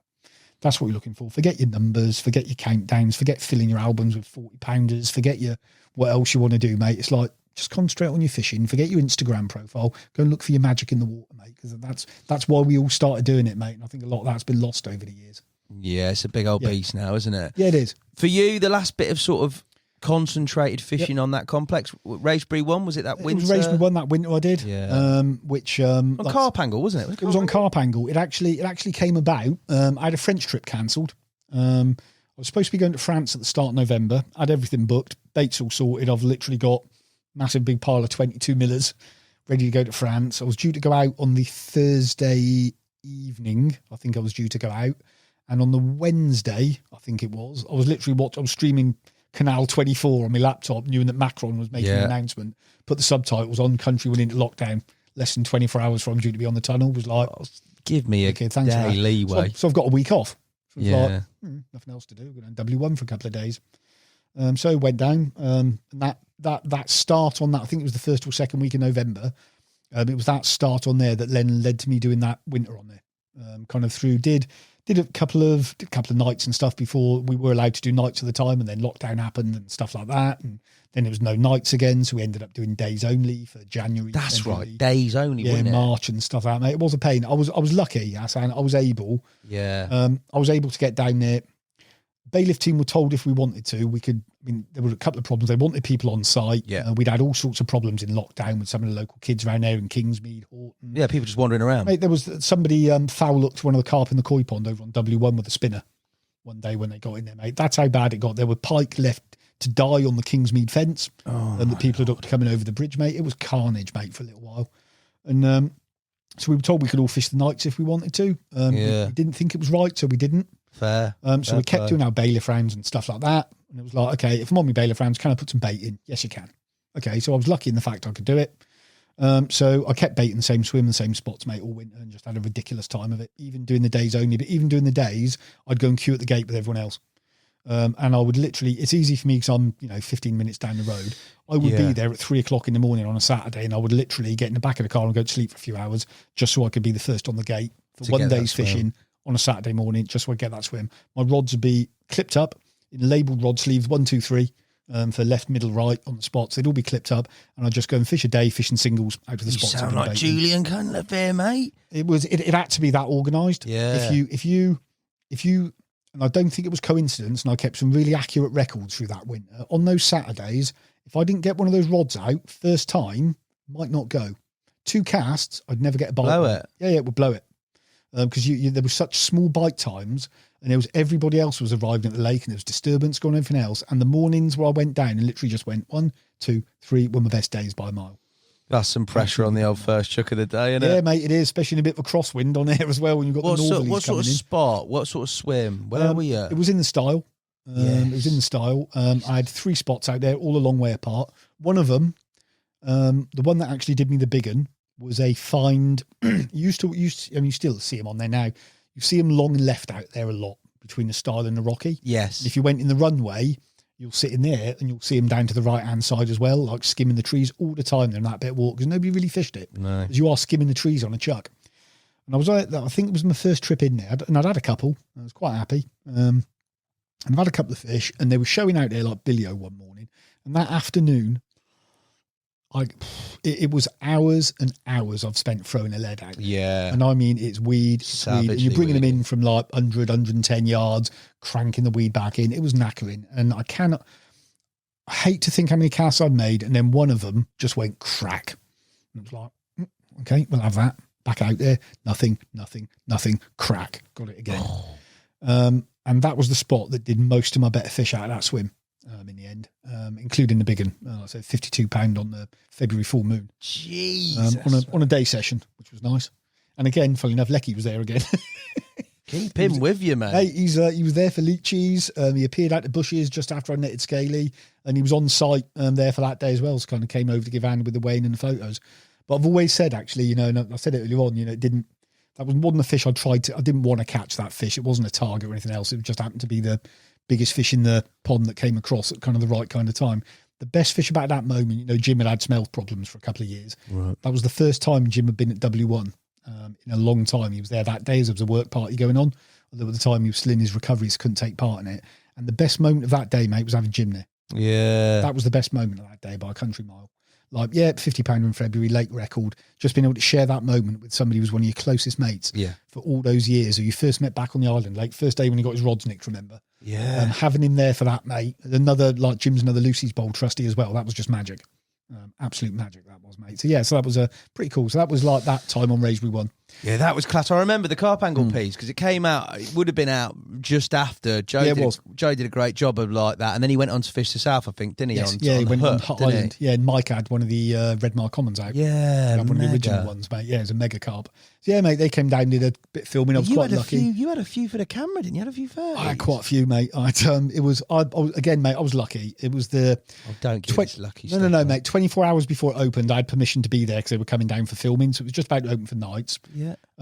Goldie had said to me, and I remember I'm in an iron about this, and I actually remember talking to Ian Russell about it at the time. I was like, mate, I've been told I can go and sit in the swim for 48 hours. They're coming down to do some filming. It is going to open part way through that. Members are probably going to be a little bit pissed off and rah. It's 48 hours, and then I'm going to reel my rods in. I ain't going back for the rest of the season. I was like, I remember chatting to Ian about it. I was like, this whole reserved swim thing. Yes, I've fished in there all winter. Yes, I've baited it. It didn't sit 100% right with me. I did it. And, we got a great film out of it. I think I had 7 or 8 the first night. Yeah, I was going to say you had a few, and a couple of the members kicked off the following morning. Did they? They were down for the draw, mate, and they kicked off. I remember Jim rang me and he was like, got some pissed off people. And I was like, tell you what then, Jim, chuck my name in the draw. And wherever I come out, mate, I'll fish. I started packing my gear down. My brolly and everything else was folded up. I packed all of that. Mate, I've just had my rods come out. And he rang me back and he said, you came out last, but no one's picked the swim. Yeah, no one's going to do that, are they? I'm glad they didn't. I think I said in the film, mate, thank you to them for doing that. You did. I remember that actually. Yeah, I do. Yeah, fair play to them, mate. I had permission to be there. Said I'll chuck myself in the draw if they're not happy. Fair enough. Don't care. Would have moved. Like I said, most of my gear, bar my rods, was already packed up and ready to move anyway. And nobody took the swim, mate. So they left me there for another 24 hours. I had 5:30s that night. Which is just ridiculous, isn't it? Absolutely ridiculous. Some going that. So I had some really nice ones that night, mate. And then, again, mate, the nice part you can do as a bailiff as well, mate, because you do spend a lot of time helping other people catch fish. Yeah. And the lad that went in behind me, he fished it hard that year, mate. He'd been unlucky with the bigger fish. Yeah. I said, mate, I won't cast another line in there that year, mate. I think I only fished it once more after that. And I was like, mate, just wrap up at these wraps, that left-hand spot. Stick a rod out there, mate. Next day, I think he had a £34 common offer. Oh, like, good. Sweet. Good luck. Yeah, nice touch. Good man, mate. Yeah, I was pleased for him. So he'd fished hard all year. So yeah, mate, so that was it. That kind of wrapped up W1 after that. And it was then looking for somewhere else to fish in between, flitting around in France, really. But it was, so the other interesting thing about that is because I've only ever done the weekends on Raspberry One, I had a bit of time, particularly on those weeks off, where I had a little bit of time to spend over there. You often look at some anglers and you just think, how are they so successful all the time? I'll give you an example of one of them, and if he's got this far listening to this, he will literally be typing some abusive message to me at the moment. Brilliant. Got to watch, you watch the rotation of swims and how people fish and who's in and out and who's doing what. Yeah. And I watched 3 people in the same swim on one day once, all putting bait on the same spots over one another. And you're watching the way all the different anglers, when you watch them, how they fish that kind of venue and how they succeed on it, mate. And you watch who's successful and who isn't, mate. And amongst all of them, it was the first time I'd ever got to watch Mike Bromfield. Yeah, he can catch him, boy. Mate, honestly, education, Hassan. Honestly. Quality. Yeah. Another level, mate. Lovely bloke. Yeah. Great guy, mate. Another level, mate. First time I got to watch Mike properly fish. And I remember watching him, mate. I'm sat in one swim and I'm watching Mike doing what he's doing. And I was like, oh, no wonder this guy catches so many carp. Yeah, he's a boy. Yeah, mate. He's superb. Absolutely superb. Credit to him. But also, like, lovely. Always nice. Always does a nice chat. Yep. Everyone's got always good things to say about him. Yep. No one's ever got a bad words. Takes a fantastic photo. Catches him. Another level again, mate. Yeah. Superb, mate. Got to watch him fishing for the first time, which was just an education, mate, and kind of starts whirring over you. You can't, if you're going to fish those venues and if you're going to be around anglers of that caliber, mate, you've got to learn something from them. Yeah. When you get to rub shoulders with people like that, mate, it's the whole thing about one mouth and 2 ears, mate. You watch what they do and you listen to what they tell you. Mate. Yeah, 100%. You cannot help but learn things from people like that, mate. So yeah, it's got to watch Mike fishing for the first time during that period as well, mate, which was something of an education in terms of like limited time and just how to catch them with 6 hours here, there, and everywhere and stuff like that. Mate, it was crazy. Yeah, absolutely superb. So some really nice bit of fishing, mate. Came to a nice end, and like I said, it was that year after that was like, I've got to step away from this now, mate. As well as like the whole bailiffing piece, unfortunately, I had to go after that. So that was my last bit of serious fishing, I'd probably call it, for me in this country before I got my current ticket last year.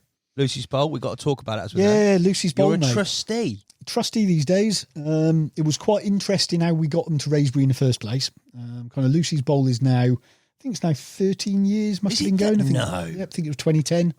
First ever event was like Keith, Nigel Sharp, and a few others up at Little Horseshoe, up in the Cotswolds, raised about $1,000. The first Lucy's Bowl they did. And then they'd moved between venues. I think spent a bit of time at Horseshoe, a bit of time at Frimley. And then one year, I think it might be even 6 or 7 years ago now, Fishery let them down at short notice. One of the lads who involved in it, Ed Biscoe, or Chips, most people know him as, knew Chips from the Island Lake. He'd fished on there. So Chips rang me and going, any chance Lucy's Bowl could come on Raysbury or one of the RK lakes? And I was like, okay, I knew a little bit about it. Obviously knew Keith Sykes by kind of legend and reputation, like I do from Keith. So I was like, okay, mate, I'm going to have a chat with kind of Jamie and Raph if he's around. So Raph went about, had a chat with Jamie, explained what it was about and everything else, put him in touch with Keith and all the rest of it, mate, and the rest was history. First year, came to Raysbury 1 after that, and like I said, I think Keith and the guys now describe it as kind of the spiritual home of Lucy's Bowl. Definitely. And it's been, mate, it's something that you think back, I think 13 years ago when you first had, 10 or 11 anglers do a little bit of a fundraiser on Little Horseshoe up in the Cotswolds, and they raised $1,000. On our 10th anniversary year, a couple of years ago, which was at W1 again, we clocked up over 50 grand. Yeah, it's mega, isn't it? Mate, it's absolutely and it's supported by mega people. It's do you know what, Hassan? It's I actually spoke to Keith this morning. Yeah, you said before I came down.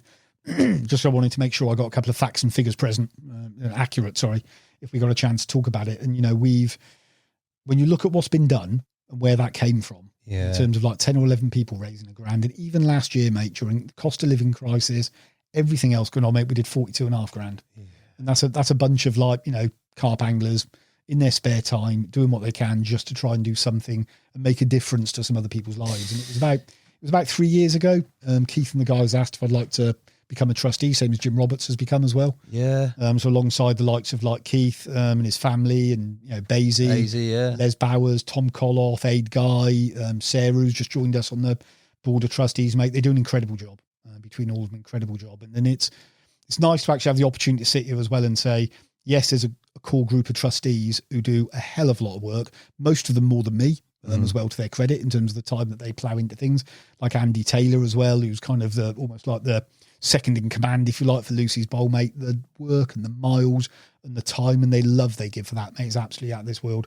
But the support we get from the industry and the tackle trade, Nash, absolutely massive for us.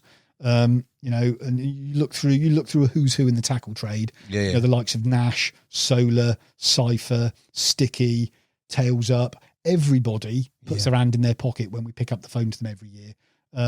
Drennan, ESP, all those guys as well, the tackle box.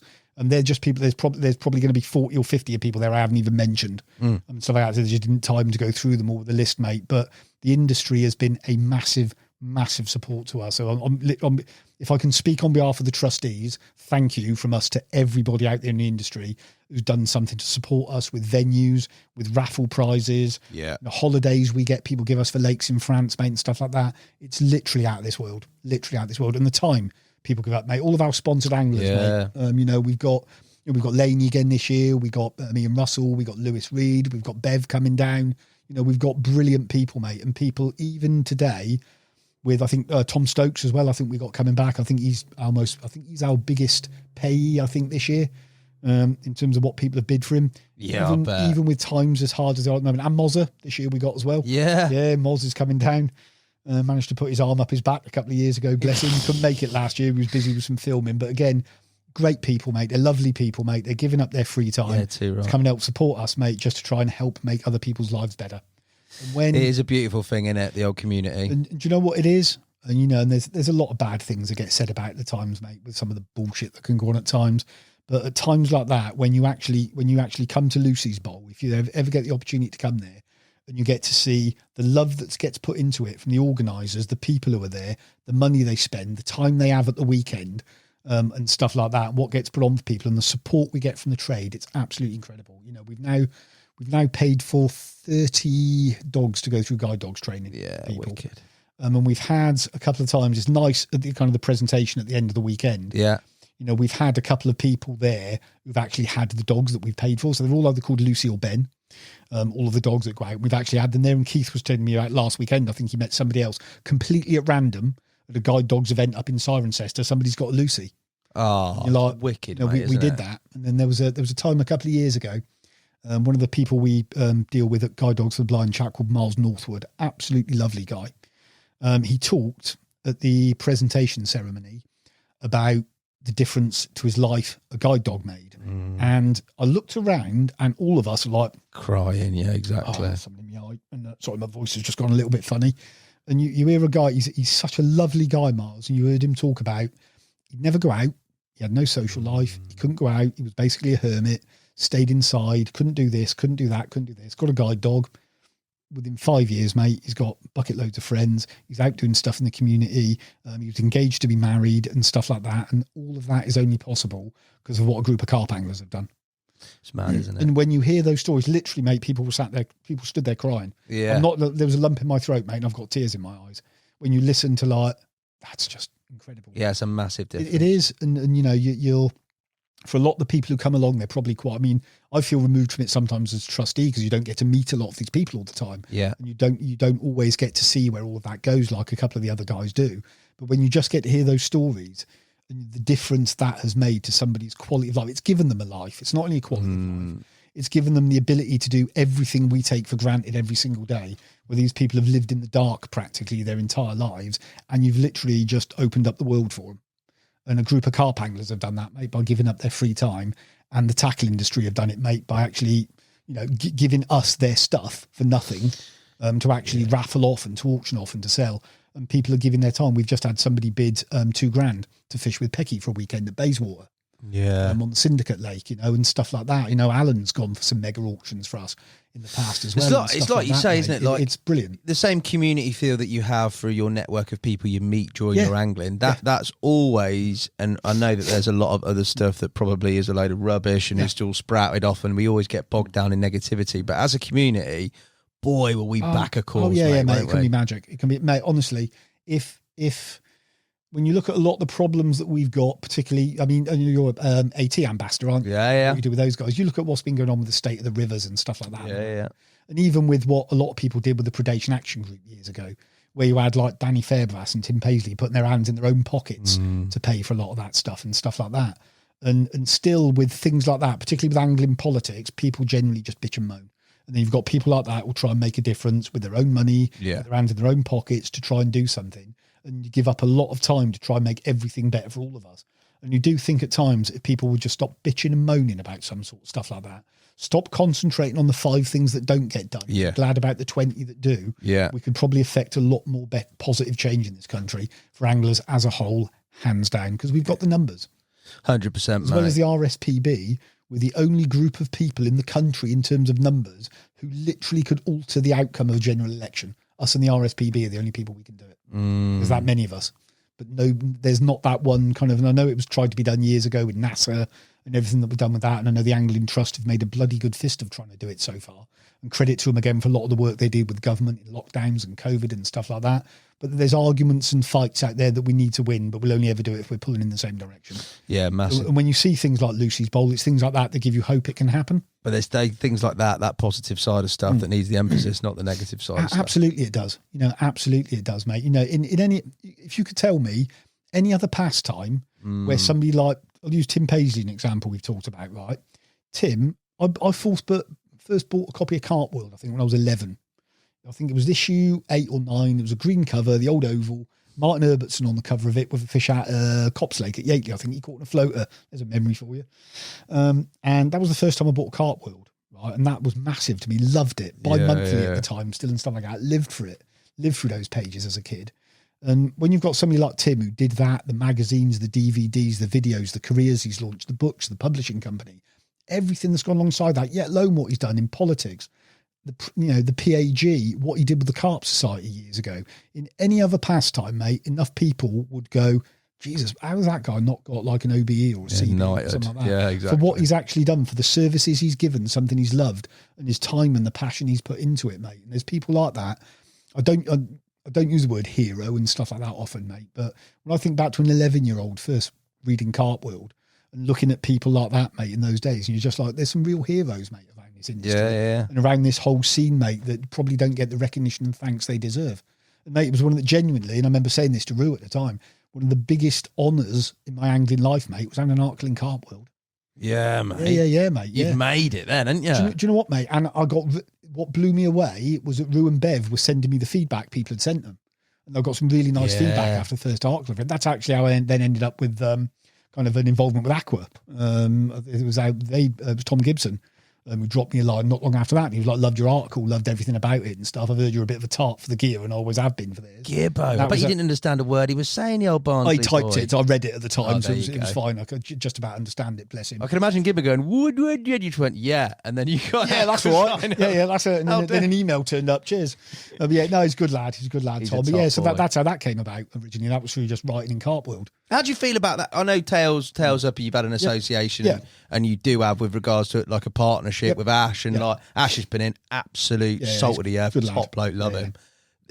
That, but the whole sort of, I don't know, mate, how would you say that when you step into that sort of not sponsored world, but you have an association with the brand? Yeah, mate, I don't know if that goes with the impression I have of you. Do you know what I mean as an angler? I know what you mean by that. It's Tails Up. I was a customer from 2008. Yeah. Like I say, when I'm going back to the pit the crop was in, caught my first 30 on OCM, a bait we still sell today. So caught my first 30 on that years ago. That was the year I switched over to it. As I remember, I've still got the email actually. That year I was like, I'm going to buy a lot of bait for the first time in my life. I was hand rolling Richworth multiplex and stuff like that in my kitchen and buying it in buckets from the tackle box. Yeah. Mail order, and I was doing all that sort of stuff. And I used to have a pond in my garden in Bristol with a couple of carp in it. And I was buying a little bit of bait here and there, got some samples sent out, all the rest of it. I sent an email out to about 10 bait companies asking them a couple of questions about the lake I was fishing on, what were they recommending their baits, and basically if I was to buy 50 kilos of bait from you, what are you going to sell it to me for? Because nobody did those kind of deals back then. Only 2 people replied to that email. Who replied to that? Mike Wilmot and Ash. Really? Yeah. Mike sent a fairly short mail just with a couple of bits and bobs on. And just said, give me a call for a chat. Ash sent me an email about that long, explaining everything he'd do and everything about the bait ranges and stuff like that. And I never went back to Mike. I rang Ash, and that's how it started back in kind of 2007, 2008. I rang him, had a chat with him, got a sample sent through. I had some B5 at the time anyway. Yeah. And the reason why I mentioned the carp in my pond, there was only 3 baits they'd ever eat, 3 boilies they'd ever eat, and they wouldn't touch any others. I won't name the manufacturers they didn't eat, but I'll put them in there from at least 10 different companies. And the only 3 boilies they'd eat were Tails Up OCM, Essential B5, and my hand-rolled homemade Richworth multiplex with massive levels of CSL in it. They were the only 3 baits they'd touch that I had at the time. I wouldn't touch anything else. So I was like, I'm choosing one of those. Luckily, those 2 guys came back to me, and so I ended up with Tails Up, and that was it. Like I said, Aqua came about via an accident. It was just Tom reached out to me. It's kind of how that came about. I'd used their gear for a long time. Hassan, if you saw me on the bank, I've got rod sleeves I still use today, the old original Union rod sleeves. I bought those when I was 22 years old. I can imagine still got that. My quiver's 14, 15 years old. I can well imagine that. I've got an unhooking mat that's 15 years old, one of the original combi mats and stuff like that.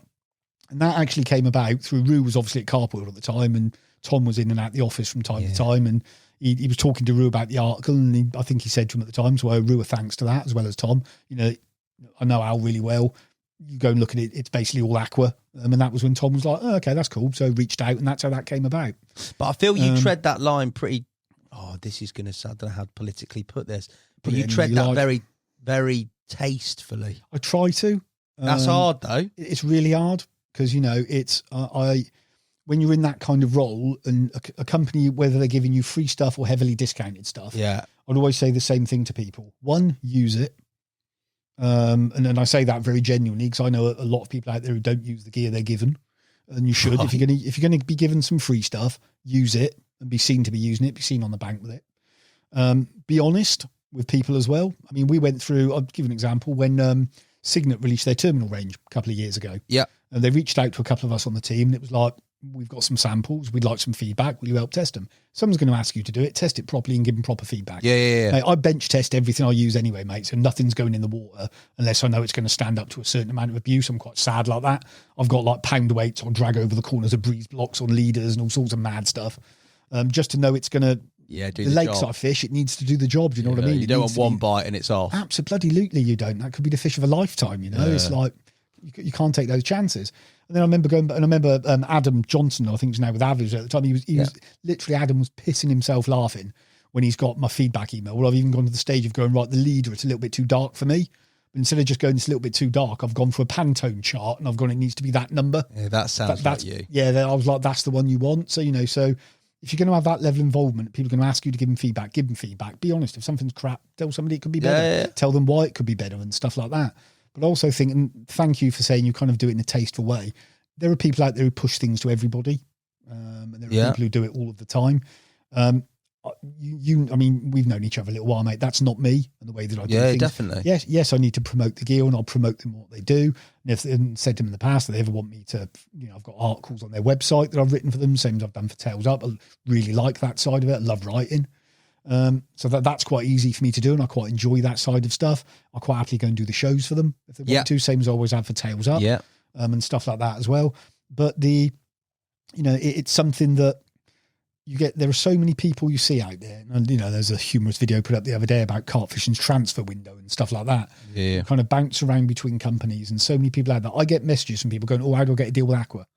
And it's like, I don't know. It's they reached out to me, mate. It's like I actually spoke to Nick Worrell, the marketing manager at Cypher, a little while ago when kind of you asked me to come on.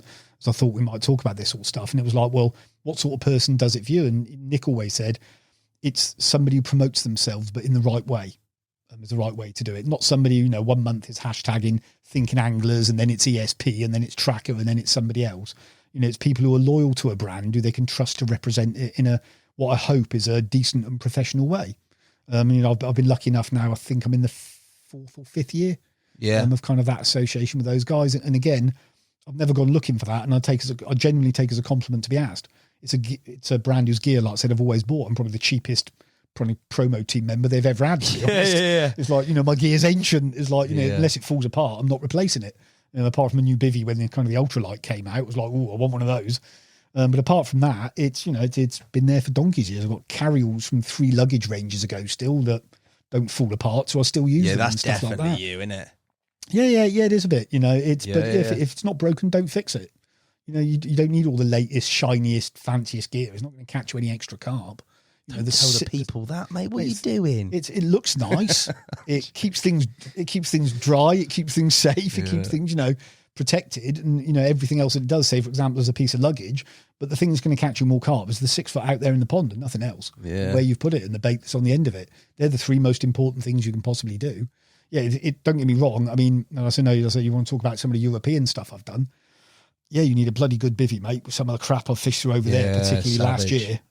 Savage. Well, first time I've ever been on a bank, and I don't mind saying I was a little bit scared when I had an electrical storm coming over me one night. I've never seen anything like it. Oh, there was lightning striking the hill opposite me, mate. Yeah, don't need that. No, I didn't. I don't want a carp enough for that. Mate, I didn't want one that night. No, I bet. That much. You're all right, lad. I'd have to think twice about that. No snags here, boy. There was no way I was going out in a boat for it, I can tell you that much. Oh, my God. It was like, God, no. We're on Europe. Yeah. Why Europe? Talk to me. There is and you're definitely not one of the old followers, I'd say. You always do things your way, and we've talked extensively many a time about your way, and I think I know it. There's been a big movement of people substituting UK angling for European adventures, or however you want to deem it, freedom. People have called it various different things. I don't see you as the typical, they're doing it, so I'm going to do it sort of thing. I think it's got a little bit trendy. The whole public waters thing's got a little bit trendy. And it's, excuse me, I think you do find a lot of people doing things for those reasons, sadly. First time I went, do you know what it's something I wish I'd done years ago, right? And I think there was a little seed planted in that conversation I had with Jim one day when he was talking about fish. Mate, he's telling me, like an impressionable kid, when I was getting this book from the library, I've got one of the guys who's in the picture talking to me about fishing Cassian with Hutchie, right, in the 80s. And I'm just like, little seed was planted. And then next one that did it was the Sticky Reflections video. The Cassian one? The Cassian one. Snark one? With that's it. Yeah, it was that one. And it was like, and I was sat, I've been umming and ahhing about it. And this is where, I said a lot, I'm not much of a risk taker, right? And this is why I really should have done it years ago, and I kicked myself for not doing it. And I remember I had a load of holiday backed up for Raisbury 2 one year. So going back into October, mate, and it just didn't happen that autumn at all. So I've got a couple of weeks holiday left. It's getting into November. Literally, with 10 days notice, went, bollocks, I'm going to Cassian. Wow. And at the time, there was a chap called Dave Hyam, who's now a good mate, was running a company down there called Cassian Carp Tours. So some Herberts, that's probably how Dave saw it at the time, has emailed him going, I want to come down and fish Cassian in a couple of weeks' time. You still open? And he stayed open for an extra week so we could go down. So me and Rue were originally going to go down. Rue had to pull out a fairly short notice. So do you know Jack Wright? Tattoo Jack? You might know him or might have seen him on Insta, mate. Jack stepped in. I know you. I definitely know Jack Wright. Probably know his dad, Les. Yeah. Les does all the army carp matches and everything else and the prizes for those. So yeah, Jack and Les, mate. So Jack took his place. So Jack's taken his place. So literally, and that was with about 3 days' notice. So me and Jack have just gone down there for like a 6-day trip, end of November, start of December. Done everything wrong in terms of like planning it. So we drove down through the night. I've got this little romantic thing about in Carp Now and Then. Hutchie did this chapter called Night Driving. Right. And it's just a whole chapter about just driving through the night through France, right? It's brilliant. It's also where he put this beautiful line in that chapter, which actually a lot of people Tim's quoted it a few times. I think even Daryl Peckmott quoted it in Subsurface, one of the mags that came out recently, which is, I want to fish somewhere where dreams still live. That when we talk about that magic in the water bit and everything else, that one line, I used it in the first art club, put in Carp World as well. Yeah. Actually. It was just that little bit. And I can remember after an absolute shit drive down overnight. That's death driving. Oh, mate, it was horrible. What are you horrible. doing? It was stupid. Right? Not doing it again. Not done it since. And we pulled up on the South Farm outside Gerard's. Yeah. I remember we pulled up and we're in my old golf estate and I've just wandered over to it and I've looked out over it. And I remember and I turned around and said to Jack, and if my mum's watching us, I apologise for languages, and gone, why the fuck did I not do this sooner? And I've just looked at it. What is that feeling? Because Briggsy, like I've spoke to Briggsy at length for this, on and off camera. Everybody that's ever been there has got to that same point, seen the water for the first time, and just been absolutely captured. And these are people that have fished incredible lakes back here. Yeah. What is? Tell me what that is, mate. I don't know. I've got mate. I don't. It was just like it's everything about the place. It's like you talk about Raisbury in England, right? It's the history. Yeah. You're at Cassian. You know the swims. You look across to the pylon. And you're like, I remember Briggsy writing about that. And, I remember Tim Paisley writing. Then you look and there's the island up there. And I remember I think it was Crowe and Frank Warwick did a video on there. And you're looking across to that. And then then when you go to Dave's, you go over the bridge. Yeah, like, the bridge. Shit, I'm on the bridge. And it's like, this is just mega. And then you go down the West Arm and you're looking across to Kevin Ellis Point. You think of the old Ellis What photo. a shot that is. Oh, mate. And it's always those little things, mate. Just everything adds up about that place to make it a very, very, very special place. And I remember my first morning, I'm on Ellis Point. Jack's on Matilde, not far down from it. And mate, we haven't got Scoobies. You read everything. Like it's like, where do we start? It's 1,200 acres. It's the end of November. We were literally getting there at 6 o'clock in the morning. And by the time you've got your gear out the car, driven the car back up the top of the boat launch, by the time you put it in the boat, it's got frost all over it. It was that cold. It was like -1, -2 some mornings. No. You sat on the lake, and in some swims, 2 hours later, you'll be sat there in a T-shirt. And I remember sitting down the bottom of Smallbridge Bay in, I think it's the old Interdeed sign it's called, and literally just watching like the sun go like that behind the hills. And I'm in a T-shirt, and half an hour later, mate, I've got 3 layers on and a hat. Yeah. It was absolutely savage. Yeah, mate, so that was the first trip to France, Cassian. Right, like you do. God, good first trip. So mate. yeah, no commercials, no anything else, mate. Straight into the deep end. I was like, the way I saw it, yes, it's huge. I mean, it's 1,200 acres, biggest lake I've fished, 140. I can use a boat. I can read an echo sounder. I've got 2 eyes. How hard can it be? If you can find them and get on them, you should be able to catch them on those kind of lakes, and you should be able to. I always say that to people. Funny enough, me and Brommers were having a big long debate last week, as he likes to at times, about like fishing commercial venues versus the larger public waters, which are the harder fish to catch. And it's like there's no right answer to it, mate. You can carry on going. There's so many variables involved. There is no right answer. If you get a carp on a public water that's not heavily pressured, that does like eating, and you can put a bait in front of it, should it be easier to catch than one in a commercial? The answer is probably yes. But you've got to find the bloody thing. Yeah. And that's the hard bit. So, so first trip anyway. So first morning, I'm on Kevin Ellis Point. Got the rods out, got all excited because I'm in a famous swim. I know where the back of the plateau is. You see all the tree stumps. Blah, blah, blah. Literally, mate, speedboats come straight out from Aveyron, spooled me. Literally, mate, 300 yards of braid gone. Oh, that is brutal. They've started a canoeing and sailing race out of Aveyron. Next thing, Jack's rung me half hour later. He's basically got 2 sailboats tangled up in his rods where they've just ploughed straight into the bank in front of him. Oh, mate, it was carnage. See, people say it's like escapism and freedom, mate. That sounds like it would drive public me to water's going to be hard work. with the I mean, it's obviously the public. You know, it can be hard work.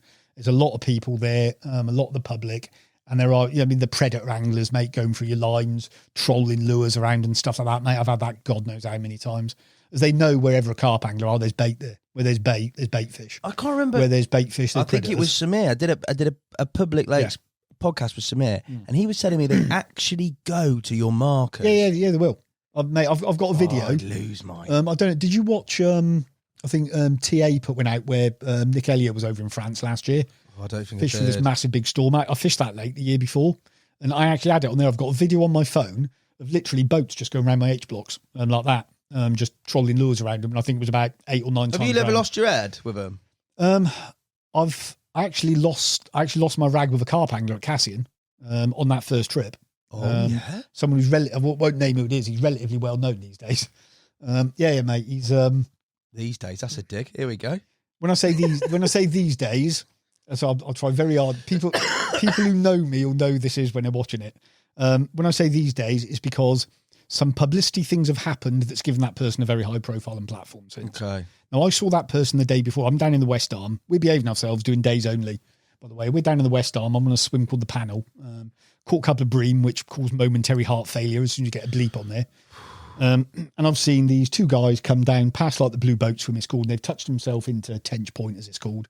Set themselves up. First thing, they put bivvies up. That's a bit weird. Then the boats get dragged up the bank and they're hidden, camo netted up. So they're basically there for a couple of days. You're like, yeah, whatever else, bothered. You know, we'll do what we're doing. You do what you're doing. Yeah, crack on. You know, if you're local, mate, it's you know, this is your patch, mate, not ours. So the next day, man, down in the Interdeed side, and these 3, they had 2 boats and they were towing one. And I could see them coming all the way down the South Arm. And I moved into that swim as I thought I'd seen a carp go a couple of hours previously. I was down in the, it might be Corrins Point, I think it's called, that I was in. And from a couple hundred yards away, at the corner of my eye, I'd seen something.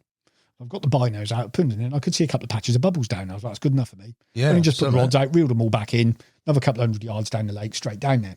Put the rods out, and I've started getting liners. And these 3 guys have come down, and they've just gone in straight in the bay opposite me. One of them's just come out in the boat, and he's just gone straight over the top of where I've literally, he saw me drop one of my rods as I was coming down. Oh, so he's seen you drop them as he well? saw me drop my last rod. Where I went 1, 2, 3, 4 from right to left. He saw me drop my last rod, and he's come right over the top of it. And I've shouted over to him, and he has he's a big guy, and he's steamed straight into my swim. Oh, just come straight up the bank, mate, and he's literally there. Talking about, you know, fucking English, quote unquote, shouting at people on lakes and stuff like that and all the rest of it. And I'm like, dude, you're literally... you see me drop that. You're literally on top of where I'm fishing, and there's fish in the area. No doubt is why they're there, and stuff like that, mate. You would not back down at all. It was basically like, you know, you shouldn't be shouting at people. You shouldn't be coming down here shouting at people. You know, this is why anglers on the lake get a bad reputation about it. And all I've done, I haven't abused him, I haven't sworn at him. All I've done is wave at him and go, no, monsieur, stuff like that in my terrible French accent. Tried to wave him off and stuff like that. And that was it, mate. Straight up. And he's literally there in my face. And he's a big lad. How did that end up? Calmed it down like you have to. It was like, I don't particularly want a bit of a tear up with anybody, really, let alone this guy in his own backyard with his mate over there looking on from the binos. And it was just like, right, well, I'm here. Literally, it is agree to disagree. I don't agree with what you've done. You don't agree with me raising my voice and shouting to you across the lake. Whatever, just get on with it. Get back in your boat. You go and do your thing. I'm staying here. And that was kind of it after about 5 or 10 minutes. Wow. So I was like, I'm not apologising. It was like, why the hell should I? I've done nothing wrong. Yeah. So yeah, I said wasn't the nicest of welcomes. That's the only problem I've ever had down there, by the way, with another Rude might have had 1 or 2, but I'll leave that for you to talk to him about. I'm going to get him on, mate. Oh, mate, get him on. He's got another couple of stories to tell about stuff like that. So that was the first trip, mate, Cassian. 6 day blank. No, mate, I've never caught carp out there. That place has kicked me square in the nuts with steel toe cap boots on. A couple of times I've done. Imagine when you do, though. Oh, mate, I'm not going to stop. I am going to catch a 25 kilo carp out of that place. Imagine. And I want it to be a common, right? I want it to be a common. When you ask what it is about that place, I say to people, I've got a love-hate relationship with it. And they go, what do you mean by that? And I go, I hate loving it. Because it is, mate, honestly, it's a hard lake. I mean, I know, you know, you always get like, I know when Tin Pot had a big hit over there the other year. Yeah. So all you get is your mate seeing your Instagram when he's done that, going, I don't know why you're blanking. He's had 30 carp and you're like that. It's like, yeah, what you don't know is Darren went back to 2 or 3 more trips after that and blanked. You don't get to see those trips and stuff like that. He's a brilliant angler, mate, who knows that lake incredibly well, you know. I think he might have had 2 blank trips after that one, I think. So you don't get to see all of that. So you only get to see the highlights people have got. There's a guy we met down there on one of our trips, a guy called Tony Owen. Me and Rue met him at the bottom of the boat launch one day. He's been fishing there for 25 years, right? Always follows the rules, always does the days only. He's not there at the crack of dawn. He combines it with a family holiday. He goes down 3 or 4 times a year. He was telling us, and he'd last, I think he'd had, at one point, I think he was on something like a 13-week trips he'd blanked for, something like that, or something mad like that over the course of a couple of years. Ooh. He'd had one good fish out there a couple of years before, and I think it was like that. Apologies if he's watching this and I got it wrong. I think it was something like that, but he'd always follow the rules. He was always off at daytime. He'd had one 25-kilo carp out there a couple of years before, and he'd caught out there before that. He'd caught his fair share of carp over the years, but he'd been going down there a long time, and his dream was a 30-kilo Cassian carp playing by the rules, mate, and he had it last year. Imagine like, that, what buzz. does that? Yeah, what does that mean, mate? Doing it the hard way as well, mate, and that's the thing. Doing it the hard way. Yeah. Is that the same as somebody doing sneaky nights all over there, mate, spanking a couple out? No, it's not. That's a guy who's done everything the hard way, everything the right way, who's worked his bollocks off, spent an absolute fortune, I would imagine, in that time as well. And he finally got his reward last year, mate, when he had one of the big ones. I think it was either 68 or 72 pound. He had one of the big linears. Might actually been the one Adam had. We were talking about it. Might have been that one. It was one of those. It was one of the big half linears. And it was one of those he had, mate. And now that's just was like, mate, drop straight away, mate, straight in the inbox, man. You're like, mate, that's wicked. Sick. So, mate, so that place has kicked me up the arse a few times. But I will catch a big carp out there one day, mate. You've had a few experiences, mate. I was tipped off. Oh, go on. Here comes the first tipped stitch off up. on Instagram, and you know who you are. Thanks for the DM. Absolute legend of a geezer. About a certain trip that you and Mr. Rupert Whiteman had to Cassian, which ended in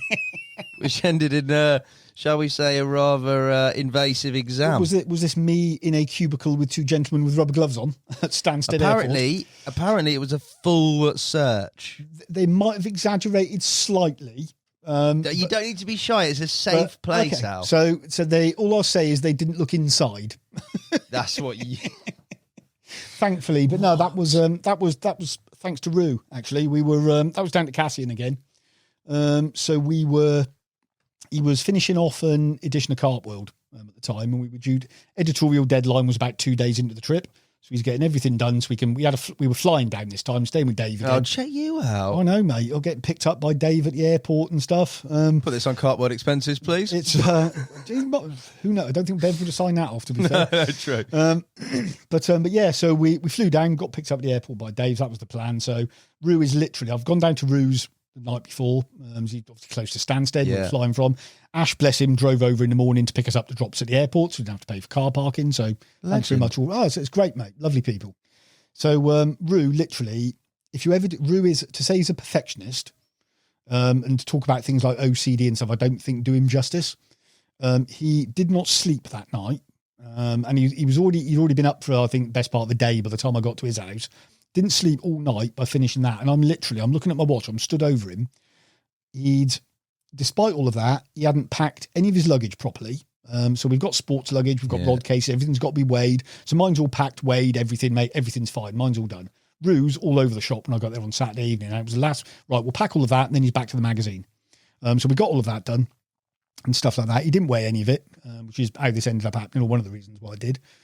So I'm standing over him, looking at my watch, going, right, literally, if you don't press send on whatever you need to press send on, I'm going to take a cable out the back of that, and we're going. We are literally going to miss a plane. So we've scraped it to Stansted. Last people there, a couple of minutes before check-in closes. Chuck the luggage on there. Mine sailed straight on through. Rue's luggage, too heavy. Sports luggage wouldn't go through. So it's like, shit, he's got to repack it. So we've taken some stuff out. Didn't even think, mate. Didn't go through my mind at all. So he's gone, right. So we've just separated out a couple of pouches. So he's put one in his hand luggage. I've put one in mine. Oh. Mine is the one with the scissors, the pliers, every other sharp implement going in it possible. So yeah, exactly. So we've got down. So the hand luggage is going through with us in there. And I'd actually been floater fishing over at Kingsmead the day before, and they were spraying the fields the day before. The farmers were, and I think I had a trace of fertilizer on my rucksack. So I had the same rucksack. Oh, that classic. And they put it through. They put it through, and the first thing, it's gone off. They put it through again. And then they flagged it. It's gone down the thing. They're like, right, come with us, please, sir. So they've then taken it. They've then taken out the bags. They found scissors in it. They found this in it and stuff like that. And they're like, unfortunately, sir, airport procedure means we need to give you a full search. And Rue is literally on the next thing. And he's just looking out, trying not to look at me. He'd be laughing his...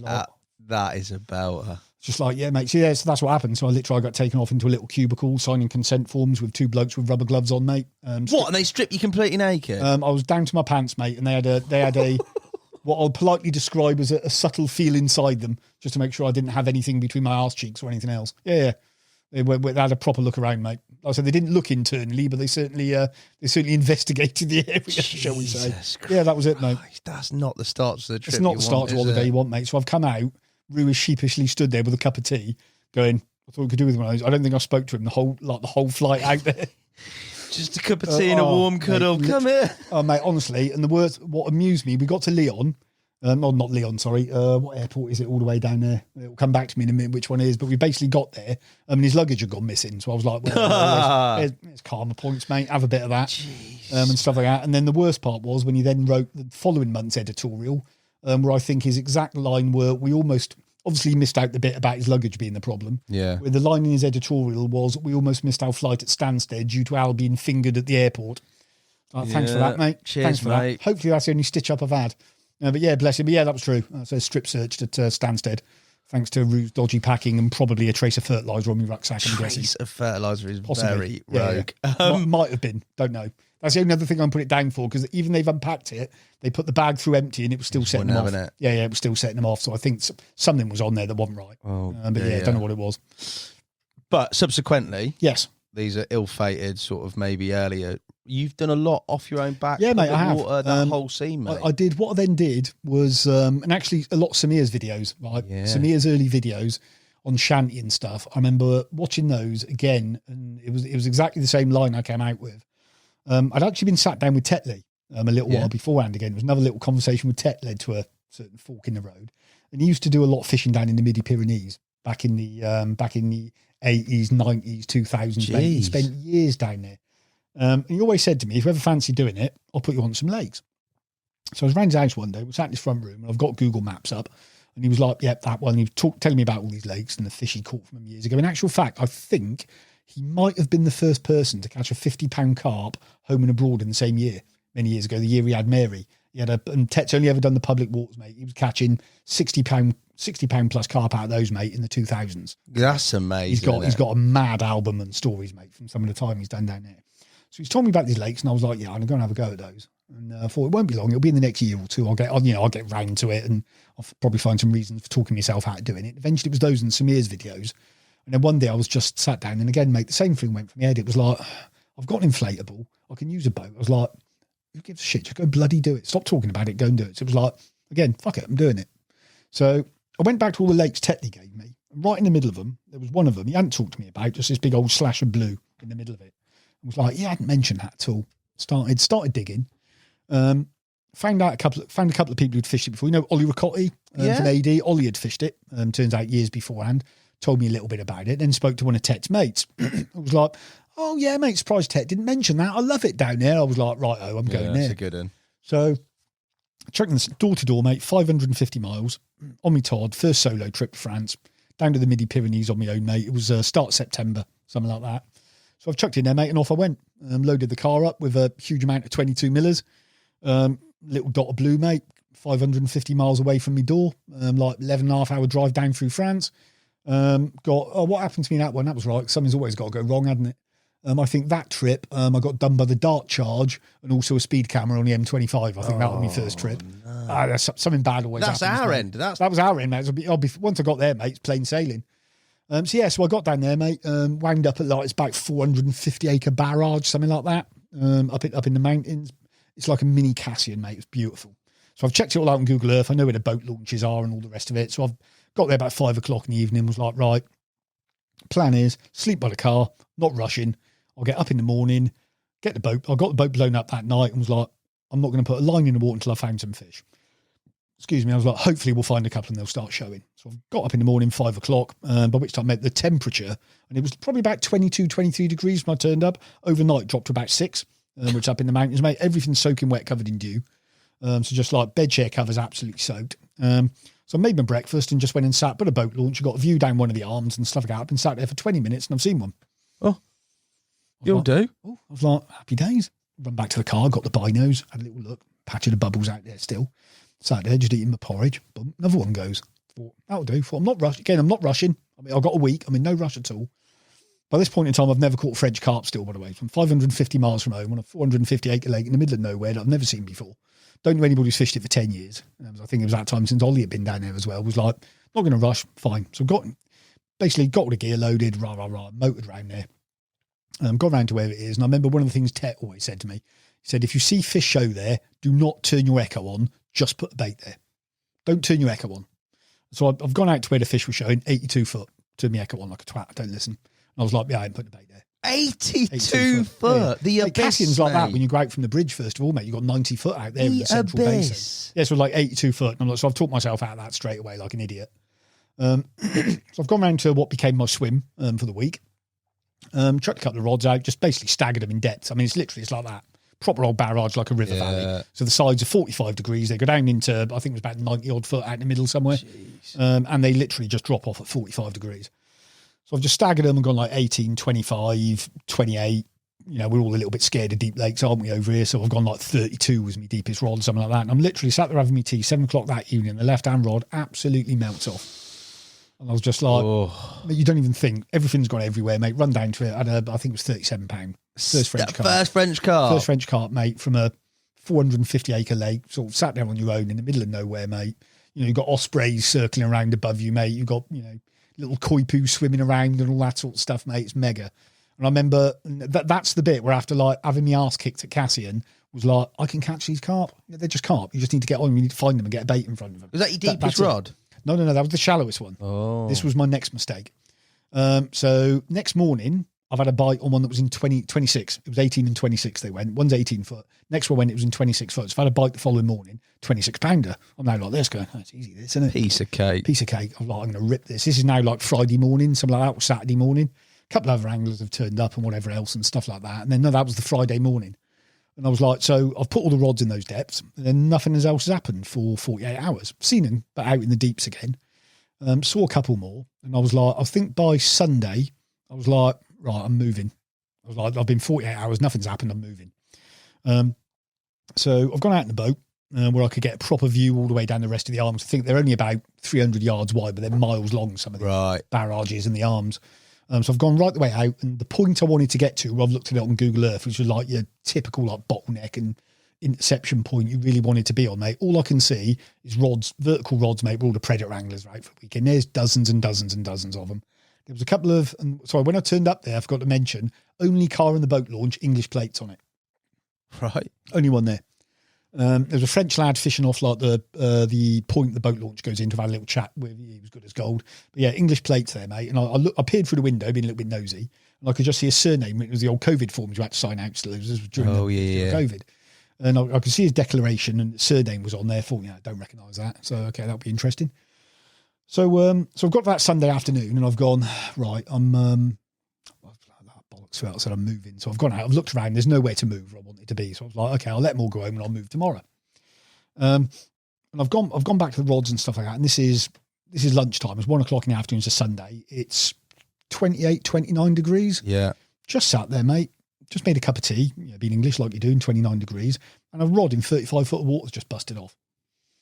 Literally out of blue, 35 foot, 28, 29 degrees, mate, £37 common. I was like, oh, go on. Might stay for another couple of days now. It's like, might keep me here for another day or two. I was like, okay, that's cool. That was like 1 o'clock in the afternoon, something like that. And I think a little while after that, and I figured it was the English guys who were kind of diagonally opposite me. They were probably about half a mile away as the crow flies, fishing on one of the next points down. I've seen like inflatables kind of gone back round. They've come down. They've obviously gone back to the car. Seen the English plates, and then kind of come around my margin. Gave me a shout from about 100 yards away, which I thought, that's nice. That's proper etiquette, that. 100 yards away, is it okay to come in? And then he brought the boat in 100 yards away, so didn't even come into the swim, and then walked down the rest of the bank. And introduced himself, a chap called Gary. And we just started chatting away. And much like I said to you about Jim, he's kind of sat on my call box chatting to me, like, and I got my drink and stuff. I was like, sorry, Gary, what's your surname? And he said, it was Gary Thomas. And I was like, oh my God. And he looked at me, I was like, you're Cornish Gary. And he laughed. And I was like, that was a guy, Gary Thomas, who used to write about French fishing when I was a teenager. Jeez. Fishing on the River Lot, Cassian, Salagou. He was one of the first English guys who wrote for the mags about fishing in France. And he's been doing it for 30 years, mate, all over France. every lake, mate. Been everywhere, Gary. Like Liège, before it became well known back in the day, mate. He'd been everywhere, and he's literally sat on my cool box next to me having a cup of tea. It's like what a small world, isn't it? Mate, it's absolutely mad, absolutely mad. And it turned out his mate who was with him, Tony, as blessed, and I'll sort of get on to that, talking about the camaraderie you get in this kind of fishing as well, which is lovely. Turns out Tony was actually a bailiff on Little Frensham. And knew one of my old bailiffs from W2. Yeah, classic. Yeah, very, very, very small world, mate. So I had a lovely chat with Gary. And then I was like, right, I'm staying put. So after I've had one in 35, I've started taking them out a little bit further. So I've left one in 35. Nothing had happened anything less than 30 foot then for a couple of days. So I've took one in 40. I put one in 45, which was my deepest one. And the next day I've got past like 1 o'clock again. So in my head, bite time's gone. About 3 o'clock in the afternoon, I was like, okay, I'll redo the rods, mate. The crays, I didn't even mention them, mate. They were brutal in this place. First time I come across proper signals as well, mate. They were savage, mate. So I've had to learn to get around them pretty quickly. What'd you do? Plastic baits and all the work? Double shrink wrap on the baits both ways. Right. I had to change all my usual rigs I'd use. I was just fishing like 9 inches of fluorocarbon D-rigs to a size 2, mate. You couldn't use straight points, had to be in-turned eyes, or they just do them within minutes of going out. Yeah. Even the old plastic kickers, and the D-rig kickers that some of the companies sell, mate. They'd have, mate, I reeled 2 of those in with no baits on. Horrible. So I might have caught a couple more if I want to, like, convince myself I might if I want stuff like that, but I was just in the wrong depths. So in the next afternoon, I said 3 o'clock, mate, I'm like, right, I'll redo the rods. So I've gone out, I'm out for the first one. I've got my receiver in my pocket, mate, and I've had one bleep. I was like, okay, I'm only 40 yards out. And I say they're deep. I'm 40 yards out in about 35 foot, something like that. And it's just like, okay, so there was a bit of a wind, so you're struggling to, there was a little, almost like a little like sandy shelf and stuff like that you're trying to find on the slopes, anything a little bit different. And there's small areas, so I'm like, you know, inflatables like a bloody top in there, like a cork in the wind at times. So and then I just had another bleep. And I've kind of looked up and I've squinted, and my far right-hand rods, I'm just fishing 4 on single sticks. Yeah. And my far right-hand rod tip is just bent down. And I've hammered it back into the bank and stuff like that. And just as I got to the rod, there's a knot I probably haven't seen for about 5 years. Yeah. Disappears from my Power Pro through to 18-pound dial sensor that's old, disappears off through the rings. And I'm looking at that going, thinking, I can't remember if that's a back-to-back grinner, 2 granny knots, or whether the hell it is. And it's going down to me right. So I've started reeling like an absolute fiend, like running in the water down to me right. So I've got this knot back on the spool and like about 10, 15 turns of braid and stuff like that. And started playing this fish, mate. They just beasted me for about 20, 25 minutes. And eventually, mate, I've got it into the net and it's cropped up. You know that thing again when I talk about the lead clip and the shoulders? Yeah. And what you can see. And it's gone in the net and I'm just like, yeah, that's big. That's the biggest carp I've ever caught. That's a proper unit. And yeah, mate, it was first £50 I'd ever caught. 51 something it went. Something like that, mate. And you've done it on your own. You know, you remember Ash's podcast? Yeah. And he talked about how I send him out of focus pictures of pointy-tailed chitters. This is actually the fish he's referring to, right? It's a mega carp. Yeah. But where I took the first photos I took on the remote a couple of days beforehand, the fish had flapped and I'd lost the remote. So I'm doing everything on a timer. You're doing it on a timer. And it was so bright, the lens didn't have time to focus properly. And I've probably, out of about 50 photos, I've probably got 3 that are decent and usable of that fish.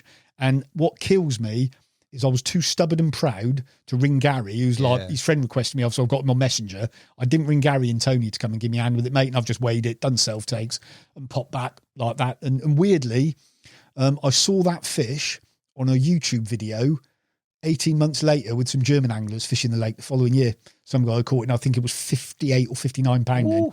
It was pretty spawned out when I caught it, mate. It was a massive, mate. It was huge. It was like that in terms of depth. I mean, literally, I'm holding it like that, and it's like under my chin, and it's on my waist. It was massive for anything. Absolutely enormous, mate. And I'll never forget. You talk back to those magical moments, right? You talk about that 40, Leachy's common, scaly. Even when you see things like that in that YouTube video, 8 months later, nothing can take away that feeling when you're up to your knees in that water, that beautiful turquoise blue water, and it's lapping at your legs, mate, and you've got your rod in one hand, you've got the net in the other, and you're looking down at a set of shoulders that are that wide at this thing filling your landing net, mate, and nothing can take those memories away from you. And it's just those little moments, mate, you do it for, mate. It's wicked. On your own, in the middle of nowhere. On your own, exactly. In the middle of nowhere, mate. I remember ringing Ash was the first person I rang. Kind of gave him the good news and stuff like that, mate, and was just like, I was just made up. And that was actually the last one of the trip. I went home a couple of days later. Stayed there for a few more days after that, mate, and that was it. And on the last night, I remember Gary sent me a message when he'd seen me put it back and everything else, and he was like, and I wish I'd rung them to come and do the photos, mate. I wish I had. And he was like, yeah, mate, should have given us a shout. And I was like, yeah, I should have, to be fair. Been a bit of a dick trying to do everything on my own, but whatever, done now. I mean, on the last night, they had a fairly early crossing back. The following days, he lives down in kind of Falmouth and Tony's in Surrey. So they do the Portsmouth-St Malo route and just drive down. And they had a fairly early ferry going back. So instead of fishing for the last night, they packed up, took their gear back to the car, and they knew I was sat out there on their own. So they went shopping, bought me some fresh food, as I was there living out of a cool box and out of tins from the last couple of days of the trip. Bought me some fresh bread, eggs, went and got like a bottle of brandy, bottle of Coke, mate, and we just all sat around a big campfire. Oh, that's sick. At night, mate, with a big fire going, mate, just talking shit till the early hours, mate. It does seem like the Brits. I mean, you're a very appeasable and likeable bloke, but I do think that though the whole Brit scene out there, I know it's more congested, but I do think that there is that. It's like anything. It's like probably what. I mean, not all British teams, but you got a team in the European Cup final, and it's a British team. You root for them if your team isn't in there. Do you know what I mean? Yeah. It's got that sense of mate. There is, but it's not just the Brits out there. You find I found it with other lads out there. Have you? Well. Yeah. So that was my first trip, and so I've kind of done on my own. Caught my first 50-pounder, and it is the feeling of it is just like mega, mate. So I've got a taste for it by this point in time. So then the next trip was almost a year later to the day. Again, you spend a lot of time doing a lot of research into venues, mate. You're on Google Earth, you're watching other people's films. Yeah. And if you're willing to spend the time, most people in most films will slip something up. Funny enough, Gaz was here this morning, right? Good old Mr. Fairham. There was a video him and I actually told him this a couple of years ago. It was a video him and Marcus did years ago on a reservoir down in central France. Yeah. Mate, it took me ages to find out where that was. And I found it. There was one frame in the film where the sat-nav was in it, where they're going through a town and it had the distance to the lake on it. That was one thing they did. And then they filmed themselves in the van when they pull up at like this reservoir and so like that, and you just got a view of the hill behind it. That's on Google Street View. No. Yeah, it's on Google Street View, that thing. So as soon as I'd actually looked at that reservoir a couple of times, because there was no nights on there, I ruled it out. Because at the time you could get away with doing naughty nights on there, but there's a load of videos have been bloody done on it now. I can think of at least 3 other films I've seen on it in the last couple of months on that reservoir now. But at the time you could do it. And to their credit, they actually did a bloody brilliant job of keeping that place quiet. Gaz and you've got to really want it to find that. Yeah, mate. It took me ages, mate. And literally, I cannot remember, I was looking at it as a backup venue for another reservoir I'd heard about in the area. And then I was looking at it on Google Street View, and I looked across the reservoir and I was like, shit me, that's from that. That's got to be that video. Yeah. So I've got it. I've got my laptop where I've got like 2 monitors at home. So I put one on one, one on the other, and gone, bugger me, it's the same place. Then I went back to the little clip in the film and just went, how many miles from that town? Put it into Google Maps. Spot on. Half a mile difference. You detective, mate. But that's how you find some of these places. Yeah. And to their credit, when those guys have been over there doing those films, mate, they don't take a drone with them. Anybody taking a drone with them, mate. Connor. Do you know what? And this is like the proper bugbear I've got on places like this. If you want to keep those lakes quiet, if you want to go and film it, go and film it. Don't take a drone. Don't take a drone. Don't drone the lake. Don't drone the surrounding area. There was a film. Again, I won't name anybody involved in it. I actually sent the company involved an email about that long, basically just saying, you're filming anglers in no night fishing zones, pumping it out there for everybody to see. You've droned the entire lake. You've droned part of the village opposite the lake. And anybody who wants to go and find that lake can now go and find it. I was fishing on that lake when that film came out. Oh, no. And I haven't taken an ear bashing for it, but there was a couple other anglers fishing down on a few points for me for it, who've basically given you English and your films ruining these lakes for the locals. And I've had that from somebody. And do you know what, mate? I don't blame him. No, I don't blame him at all. No. And, and when I told somebody else I'd actually done that and sent that kind of mail to somebody's like, you're getting a bit full of yourself. And I was like, okay, what would have happened 10 years ago or 15 years ago if a couple of Belgian lads had come to Colmere, droned the entire area, spanked the black mirror out, told everybody where the lake was and splashed it all over YouTube? Do you reckon they got out the country alive? Yeah. But that's what people are doing in these guys' backyards, mate, and I don't think they appreciate it. Film it, publicise it, do what you want, mate, but try and keep those places quiet because they do get a hell of a lot busier. A hell of a lot. Well, I think we've seen that, mate. Mate, I've seen it on one of them I went to. The next trip I've gone on, mate, I'll never go back to that lake for all my born days, mate. I researched the arse out of it. It was actually the lake Nick did his film on last year, the one he ended up on. Yeah. In the TA video, it was that lake. And it's got some reputations of doing some big hits of fish if you get it at the right time of year. Not massive. There's not massive fish in there, mate. If you can, a good hit on there will be like, probably a couple of dozen 30-pounders, maybe with the odd 40-pounder locked in there. So hell of a lot of big. Oh, mate, all day long. It was like, yeah, I'll have some of that. So I've turned up to it in the worst possible conditions for September. I've actually arrived, right, this is typical sod's law as well, mate. So you look at them on Google Earth and you're like, right, I want to be in that swim. I know I want to be in that swim because I know what the wind's going to do. I know where the shallow areas and the deep areas are. That's where I need to be at this time of year. So I've driven 300 odd miles, turned up this lake, pulled up alongside it and stuff like that. And I parked up, gone for a walk down there. Nobody in that swim. There's nobody in that. There's one person in that entire night zone. There's 2 night zones on the lake. There's one guy in the other zone and there's one person in this zone, literally at the opposite end to where I want to be. I'm like, yes, happy days. Run back to the car, driven down there, got to the boat launch and there's somebody reversing an inflatable in there full of carp gear.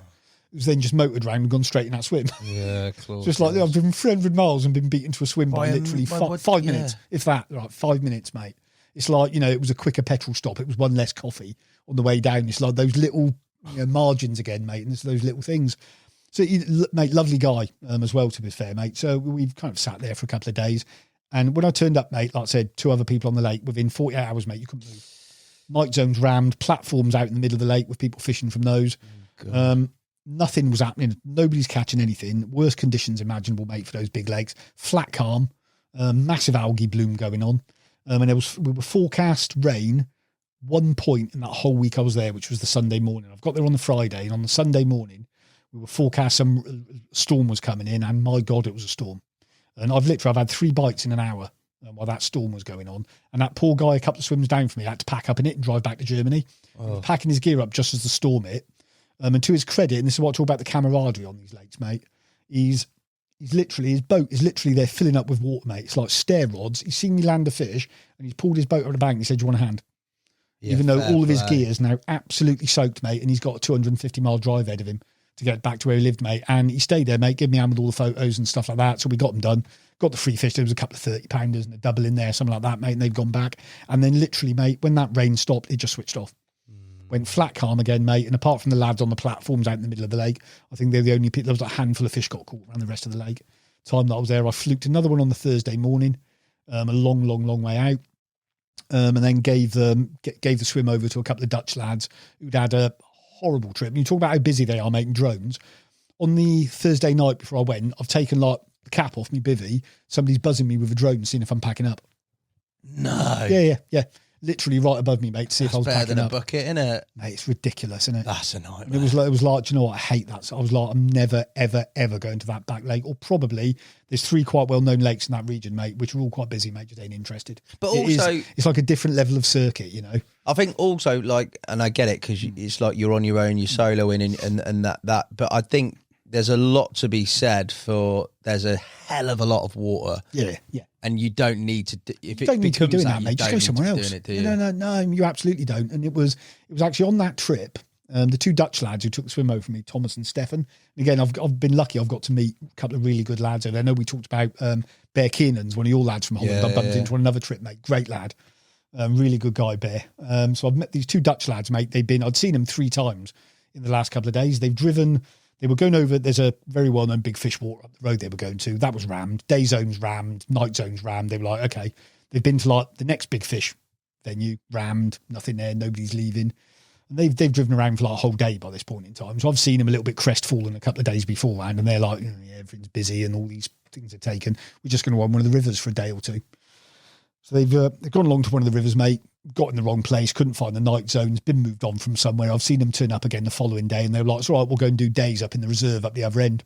So they've gone in the reserve right where you can do days up. It's like day fishing. Okay. So it's a reserve. You're perfectly entitled to fish it, but it's days only. So they've gone up there, mate. They got their rods out 6 o'clock in the morning. Pike anglers taking all 6 rods out. And they've got all those redone, mate. 7 o'clock in the evening when they're open, another bite time's going to come along. Same guy went back the other way and took them all out again. And so I've given these guys. It's not often I'd offer to do something like this. They were clucking, mate. And I was like, look, I'm going on Friday. If you want to chuck your gear in my swim and have it. I was like, the other guys, nobody else is going for another week. I was like, if you want to swim, I wouldn't normally offer this. Chuck your gear in here, have it. And they wouldn't. They were like, don't feel right about doing that. And I was like, fair play to you. That's kind of the level of etiquette. I'll go back to my old Island Lake days, mate, you want from people. And this is 2 Dutch lads I've met 3 times in 48 hours, mate, by the side of a 500-acre reservoir in the middle of France. So they eventually came in and took it over. And I was talking to them on the Friday morning when they went. And they'd had a friend of theirs on a reservoir not a million miles away. Mate, they'd had a massive hit of good fish. Days only.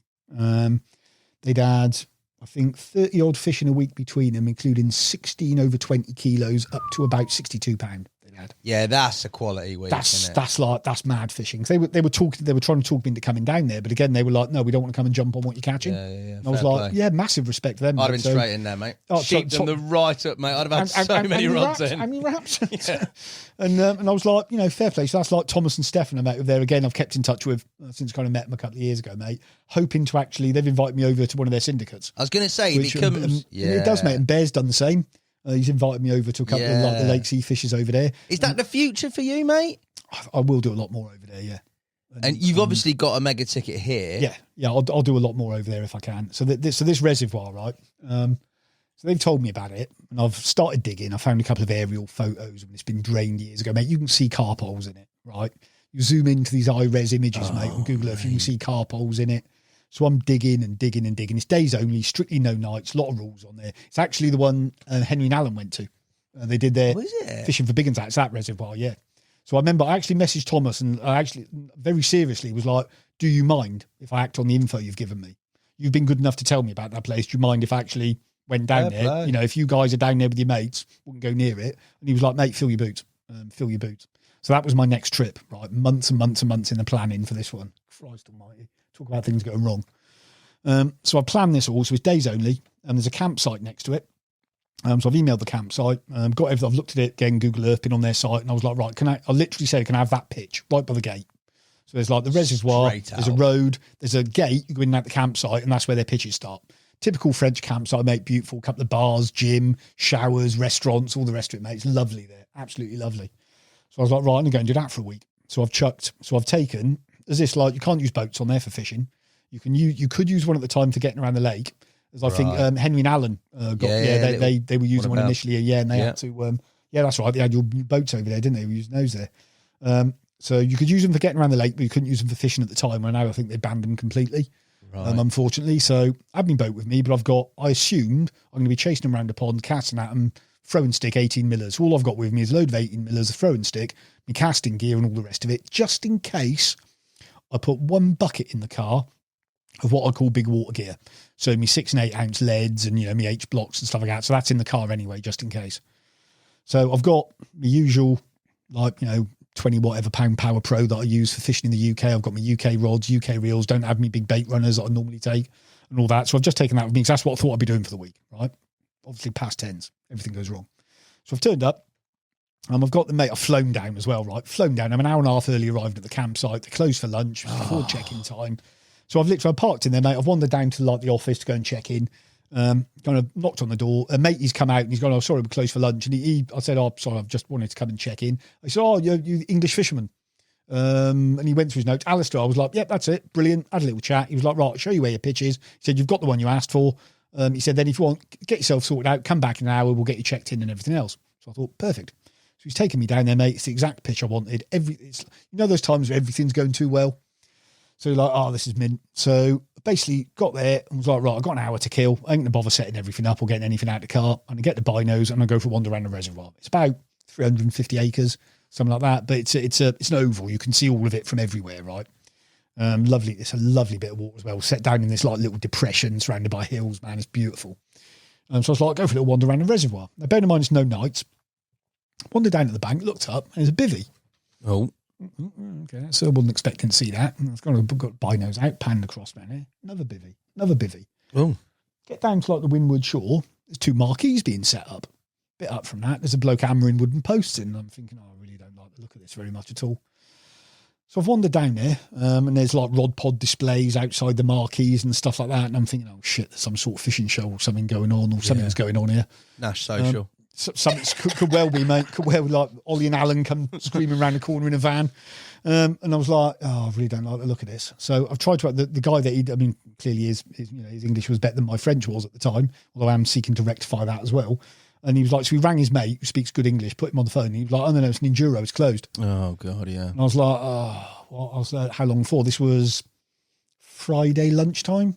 Right. So it's Friday lunchtime. It's closed for 4 days, basically, from Friday lunchtime. So you're done. I'm done, mate. My week's done. I was coming back on the Thursday night, I think, something like that, the following week, or Friday night. And I was just like, okay, so do I want to, I could not fish for 4 days and just chill out for a bit and then get 3 or 4 days fishing, maybe in at the end of it, or 3 days in the morning with what time I need to be back at the tunnel. And I was like, nah, bollocks to that. I'm not doing that. So I went back to reception. And this is the other lesson I've had from these trips, mate. You've got to have a plan B, C, D, E. You need a lot of tricks up your sleeve.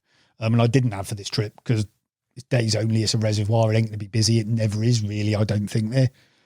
So there shouldn't have been any problems, but unfortunately there was. But you take that when you learn from it. So I've gone back to reception, kind of explained the situation. The guy was livid because nobody in the Fishing Federation had told him. And it was like, okay, sweet. So I've disappeared and gone to lick me wounds, driven 150 odd miles back further up country to the same region that horrible lake was in, but there is one nice lake in that region I've been to have a look at that week. And I thought I'll go and sit there for a couple of days and see what happens. Beautiful lake. Used to have some big fish in it back in the day. Had a lot of them nicked. Rumours of a couple of big fish still being in there, which I now know is true. Thanks to a German chap I had a little natter with a little while ago. And yeah, was like, okay. I arrived there probably about 5:30 in the evening, mate. I'm knackered, right? I've been driving all day, mate. I'm absolutely shattered. I haven't eaten properly. Didn't sleep properly the night before because you're always too bloody excited about your trip and stuff like that. So I've been like, sod this. I'm not even going to bother getting the gear out of the car till the next morning. And there's a couple of picnic benches and stuff like that by the lake and stuff like that. So I've got me cool bag out, got me stove out. I thought I'll go and sit on one of those and make a cup of tea and just chill out for an hour or two and then go and set the bed chair up next to the car. So I'm just boiling a cup of tea. I looked out over the lake, mate, and the carp's gone over. Tiny ones, about 15 pounds, something like that. And I was just like, okay, drunk a cup of tea, you know what's coming next. Sod the plans, back to the car, all the gear's out, lugging it all down the back. And from this place, mate, there's no boat launch. You've got to carry all your gear about 250, 300 metres to the lake. So you've got a boat, you've got batteries, you've got echo sounders, you've got bivvies, you've got bait, you've got your tackle, you've got all this shit to go through. So I've done all that, mate. I've got the rods out kind of just as it got dark and stuff like that. Not really happy with any of them, but you've kind of done the best that you can in the time and stuff like that, mate. And woke up in the morning, mate, to a horrible northeasterly wind hammering down the lake. I'm right on the end of, there's one night zone on this lake. And it is, I'm on the outermost edge of it, and I've got this northeasterly hammering straight in the door. Gone out the bivvy, mate. I've got braid frozen to the reels. I've got a landing net frozen to the boat. There's frost all over the gaff, mate. And that's literally, I didn't see another carp. 3 days I was there, didn't see another one. So it was down to about -1, -2 at night and stuff like that, mate. And it was miserable. And I was like, I got to the Monday morning and was like, yeah, sod this. I was like, I'm going somewhere else. I was like, I actually don't even care where. I need to go somewhere else. I was like, this is not going well. So I've got back to the car. We were talking about this in the car park earlier on, briefly. So I got back to the car, mate, and I've just sent out 2 messages to people I've not in any punishy sense, but people I've often talked to about fishing these kinds of lakes. Yeah. One of them was Rue and one of them was your guest from this morning. And just gone, I don't want to know anything. I don't want any help, basically, other than the name of a lake that might do a bite at this time of year. I don't even care where it is in France right now. Just tell me because I'm going. Rue came back with one that I'd already considered up near Ardennes, but ruled it out. So a couple of Dutch mates actually told me it was already busy that week, because I think they'd been there for a little look. And the other person gave me 2 lakes. And he was like, that one will probably be quite shallow, he said, one of them. And I was like, yeah, that'll do. Yeah. And I was like, literally, mate. So I've just gone online. I've looked at it again. Another one I've looked at before and I've done some research into. And I've gone, sweet. Okay, so I'll go down there, put it in, mate. It's like another 2.5 hour drive, something like that. I was like, I don't give a monkeys, mate, by this time. Just pinged it in there, mate, driven down there.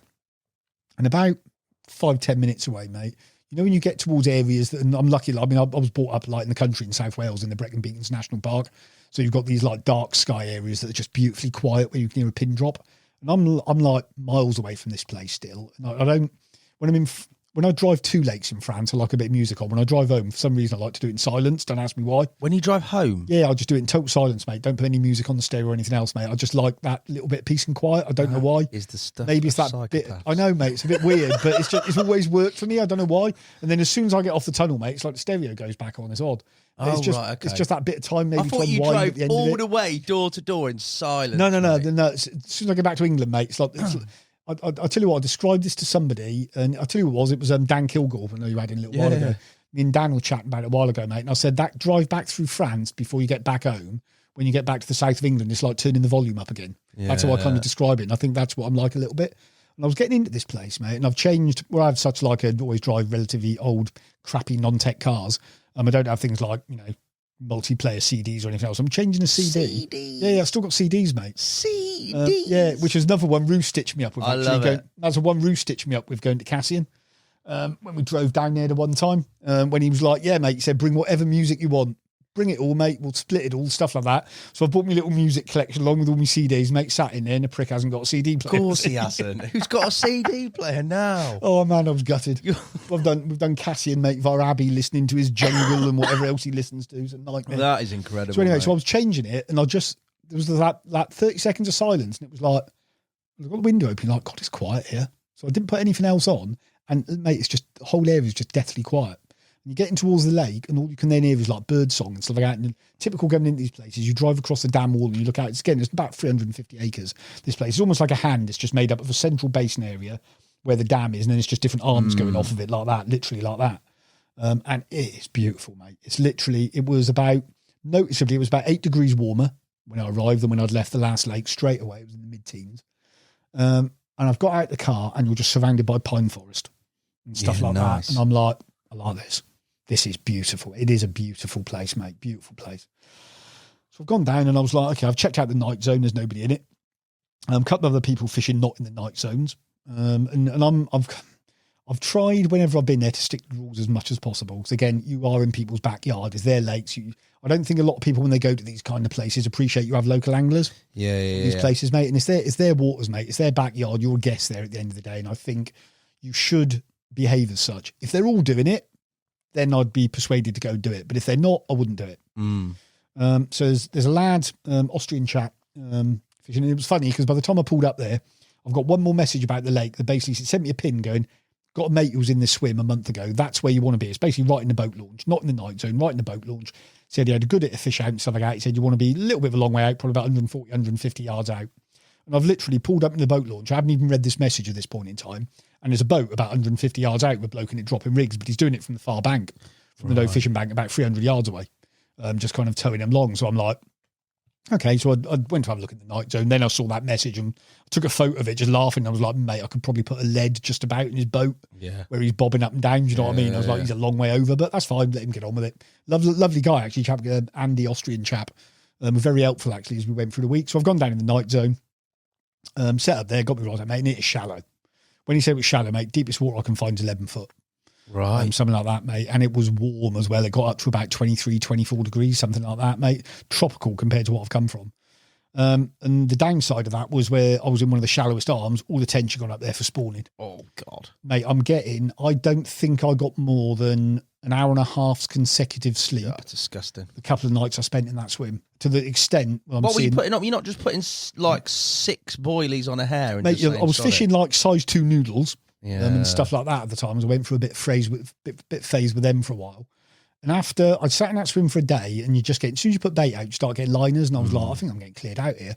So I reeled one in. I've put out I only had a couple of, I say small, look, size 6. Most people still think they're big. But I put size 6 on with a little slip D on it, with half an 18 miller on it. And the other half was a little bit of a bright one, mate. I've dropped it, mate. I think it was picked up before I got back to the bank with a tench. Reeled it in. Just to convince myself, I've taken it back out there again. 20 minutes later, I've had another one and I'm like, I'm just getting plagued by the bloody things. So I started going really heavy on the bait.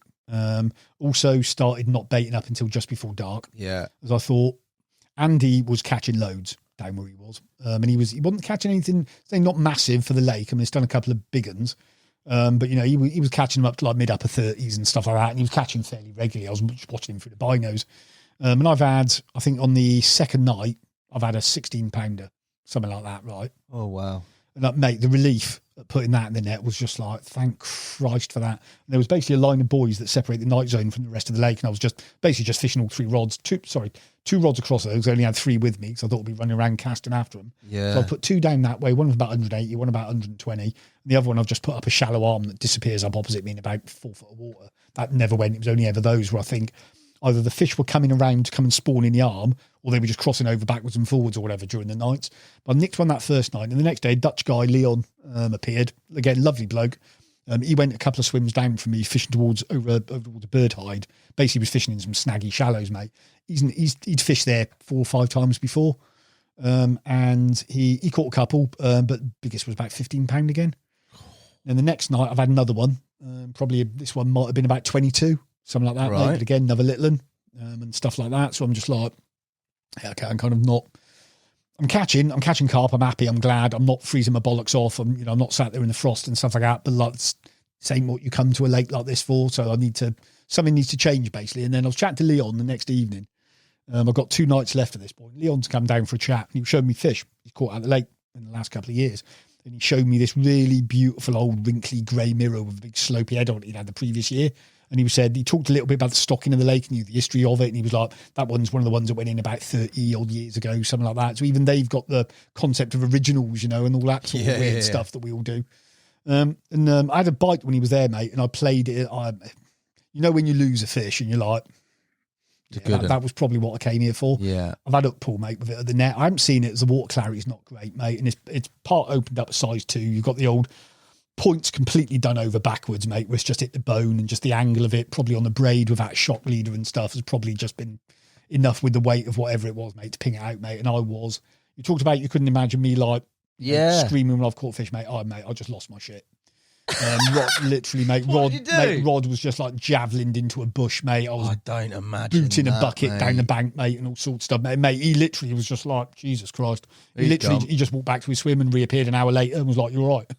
Oh, mate, I lost it. But my rod ain't. Mate, I was gutted, absolutely gutted. And then next morning, Andy rode across and come across, and he was like, "Oh, mate, I'm going." This is like my last day, mate. And last night he was like, "Yeah, mate, I'm packing up. I'm going." His motor had packed up a couple of days beforehand, so he's basically rowing 300 metres at a time to drop rods, and he'd had 30 odd fish. He must have rowed tens and tens and tens of miles, mate. It's crazy distances. And he said, "I'm going, mate." He said, "They're still out there if you want to get down there." He said, "If I was you, I'd move." And mate, I was already like zipping things up in bags as soon as he said he was going. So I was like, "Do you know what? Sod it. I'll just do the last night in the boat launch under the stars." I was like, this is getting on for like lunchtime at this point in time. I was like, I don't give a shit. I'll just go and literally fish out the back of the car, mate, stick the bed chair next to the rod, sling 3 rods out, and hopefully we'll bag one. So I've got in there about 2 o'clock, probably, something like that.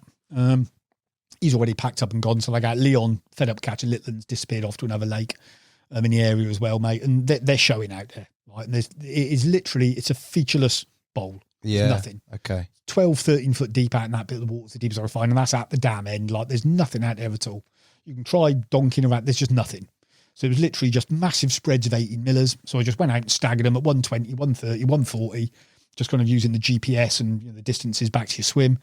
Scattered a massive amount of 18 millers, couple of kilos a piece, mate, in massive arcs around them in case they're moving out there, mate. Went back, sat on my bed chair, started cooking me tea. And you could see it, and they were showing as well. They were there, mate. And I was just exchanging WhatsApp messages with a mate, Ben Owen, I think was fishing. He might have been in Germany or something like that at the time. And I'd just been watching. I'd seen ospreys before. I'd never watched them hunt. And an osprey had literally hit the water at full pelt, about 40 yards in front of me, picked the fish up and just disappeared off. And I've still got the message on my phone to this day. I sent it to Ben going, "Mate, with everything that's happened this week, I've caught a couple. There's a chance tonight, but I've just seen something I've never seen before in my life. Something you'd never see unless you come on these kind of trips. Do you know what I mean?" And I was like, that's just, buzzing. That's all. I said, that's almost made it for me. And I pressed send on that message and I turned my stove on and the left-hand rod went. Fight was, mate, it's taken one of the other rods out, mate. A bird's nest like I've never seen before.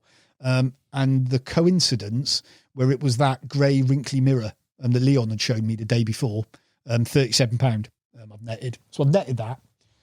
Bought that over the side, mate. And there's still fish showing out there. And I was just like, I learned my lessons from when I was on the previous lake when I've had that little flurry in the morning. I was just like, right, fish is safe. Rod's got to go back out. One of them's out of action now where it tangled the other rod up. One of them's out. That needs sorting out. I need to get this rod back out. So I've chucked it in the boat, 40 yards out, mate. The one remaining rod in the water, mate, it's just gone into meltdown. I mean, absolutely leathered off, mate. And it's the whole way back in, I've got receiver still going absolutely crazy in my pocket. Got back to it, still going crazy by the time I get to the rod of it, into that. Epic battle with this thing, man. It's just ragged me raw for God knows how long. And eventually, mate, I've seen his shoulders come up, and it's a big, long common, mate, and he slipped in the net. So I'm now literally, mate, from like 3 hours ago, I've been here a week. I'm on my third lake. I've driven 700-800 miles. I've been battered by tench. I haven't slept properly in over 3 days. I've had 2 double-figure carp, and now I'm looking at what I know is going to be an upper 30, looking at it, and possibly a PB common. Definitely a French mega. PB common, possibly even a PB common. It was massive. And was like, sweet. So I was like, yep, okay, now they need to be sorted out. So I've got no rods in the water. Got them all sorted out. That was a mirror went 37. Common, mate, was 47. And I remember I've got one little video clip of it where, again, mate, where I don't normally get overly kind of emotional and stuff like that. But it was on this video clip, I'm just going, I am the happiest fucking man on the planet right now. Just holding this, like, and it literally, mate, it's like this long. It's got a mouth like that, mate. It's just kind of those perfect carp you want out of those waters. And I've chucked them back, mate, and I'm just sat there, mate. And again, mate, I'm not a very emotional guy, mate, most of the time, mate. I cried with relief, mate. Yeah. I was like, I am physically spent, battered, emotionally kicked up the backside, mate. And for that to happen within half an hour, just like that. Zero to heroes, always mate, hard. It's exactly that. So then I've chucked I wasn't even going to chuck them back out at one point. It was just like, oh, they're still showing. Get them back out. So I've chucked them back out. And I lost another one just on dark, which is where Bear arrived when I first met him. Right. He's pulled up behind me after driving down from Holland and just got his bed chair out, gone to sleep. A couple of hours later, so I didn't put that rod back out. A couple of hours later, one of the other rods went. I've had a 38.5 mirror. So woken him up after his 3 hours sleep to do some pictures for me, bless him, which he did.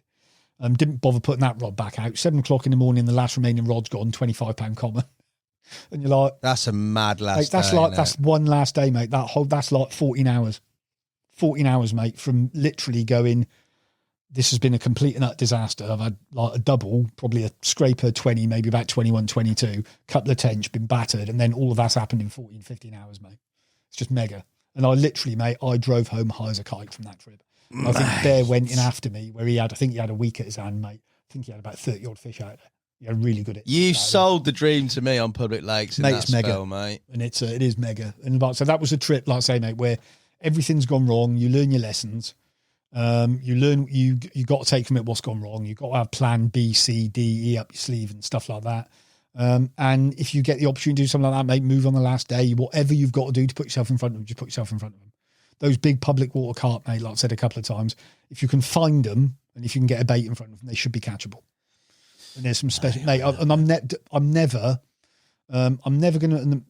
When I got back from my first trip, I remember putting an Instagram post up and it said something along the regions like, compared to a lot of my friends, I'm never going to have an album full of 60-pounders. I'm never going to have an album. I might never catch a 70-pound carp over there and stuff like that. But the album I'm going to have, mate, is going to be the landscapes, the lakes, the experiences you've been through, the environments that you've been in and stuff like that. But I'm just not going to go and fish those commercial lakes where I might go and catch some of those larger carp and stuff like that. I couldn't give a monkey's, mate. I'm so happy when I'm in those places and I'm when I'm in those zones, mate. It's unreal. It's that. It goes back to that. It's that magic in the water again, mate. It's that little bit of that hutchy line of I want to go fishing somewhere where dreams still live. And even though I'd seen a picture of that carp that Leon had, and the biggest coincidence still was when just before I pulled out that car park that morning, I've sent our mutual friend a message going, mate, I owe you a beer. We have a meet in person. I owe you a beer. Got to say thank you for that. I sent him a picture of it. By the time I got to Eurotunnel, he dropped me a message back going, mate, he said, you want this for a coincidence? He'd actually caught the same common 2 years beforehand. That's mental, isn't it? 350 acre lake, mate. What are the odds of that happening? Mental, isn't it? So yeah, mate. So that was, and I've done one more trip since, which was last April, that trip. I've done one more, which was last October, going into November. Getting another new lake. Researched it a bit, seen it appear on a film or two over the years. Actually, luckily for this one, I actually had a friend fish it a couple of weeks before I went there, chap Tony Kingdon, who owns Fursbury Lakes, down in Devon. Yeah, Tony had been out there a couple of weeks beforehand. His mate who he was with, Andy, had a 59 out of there on his first morning, something like that. First public water trip, mate, bang, £59. Fish of a lifetime, mate, for waters like that. Still are. So he'd been out there a couple of weeks before me, mate, so I know a little bit about what was going on. And he said, snaggiest venue I've ever fished. He said, and Tony's done Orellana, mate, and plays like that. He said, he said, you cannot play anything from the bank. Straight out in the boat. Straight out in the boat, mate. And he said, honestly, mate, he said, you wait till you get here. He said, it's mega. He said, love the lake. They caught, apart from Andy's, I think they caught quite a few up to like mid to upper 30s and stuff like that, mate. Loved the trip. I was like, sweet, I'm happy with that. That'll be a bit of me. So yeah, mate. So went there, did another one, drove down late this time through the night. Excuse me, got to the lake about 1:30, 2 o'clock in the morning. Bed chair up next to the car, started pissing down, pack that up, get in the car, sleep with your head on the dashboard badly for about 3 hours. And then get up in the morning, mate, start looking around. Same drill, just get up, try and find them. After about an hour and a half, I've seen one. Luckily in the night zone. So I was like in this little bay. So I was like, perfect, that'll do for me for the first couple of days. So get the boat loaded, mate. You go over there and you always keep on these lakes, mate. You always keep an eye on the weather. And it was like, I had some nasty weather coming in at times that week. There was a big storm coming in that night. So I've got in there, mate. I've got my stuff done. You go out in the boat and it is a forest of tree stumps. They're anywhere from 2 foot high to 5 feet high. I even found a tree about 17, 18 foot high that had just been left there, not cut down. I found walls. I've got a photo I took on the just on my phone of like one of the images on my Echo of a wall, and you can see the stones that have fallen off of it. And where it was farmland that they flooded. So you've got farm buildings underwater and stuff like that. So you've got walls coming up like 6 foot off the deck and stuff like that, mate. It is an absolute nightmare out there. So you're basically fishing over that into the area where the fish are. Jeez. So listening to a little bit of what Tony said, I've like fanned the rods out all over the gaff again, taken out half the lake probably. So I've done all of that, got them all settled in about midnight, I think it was, something like that. I never expect, like, I got lucky on that first trip with one on the first night. You never expect anything on those trips and stuff like that to happen. You think you might ease yourself into it, find out where they are. You're trying to build something. So I've woken up about midnight at what I normally class as like piss o'clock, and like had a quick slash, looked up at the sky. You can see like electrical storm in the distance. You're like, quick check of the weather app, like storm's coming in about half an hour. So I was like, okay, fine. Just in case, mate, I'll put the waterproofs on. Just jumped under the bed chair cover and stuff like that, mate. I hate zipping my bivvy door up. I hate it. Unless it's stair rods and the wind. And the wind by this time is getting up. The waves are hitting over the back of the boat and all that. And it's right in my door, mate. So I've zipped the door up, which I hate doing. And just gone, nothing's going to happen here. 1:30 in the morning, mate. Receiver's gone into meltdown. And I've lit, mate. First thing I thought when I've woken up is shit. I can hear the rain lashing the bivvy, and I can feel the wind hitting the bivvy already. Right, I've opened it, and it is absolutely slashing down, hammering in towards me. The boat's been blown up onto the bank. Waves are hitting the side of it and going over the top of it. The boats are full of water, and all that's in the back of my mind is what Tony said was, "We'll never land one from the bank." And I'm looking at it, thinking, "I ain't going out there in a boat." That would, it's not going well, is it? Mate, I've done a lot of fishing on boats, mate, and I've been out in some pretty gnarly weather, mate. That's stupid, especially when you're on your own. Yeah, know your limits. Yeah, oh, absolutely, mate. So, don't know how I've landed this thing from the bank. Well, just horsed it. Just horsed it, mate. Was your arcade days, mate. It's there was a wonderful expression one of your lads had from fishing, reeling them in farriers in the weed. I think it was. I won't repeat. You know the one I'm on about. Yeah, I know the one you're mate. On that's about. exactly. It was like I'm fishing in 14 foot of water. There's a 6 foot wall by the side of it, mate. It needs to be up in the water. Yeah, quick. up it comes. So I don't like. I know a lot of people like 10 foot rods and stuff like that for these. I like my 12 footers, mate. I want height. It's always That's snaggy. because you've got 6 foot arms. Yeah, it could be something to do with that. It does help. That height helps, mate. Just keep it up off the snags. I wouldn't know. You get a step ladder, mate. Yeah, I need one. Only a couple. It's so I've landed that from the bank, mate. It was a 26 pounder. Lovely fish, mate. I've sacked it up, done some photos in the morning when the storm went, and I've had a lovely couple of days, mate, catching some. I've caught every day for a couple of days, mate. And it's perfect start to the trip. Right, first 3 days, I think I'd had 6 or 7 fish by this point in time. Up to I think the biggest one I had was 47, and it might have been on the Sunday night or the Saturday night. I can't remember which. Every rod's done fish, and I'm like, this is just going too well. Yeah, this is all right. And the 47 I had, mate, I put it up on Instagram last week. It's a leather, like a 2-tone leather, genuine nude leather, mate. It was an absolute bruiser of a carp. I've had it again about 1:30 in the morning from the little bay down to me left. Had to ping it off of a couple of tree stumps, and I think it snagged me up on a wall at one point in time. So again, you're literally out the boat, and you're going, you think the fish is here. You're 100 yards out, and you're just going, and then it just goes ping, and then the line goes straight under the boat and behind you. So you're like, okay, that's off of a tree stump. So you then follow it back round. Then it's ping, comes off again, and then it shoots off over in that direction. That sounds mental. Oh, mate, it's crazy. So it did me 3 times like that. So eventually it's come up in the head torch. And you know when you see them in that size, mate, they're a different animal, aren't they? Oh, yeah. Like when they get to that kind of size, mate. But a beautiful, beautiful carp, this old leather. And that was the biggest one. And on Sunday morning, looking down towards a boat launch, which is the start of the night zone, you know when you see, even from a distance, when you see carp anglers, right? Yeah. There's two guys walking around in the bushes. I'm like, they look like carp anglers. Got the binos out. Just as I focus the binos, there's a bloke looking at me through binos, right? And he's put his hand up and waved, and I've waved. Yeah. And about an hour later, this kind of this raptor's come around the side, and it again, mate, etiquette. All the way taking a wide berth around all my markers, hasn't come across the front of any of them, coming in a big loop around to me left where I had no rods or anything else. Chap called Frank Ritz, German guy. Again, another guy I've now stayed in touch with, mate. Lovely fella. Come over, mate. Couple of beers in hand, as everybody does over there when you meet them for the first time. Had a good chat, mate, for about 2 or 3 hours. They were due to be going down to Salagoo, but his fishing partner had been a little bit ill. Didn't think they could do 2 weeks. They were coming there for a week. So they've obviously told them what I've had and stuff like that. Don't bother me. So they've gone on the next point to me, mate. And I've also told them where I've been seeing them in front of them a long way over, mate. And they've inadvertently, what I didn't realise, the way the fish were going up and down the lake, the ones I was catching out long in the mornings and the evenings, were basically coming round in front of the point they were fishing on. They were just coming down that way, and they literally, mate, cut them off. Mate, good angling on their part, mate. They caught a couple of fish, but from the moment they put their rods out, mate, I had one more bite in 8 hours. Cut them completely off from me. Which, credit to them, mate. They angled well. They caught fish, mate. And you should have gone full UK on that and said, "Whoa, I ain't been showing here, mate. You want to get up there, boy? Get down that way, mate. Get down the other night zone, about 2 miles away, Take mate. your binoculars with So, you. mate. So I think I'd had 9 fish at that point, up to about like 47, mate. I lost one on a snag due to a bit of stupidity. And it was like, do you know what? For the last day, mate, I'm gonna leapfrog them. I've just seen this video that came out on the Sunday night that I was on about, which is basically filming people up in the night zones and stuff like that. And I was like, I ain't going to catch that here for another night. I'll go and do a naughty night up in the night zones. So I went up there, mate. I skipped them, taking the rods out again. Still as snag as you like everywhere, mate, but only where I was fishing in about 21, 22 foot. It was about 10, 11 foot deep up there, mate. So I've just taken the rods out again, dragged them all out past the old riverbed, mate, put them out there. And I like nice round numbers. And I've had number 10 in the morning, which was the smallest of the trip at about £20. It's a bite, though. Lovely. Oh, mate, it was a wicked bite as well, mate. 7 o'clock in the morning. Due to the undertow on the lakes, mate, I've got 60 grams worth of weight on the bobbin. And they're that heavy. The bobbin cracked the blank. Yeah. Then when I picked the rod up and it fell, it just snapped the chain on the way back down, mate. Yeah, it just snapped the chain with the 60 grams, and the weight of the bobbin, mate. But you had to do it. You were fishing that and you'd still be watching them getting pulled up, mate, in the winds, fishing 8 and 10 ounce leads and stuff like that, a couple 100 yards out, mate. It's crazy conditions. But yeah, mate, it was wicked. Absolutely mega trip, mate. Beautiful lake. I love the region. It was in the same region as the last one I went to.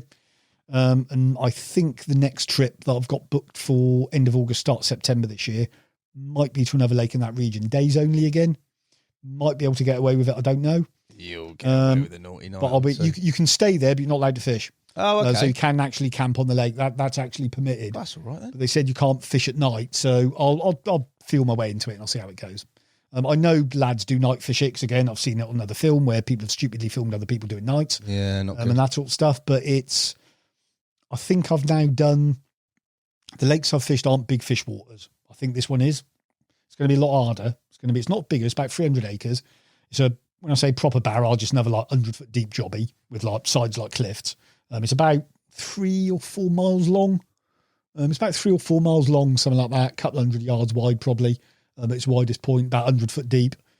Like I said, days only, but you can stay there, mate. I think that's where I might go in August. Mate. That's my next one. I can honestly say, as podcasts go, this has got to be one of the most diverse that I've done. We've gone from RK UK history to sort of the hardcore modern day public scene. Yeah. Which is wicked, mate, because I like the way you've rolled through. Do you know what I mean? Thank you. In terms of what you've done. And the words you used are quite interesting, mate, when you talk about when people are, those corny words where people talk about the freedom and stuff like that. But it is, I don't, like I said at the outset, I don't like busy lakes. No. That's why when I tell people I've never fished Horton, and I could have fished it for 10 years, they all go, you're mad. And I was like, it's a mega lake, an incredible stock of fish in there, but it's not the kind of environment I enjoy fishing in. I love that, mate. It's your terms. It's always been your terms. I like that. You can't fault that with anybody, mate, at all. I think, and it's the same over there. So I'm kind of like, I think I know my limits. So I've got a couple of mates who go and fish I've got a couple like Jay Webb who lives over there, mate. He'll go and fish a 3,000 acre barrage that's 22 miles long and stuff like that for a couple of weeks. I get a week at a time. Yeah. I'm on my own. Yeah. Limited in the kit I can take. So I've got to limit myself to some of the waters in terms of size and access and stuff like that, and also how far down the country it is and a few other bits and bobs. But the amount of research I'm doing and the grapevine it turns out that's over there that you very gently get plugged into, mate, I've learned so much in the last couple of years. And there is a lifetime of fishing over there, mate, on some quiet lakes, as long as you don't want to be sat there trying to catch a 70-pounder. That's the difference, mate. The targets are different. I look forward to hearing your chronicles on public waters, mate. Very much so. And thank you for spending the time and being so open about everything here, from the arcade stuff through to that. Interesting, mate, the arcade stuff. I know you said you've asked for kind of Raph and Jamie to come in and stuff like that, mate. I don't think they've ever had their opportunity to tell that story. They've got to, mate. And it would be mint. They are boys, mate. Yeah. I will do my best to pin them down. Yeah, mate, I'm still in touch with the guys and still talk to them, mate, even though I've stepped back. Spoke to Goldie 2 weeks ago. I punish them. I've stepped back from probably the on a daily, mate. So, yeah, I'll see what I can do. Combined, we'll sort of pincer movement them in. I'll get mate. the old arms up the back, mate. See what happens. Before you go, mate, I've got some quick fire questions. Yes, go for it. To go and answer. Are you ready? Yep. Ooh. Go on in. For the rest of your carping days, only fish UK or only fish Europe? I'll go Europe now. Would you? Yeah, You'd sack off the old Windsor ticket? Yeah. Gone, mate. Yes. But when we're talking about the rest of your life, yeah. When I think like, mate, I could go down to Cassian a couple of times a year for the rest of my life happily. Look how often Briggsy's fish down there. Yeah, he looked, what you said about stuff like that. And it's like I love my English fishing, mate. I love my current ticket. I love everything about it, mate. I love the mornings. I love the atmosphere. I love like I said, we've still got some of those old English carp in that lake, mate, and I love it. But given the choice about, because they ain't going to be around for much longer, what you want to do for the rest of your life, mate, I'd have to go Europe. Good answer. History carp you wish you caught? This is where everyone says the Black Mirror and stuff like that, isn't it? Yeah. I actually did walk around there a lot before the fish kill actually called me. Did you? Way out my depth at the time, mate. I wouldn't have considered fishing it. Never saw that or the Big Common, but used to find them fairly regular. Interesting lake. But yeah, okay. History carp. Oh, mate. Yeah. Mary's mate. Mary's mate. Nice. Yeah, definitely. Drum and bass or country and western? Oh my God, country and western. Can't think of anything worse than drum and bass, mate. Drum and bass, garage, all that sort of rubbish, mate. No thanks. 3 celebs you'd take fishing, past or present? They can be past or present. Celebs I'd take fishing. Muhammad Ali. Would be one. Yeah. Right, who do I find interesting? Ernest Shackleton. Right. Polar Explorer. This is very, it'd be another. Physically heavy. Just interesting people. Yeah. You got one more? One more. Muhammad Ali, Ernest Shackleton. I'm going to go for somebody who's still alive. And when I say celeb, we count the celeb, they're an author. Well, yeah, they're a celeb. Actually, he's an American writer called Wendell Berry. Oh, actually, no, I tell you what, I'm going to rewind because I want somebody crazy there as well. Ooh. 2 sensible people. One of my favourite ever authors, Hunter S. Thompson, who wrote Fear and Loathing in Las Vegas. If you've ever seen the film. Haven't seen the film. Mate, don't know him. Is he mental? You'll understand. Just watch the film. Sounds good, mate. I like mental. Mental. Mate, I'll go Hunter S. Thompson, mate, one of my favourite ever authors. Absolute mad lunatic of a man on every level. But yeah. Sounds good, mate. He'd be good company. You wouldn't get much fishing done. Well, it's not about the fishing at this stage. It's about some interesting conversation. And actually, I think you met Muhammad Ali once as well. I think you covered one of his fights. But yeah, anyway. But yeah, those are the 3 I'll go for. Bit weird, but that's me. I like them, mate. Carp fishing hell. What is it? Oh, linear. Busy day. Straight up. Any busy day. I don't want to, sorry, I shouldn't single them out. That's a little bit unfair, but they are the archetypal day ticket fishery in the country, mate. Any busy lake. Don't care, mate. If it was 1,000 acres and it had 200 anglers on there, mate, it'd be my idea of hell. Busy lakes. Best piece of advice you've ever been given? Carp fishing wise? Could be anything. He's going deep here. I'm just trying to think, actually. It's going through the chronicles. Mate, you know what? I'd actually go back to probably things that a little bit have changed my fishing a lot over the years. And that conversation I had with Jim about the way that I was fishing the island lake at the time. And was like, you need to change the way you fish, mate, and just these waters, just go for one bite at a time. But that one little thing, mate, set me on a trail that I'm still on today, mate. I genuinely believe that. So massively, yeah. So big up to Big Jim. Love it. Final question. Yep. Night in with a missus or a night out on the bank? I'm actually single at the moment. Well, you can pick your missus then. That's brilliant. There we go then. Easy choice, mate. 2 nights out on the bank. That'll be, mate, so you don't have to worry about the other one. I love it, mate. Al, see, you didn't ask me the one question I thought you'd ask. What was going to ask? You know what? I thought wrong uns and not wrong uns. A couple of them. not worried about that one. It was the 3 anglers to catch a carp to save your life. Oh no, that was the only one I rehearsed. I wasn't going to do that. Who are you going to pick? 3 anglers. 3 anglers to catch a carp to save my life. Go on. I'd actually thought about this one as well, so I thought you might ask it. Mike Bromfield.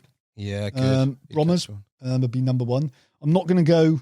Most people go for quite well-known anglers and stuff like that. Not saying that Mike isn't, because he is. Yeah. But so instead of like the celeb style of angler, I love how you built Mike up and then you've hammered him down. Not well known. That's good. When I say he's not well known, he's not a Dave Lane or he's not somebody like that. I'm joking with you, mate. I know you are. So definitely Brommers, mate. That man is dangerous. He'll catch one, 100%. A chap who's with you guys, who again has been relatively underground for donkey's years, but has probably come out a little bit more in the last couple of years. Wayne Barrett. Oh yeah. Weapon, mate, that boy. Weapon. He's a weapon, mate, Barrett. In a good way. I know that can be used in a bad way at times, mate. Yeah, Barrett's dangerous, mate. He's a top angler. And Ash would be the 3rd. Bradders. Oh, Bradders. Yeah, mate. He goes about his stuff quietly, mate. And they're all people I've either personally seen, or I've personally seen all of them fish, but they're all people, mate, who can catch carp from any kind of water on any kind of method, mate. Whereas I consider myself a little bit of a one-trick pony for big waters in stiff rigs and that sort of stuff. No, I do. But, what I've watched those guys do, mate, on different lakes and the way they catch carp, mate, is another level. It's very kind and far too modest of you, mate. You're a Terminator in your own right. Thank you, mate, for coming on. Pleasure. Thank you guys for watching and listening. If anyone's got this far, thank you. They will have. I'll be back soon with another Nash Off the Hook podcast. Until then, Al White, thank you very much, mate. Pleasure, mate. Thank you.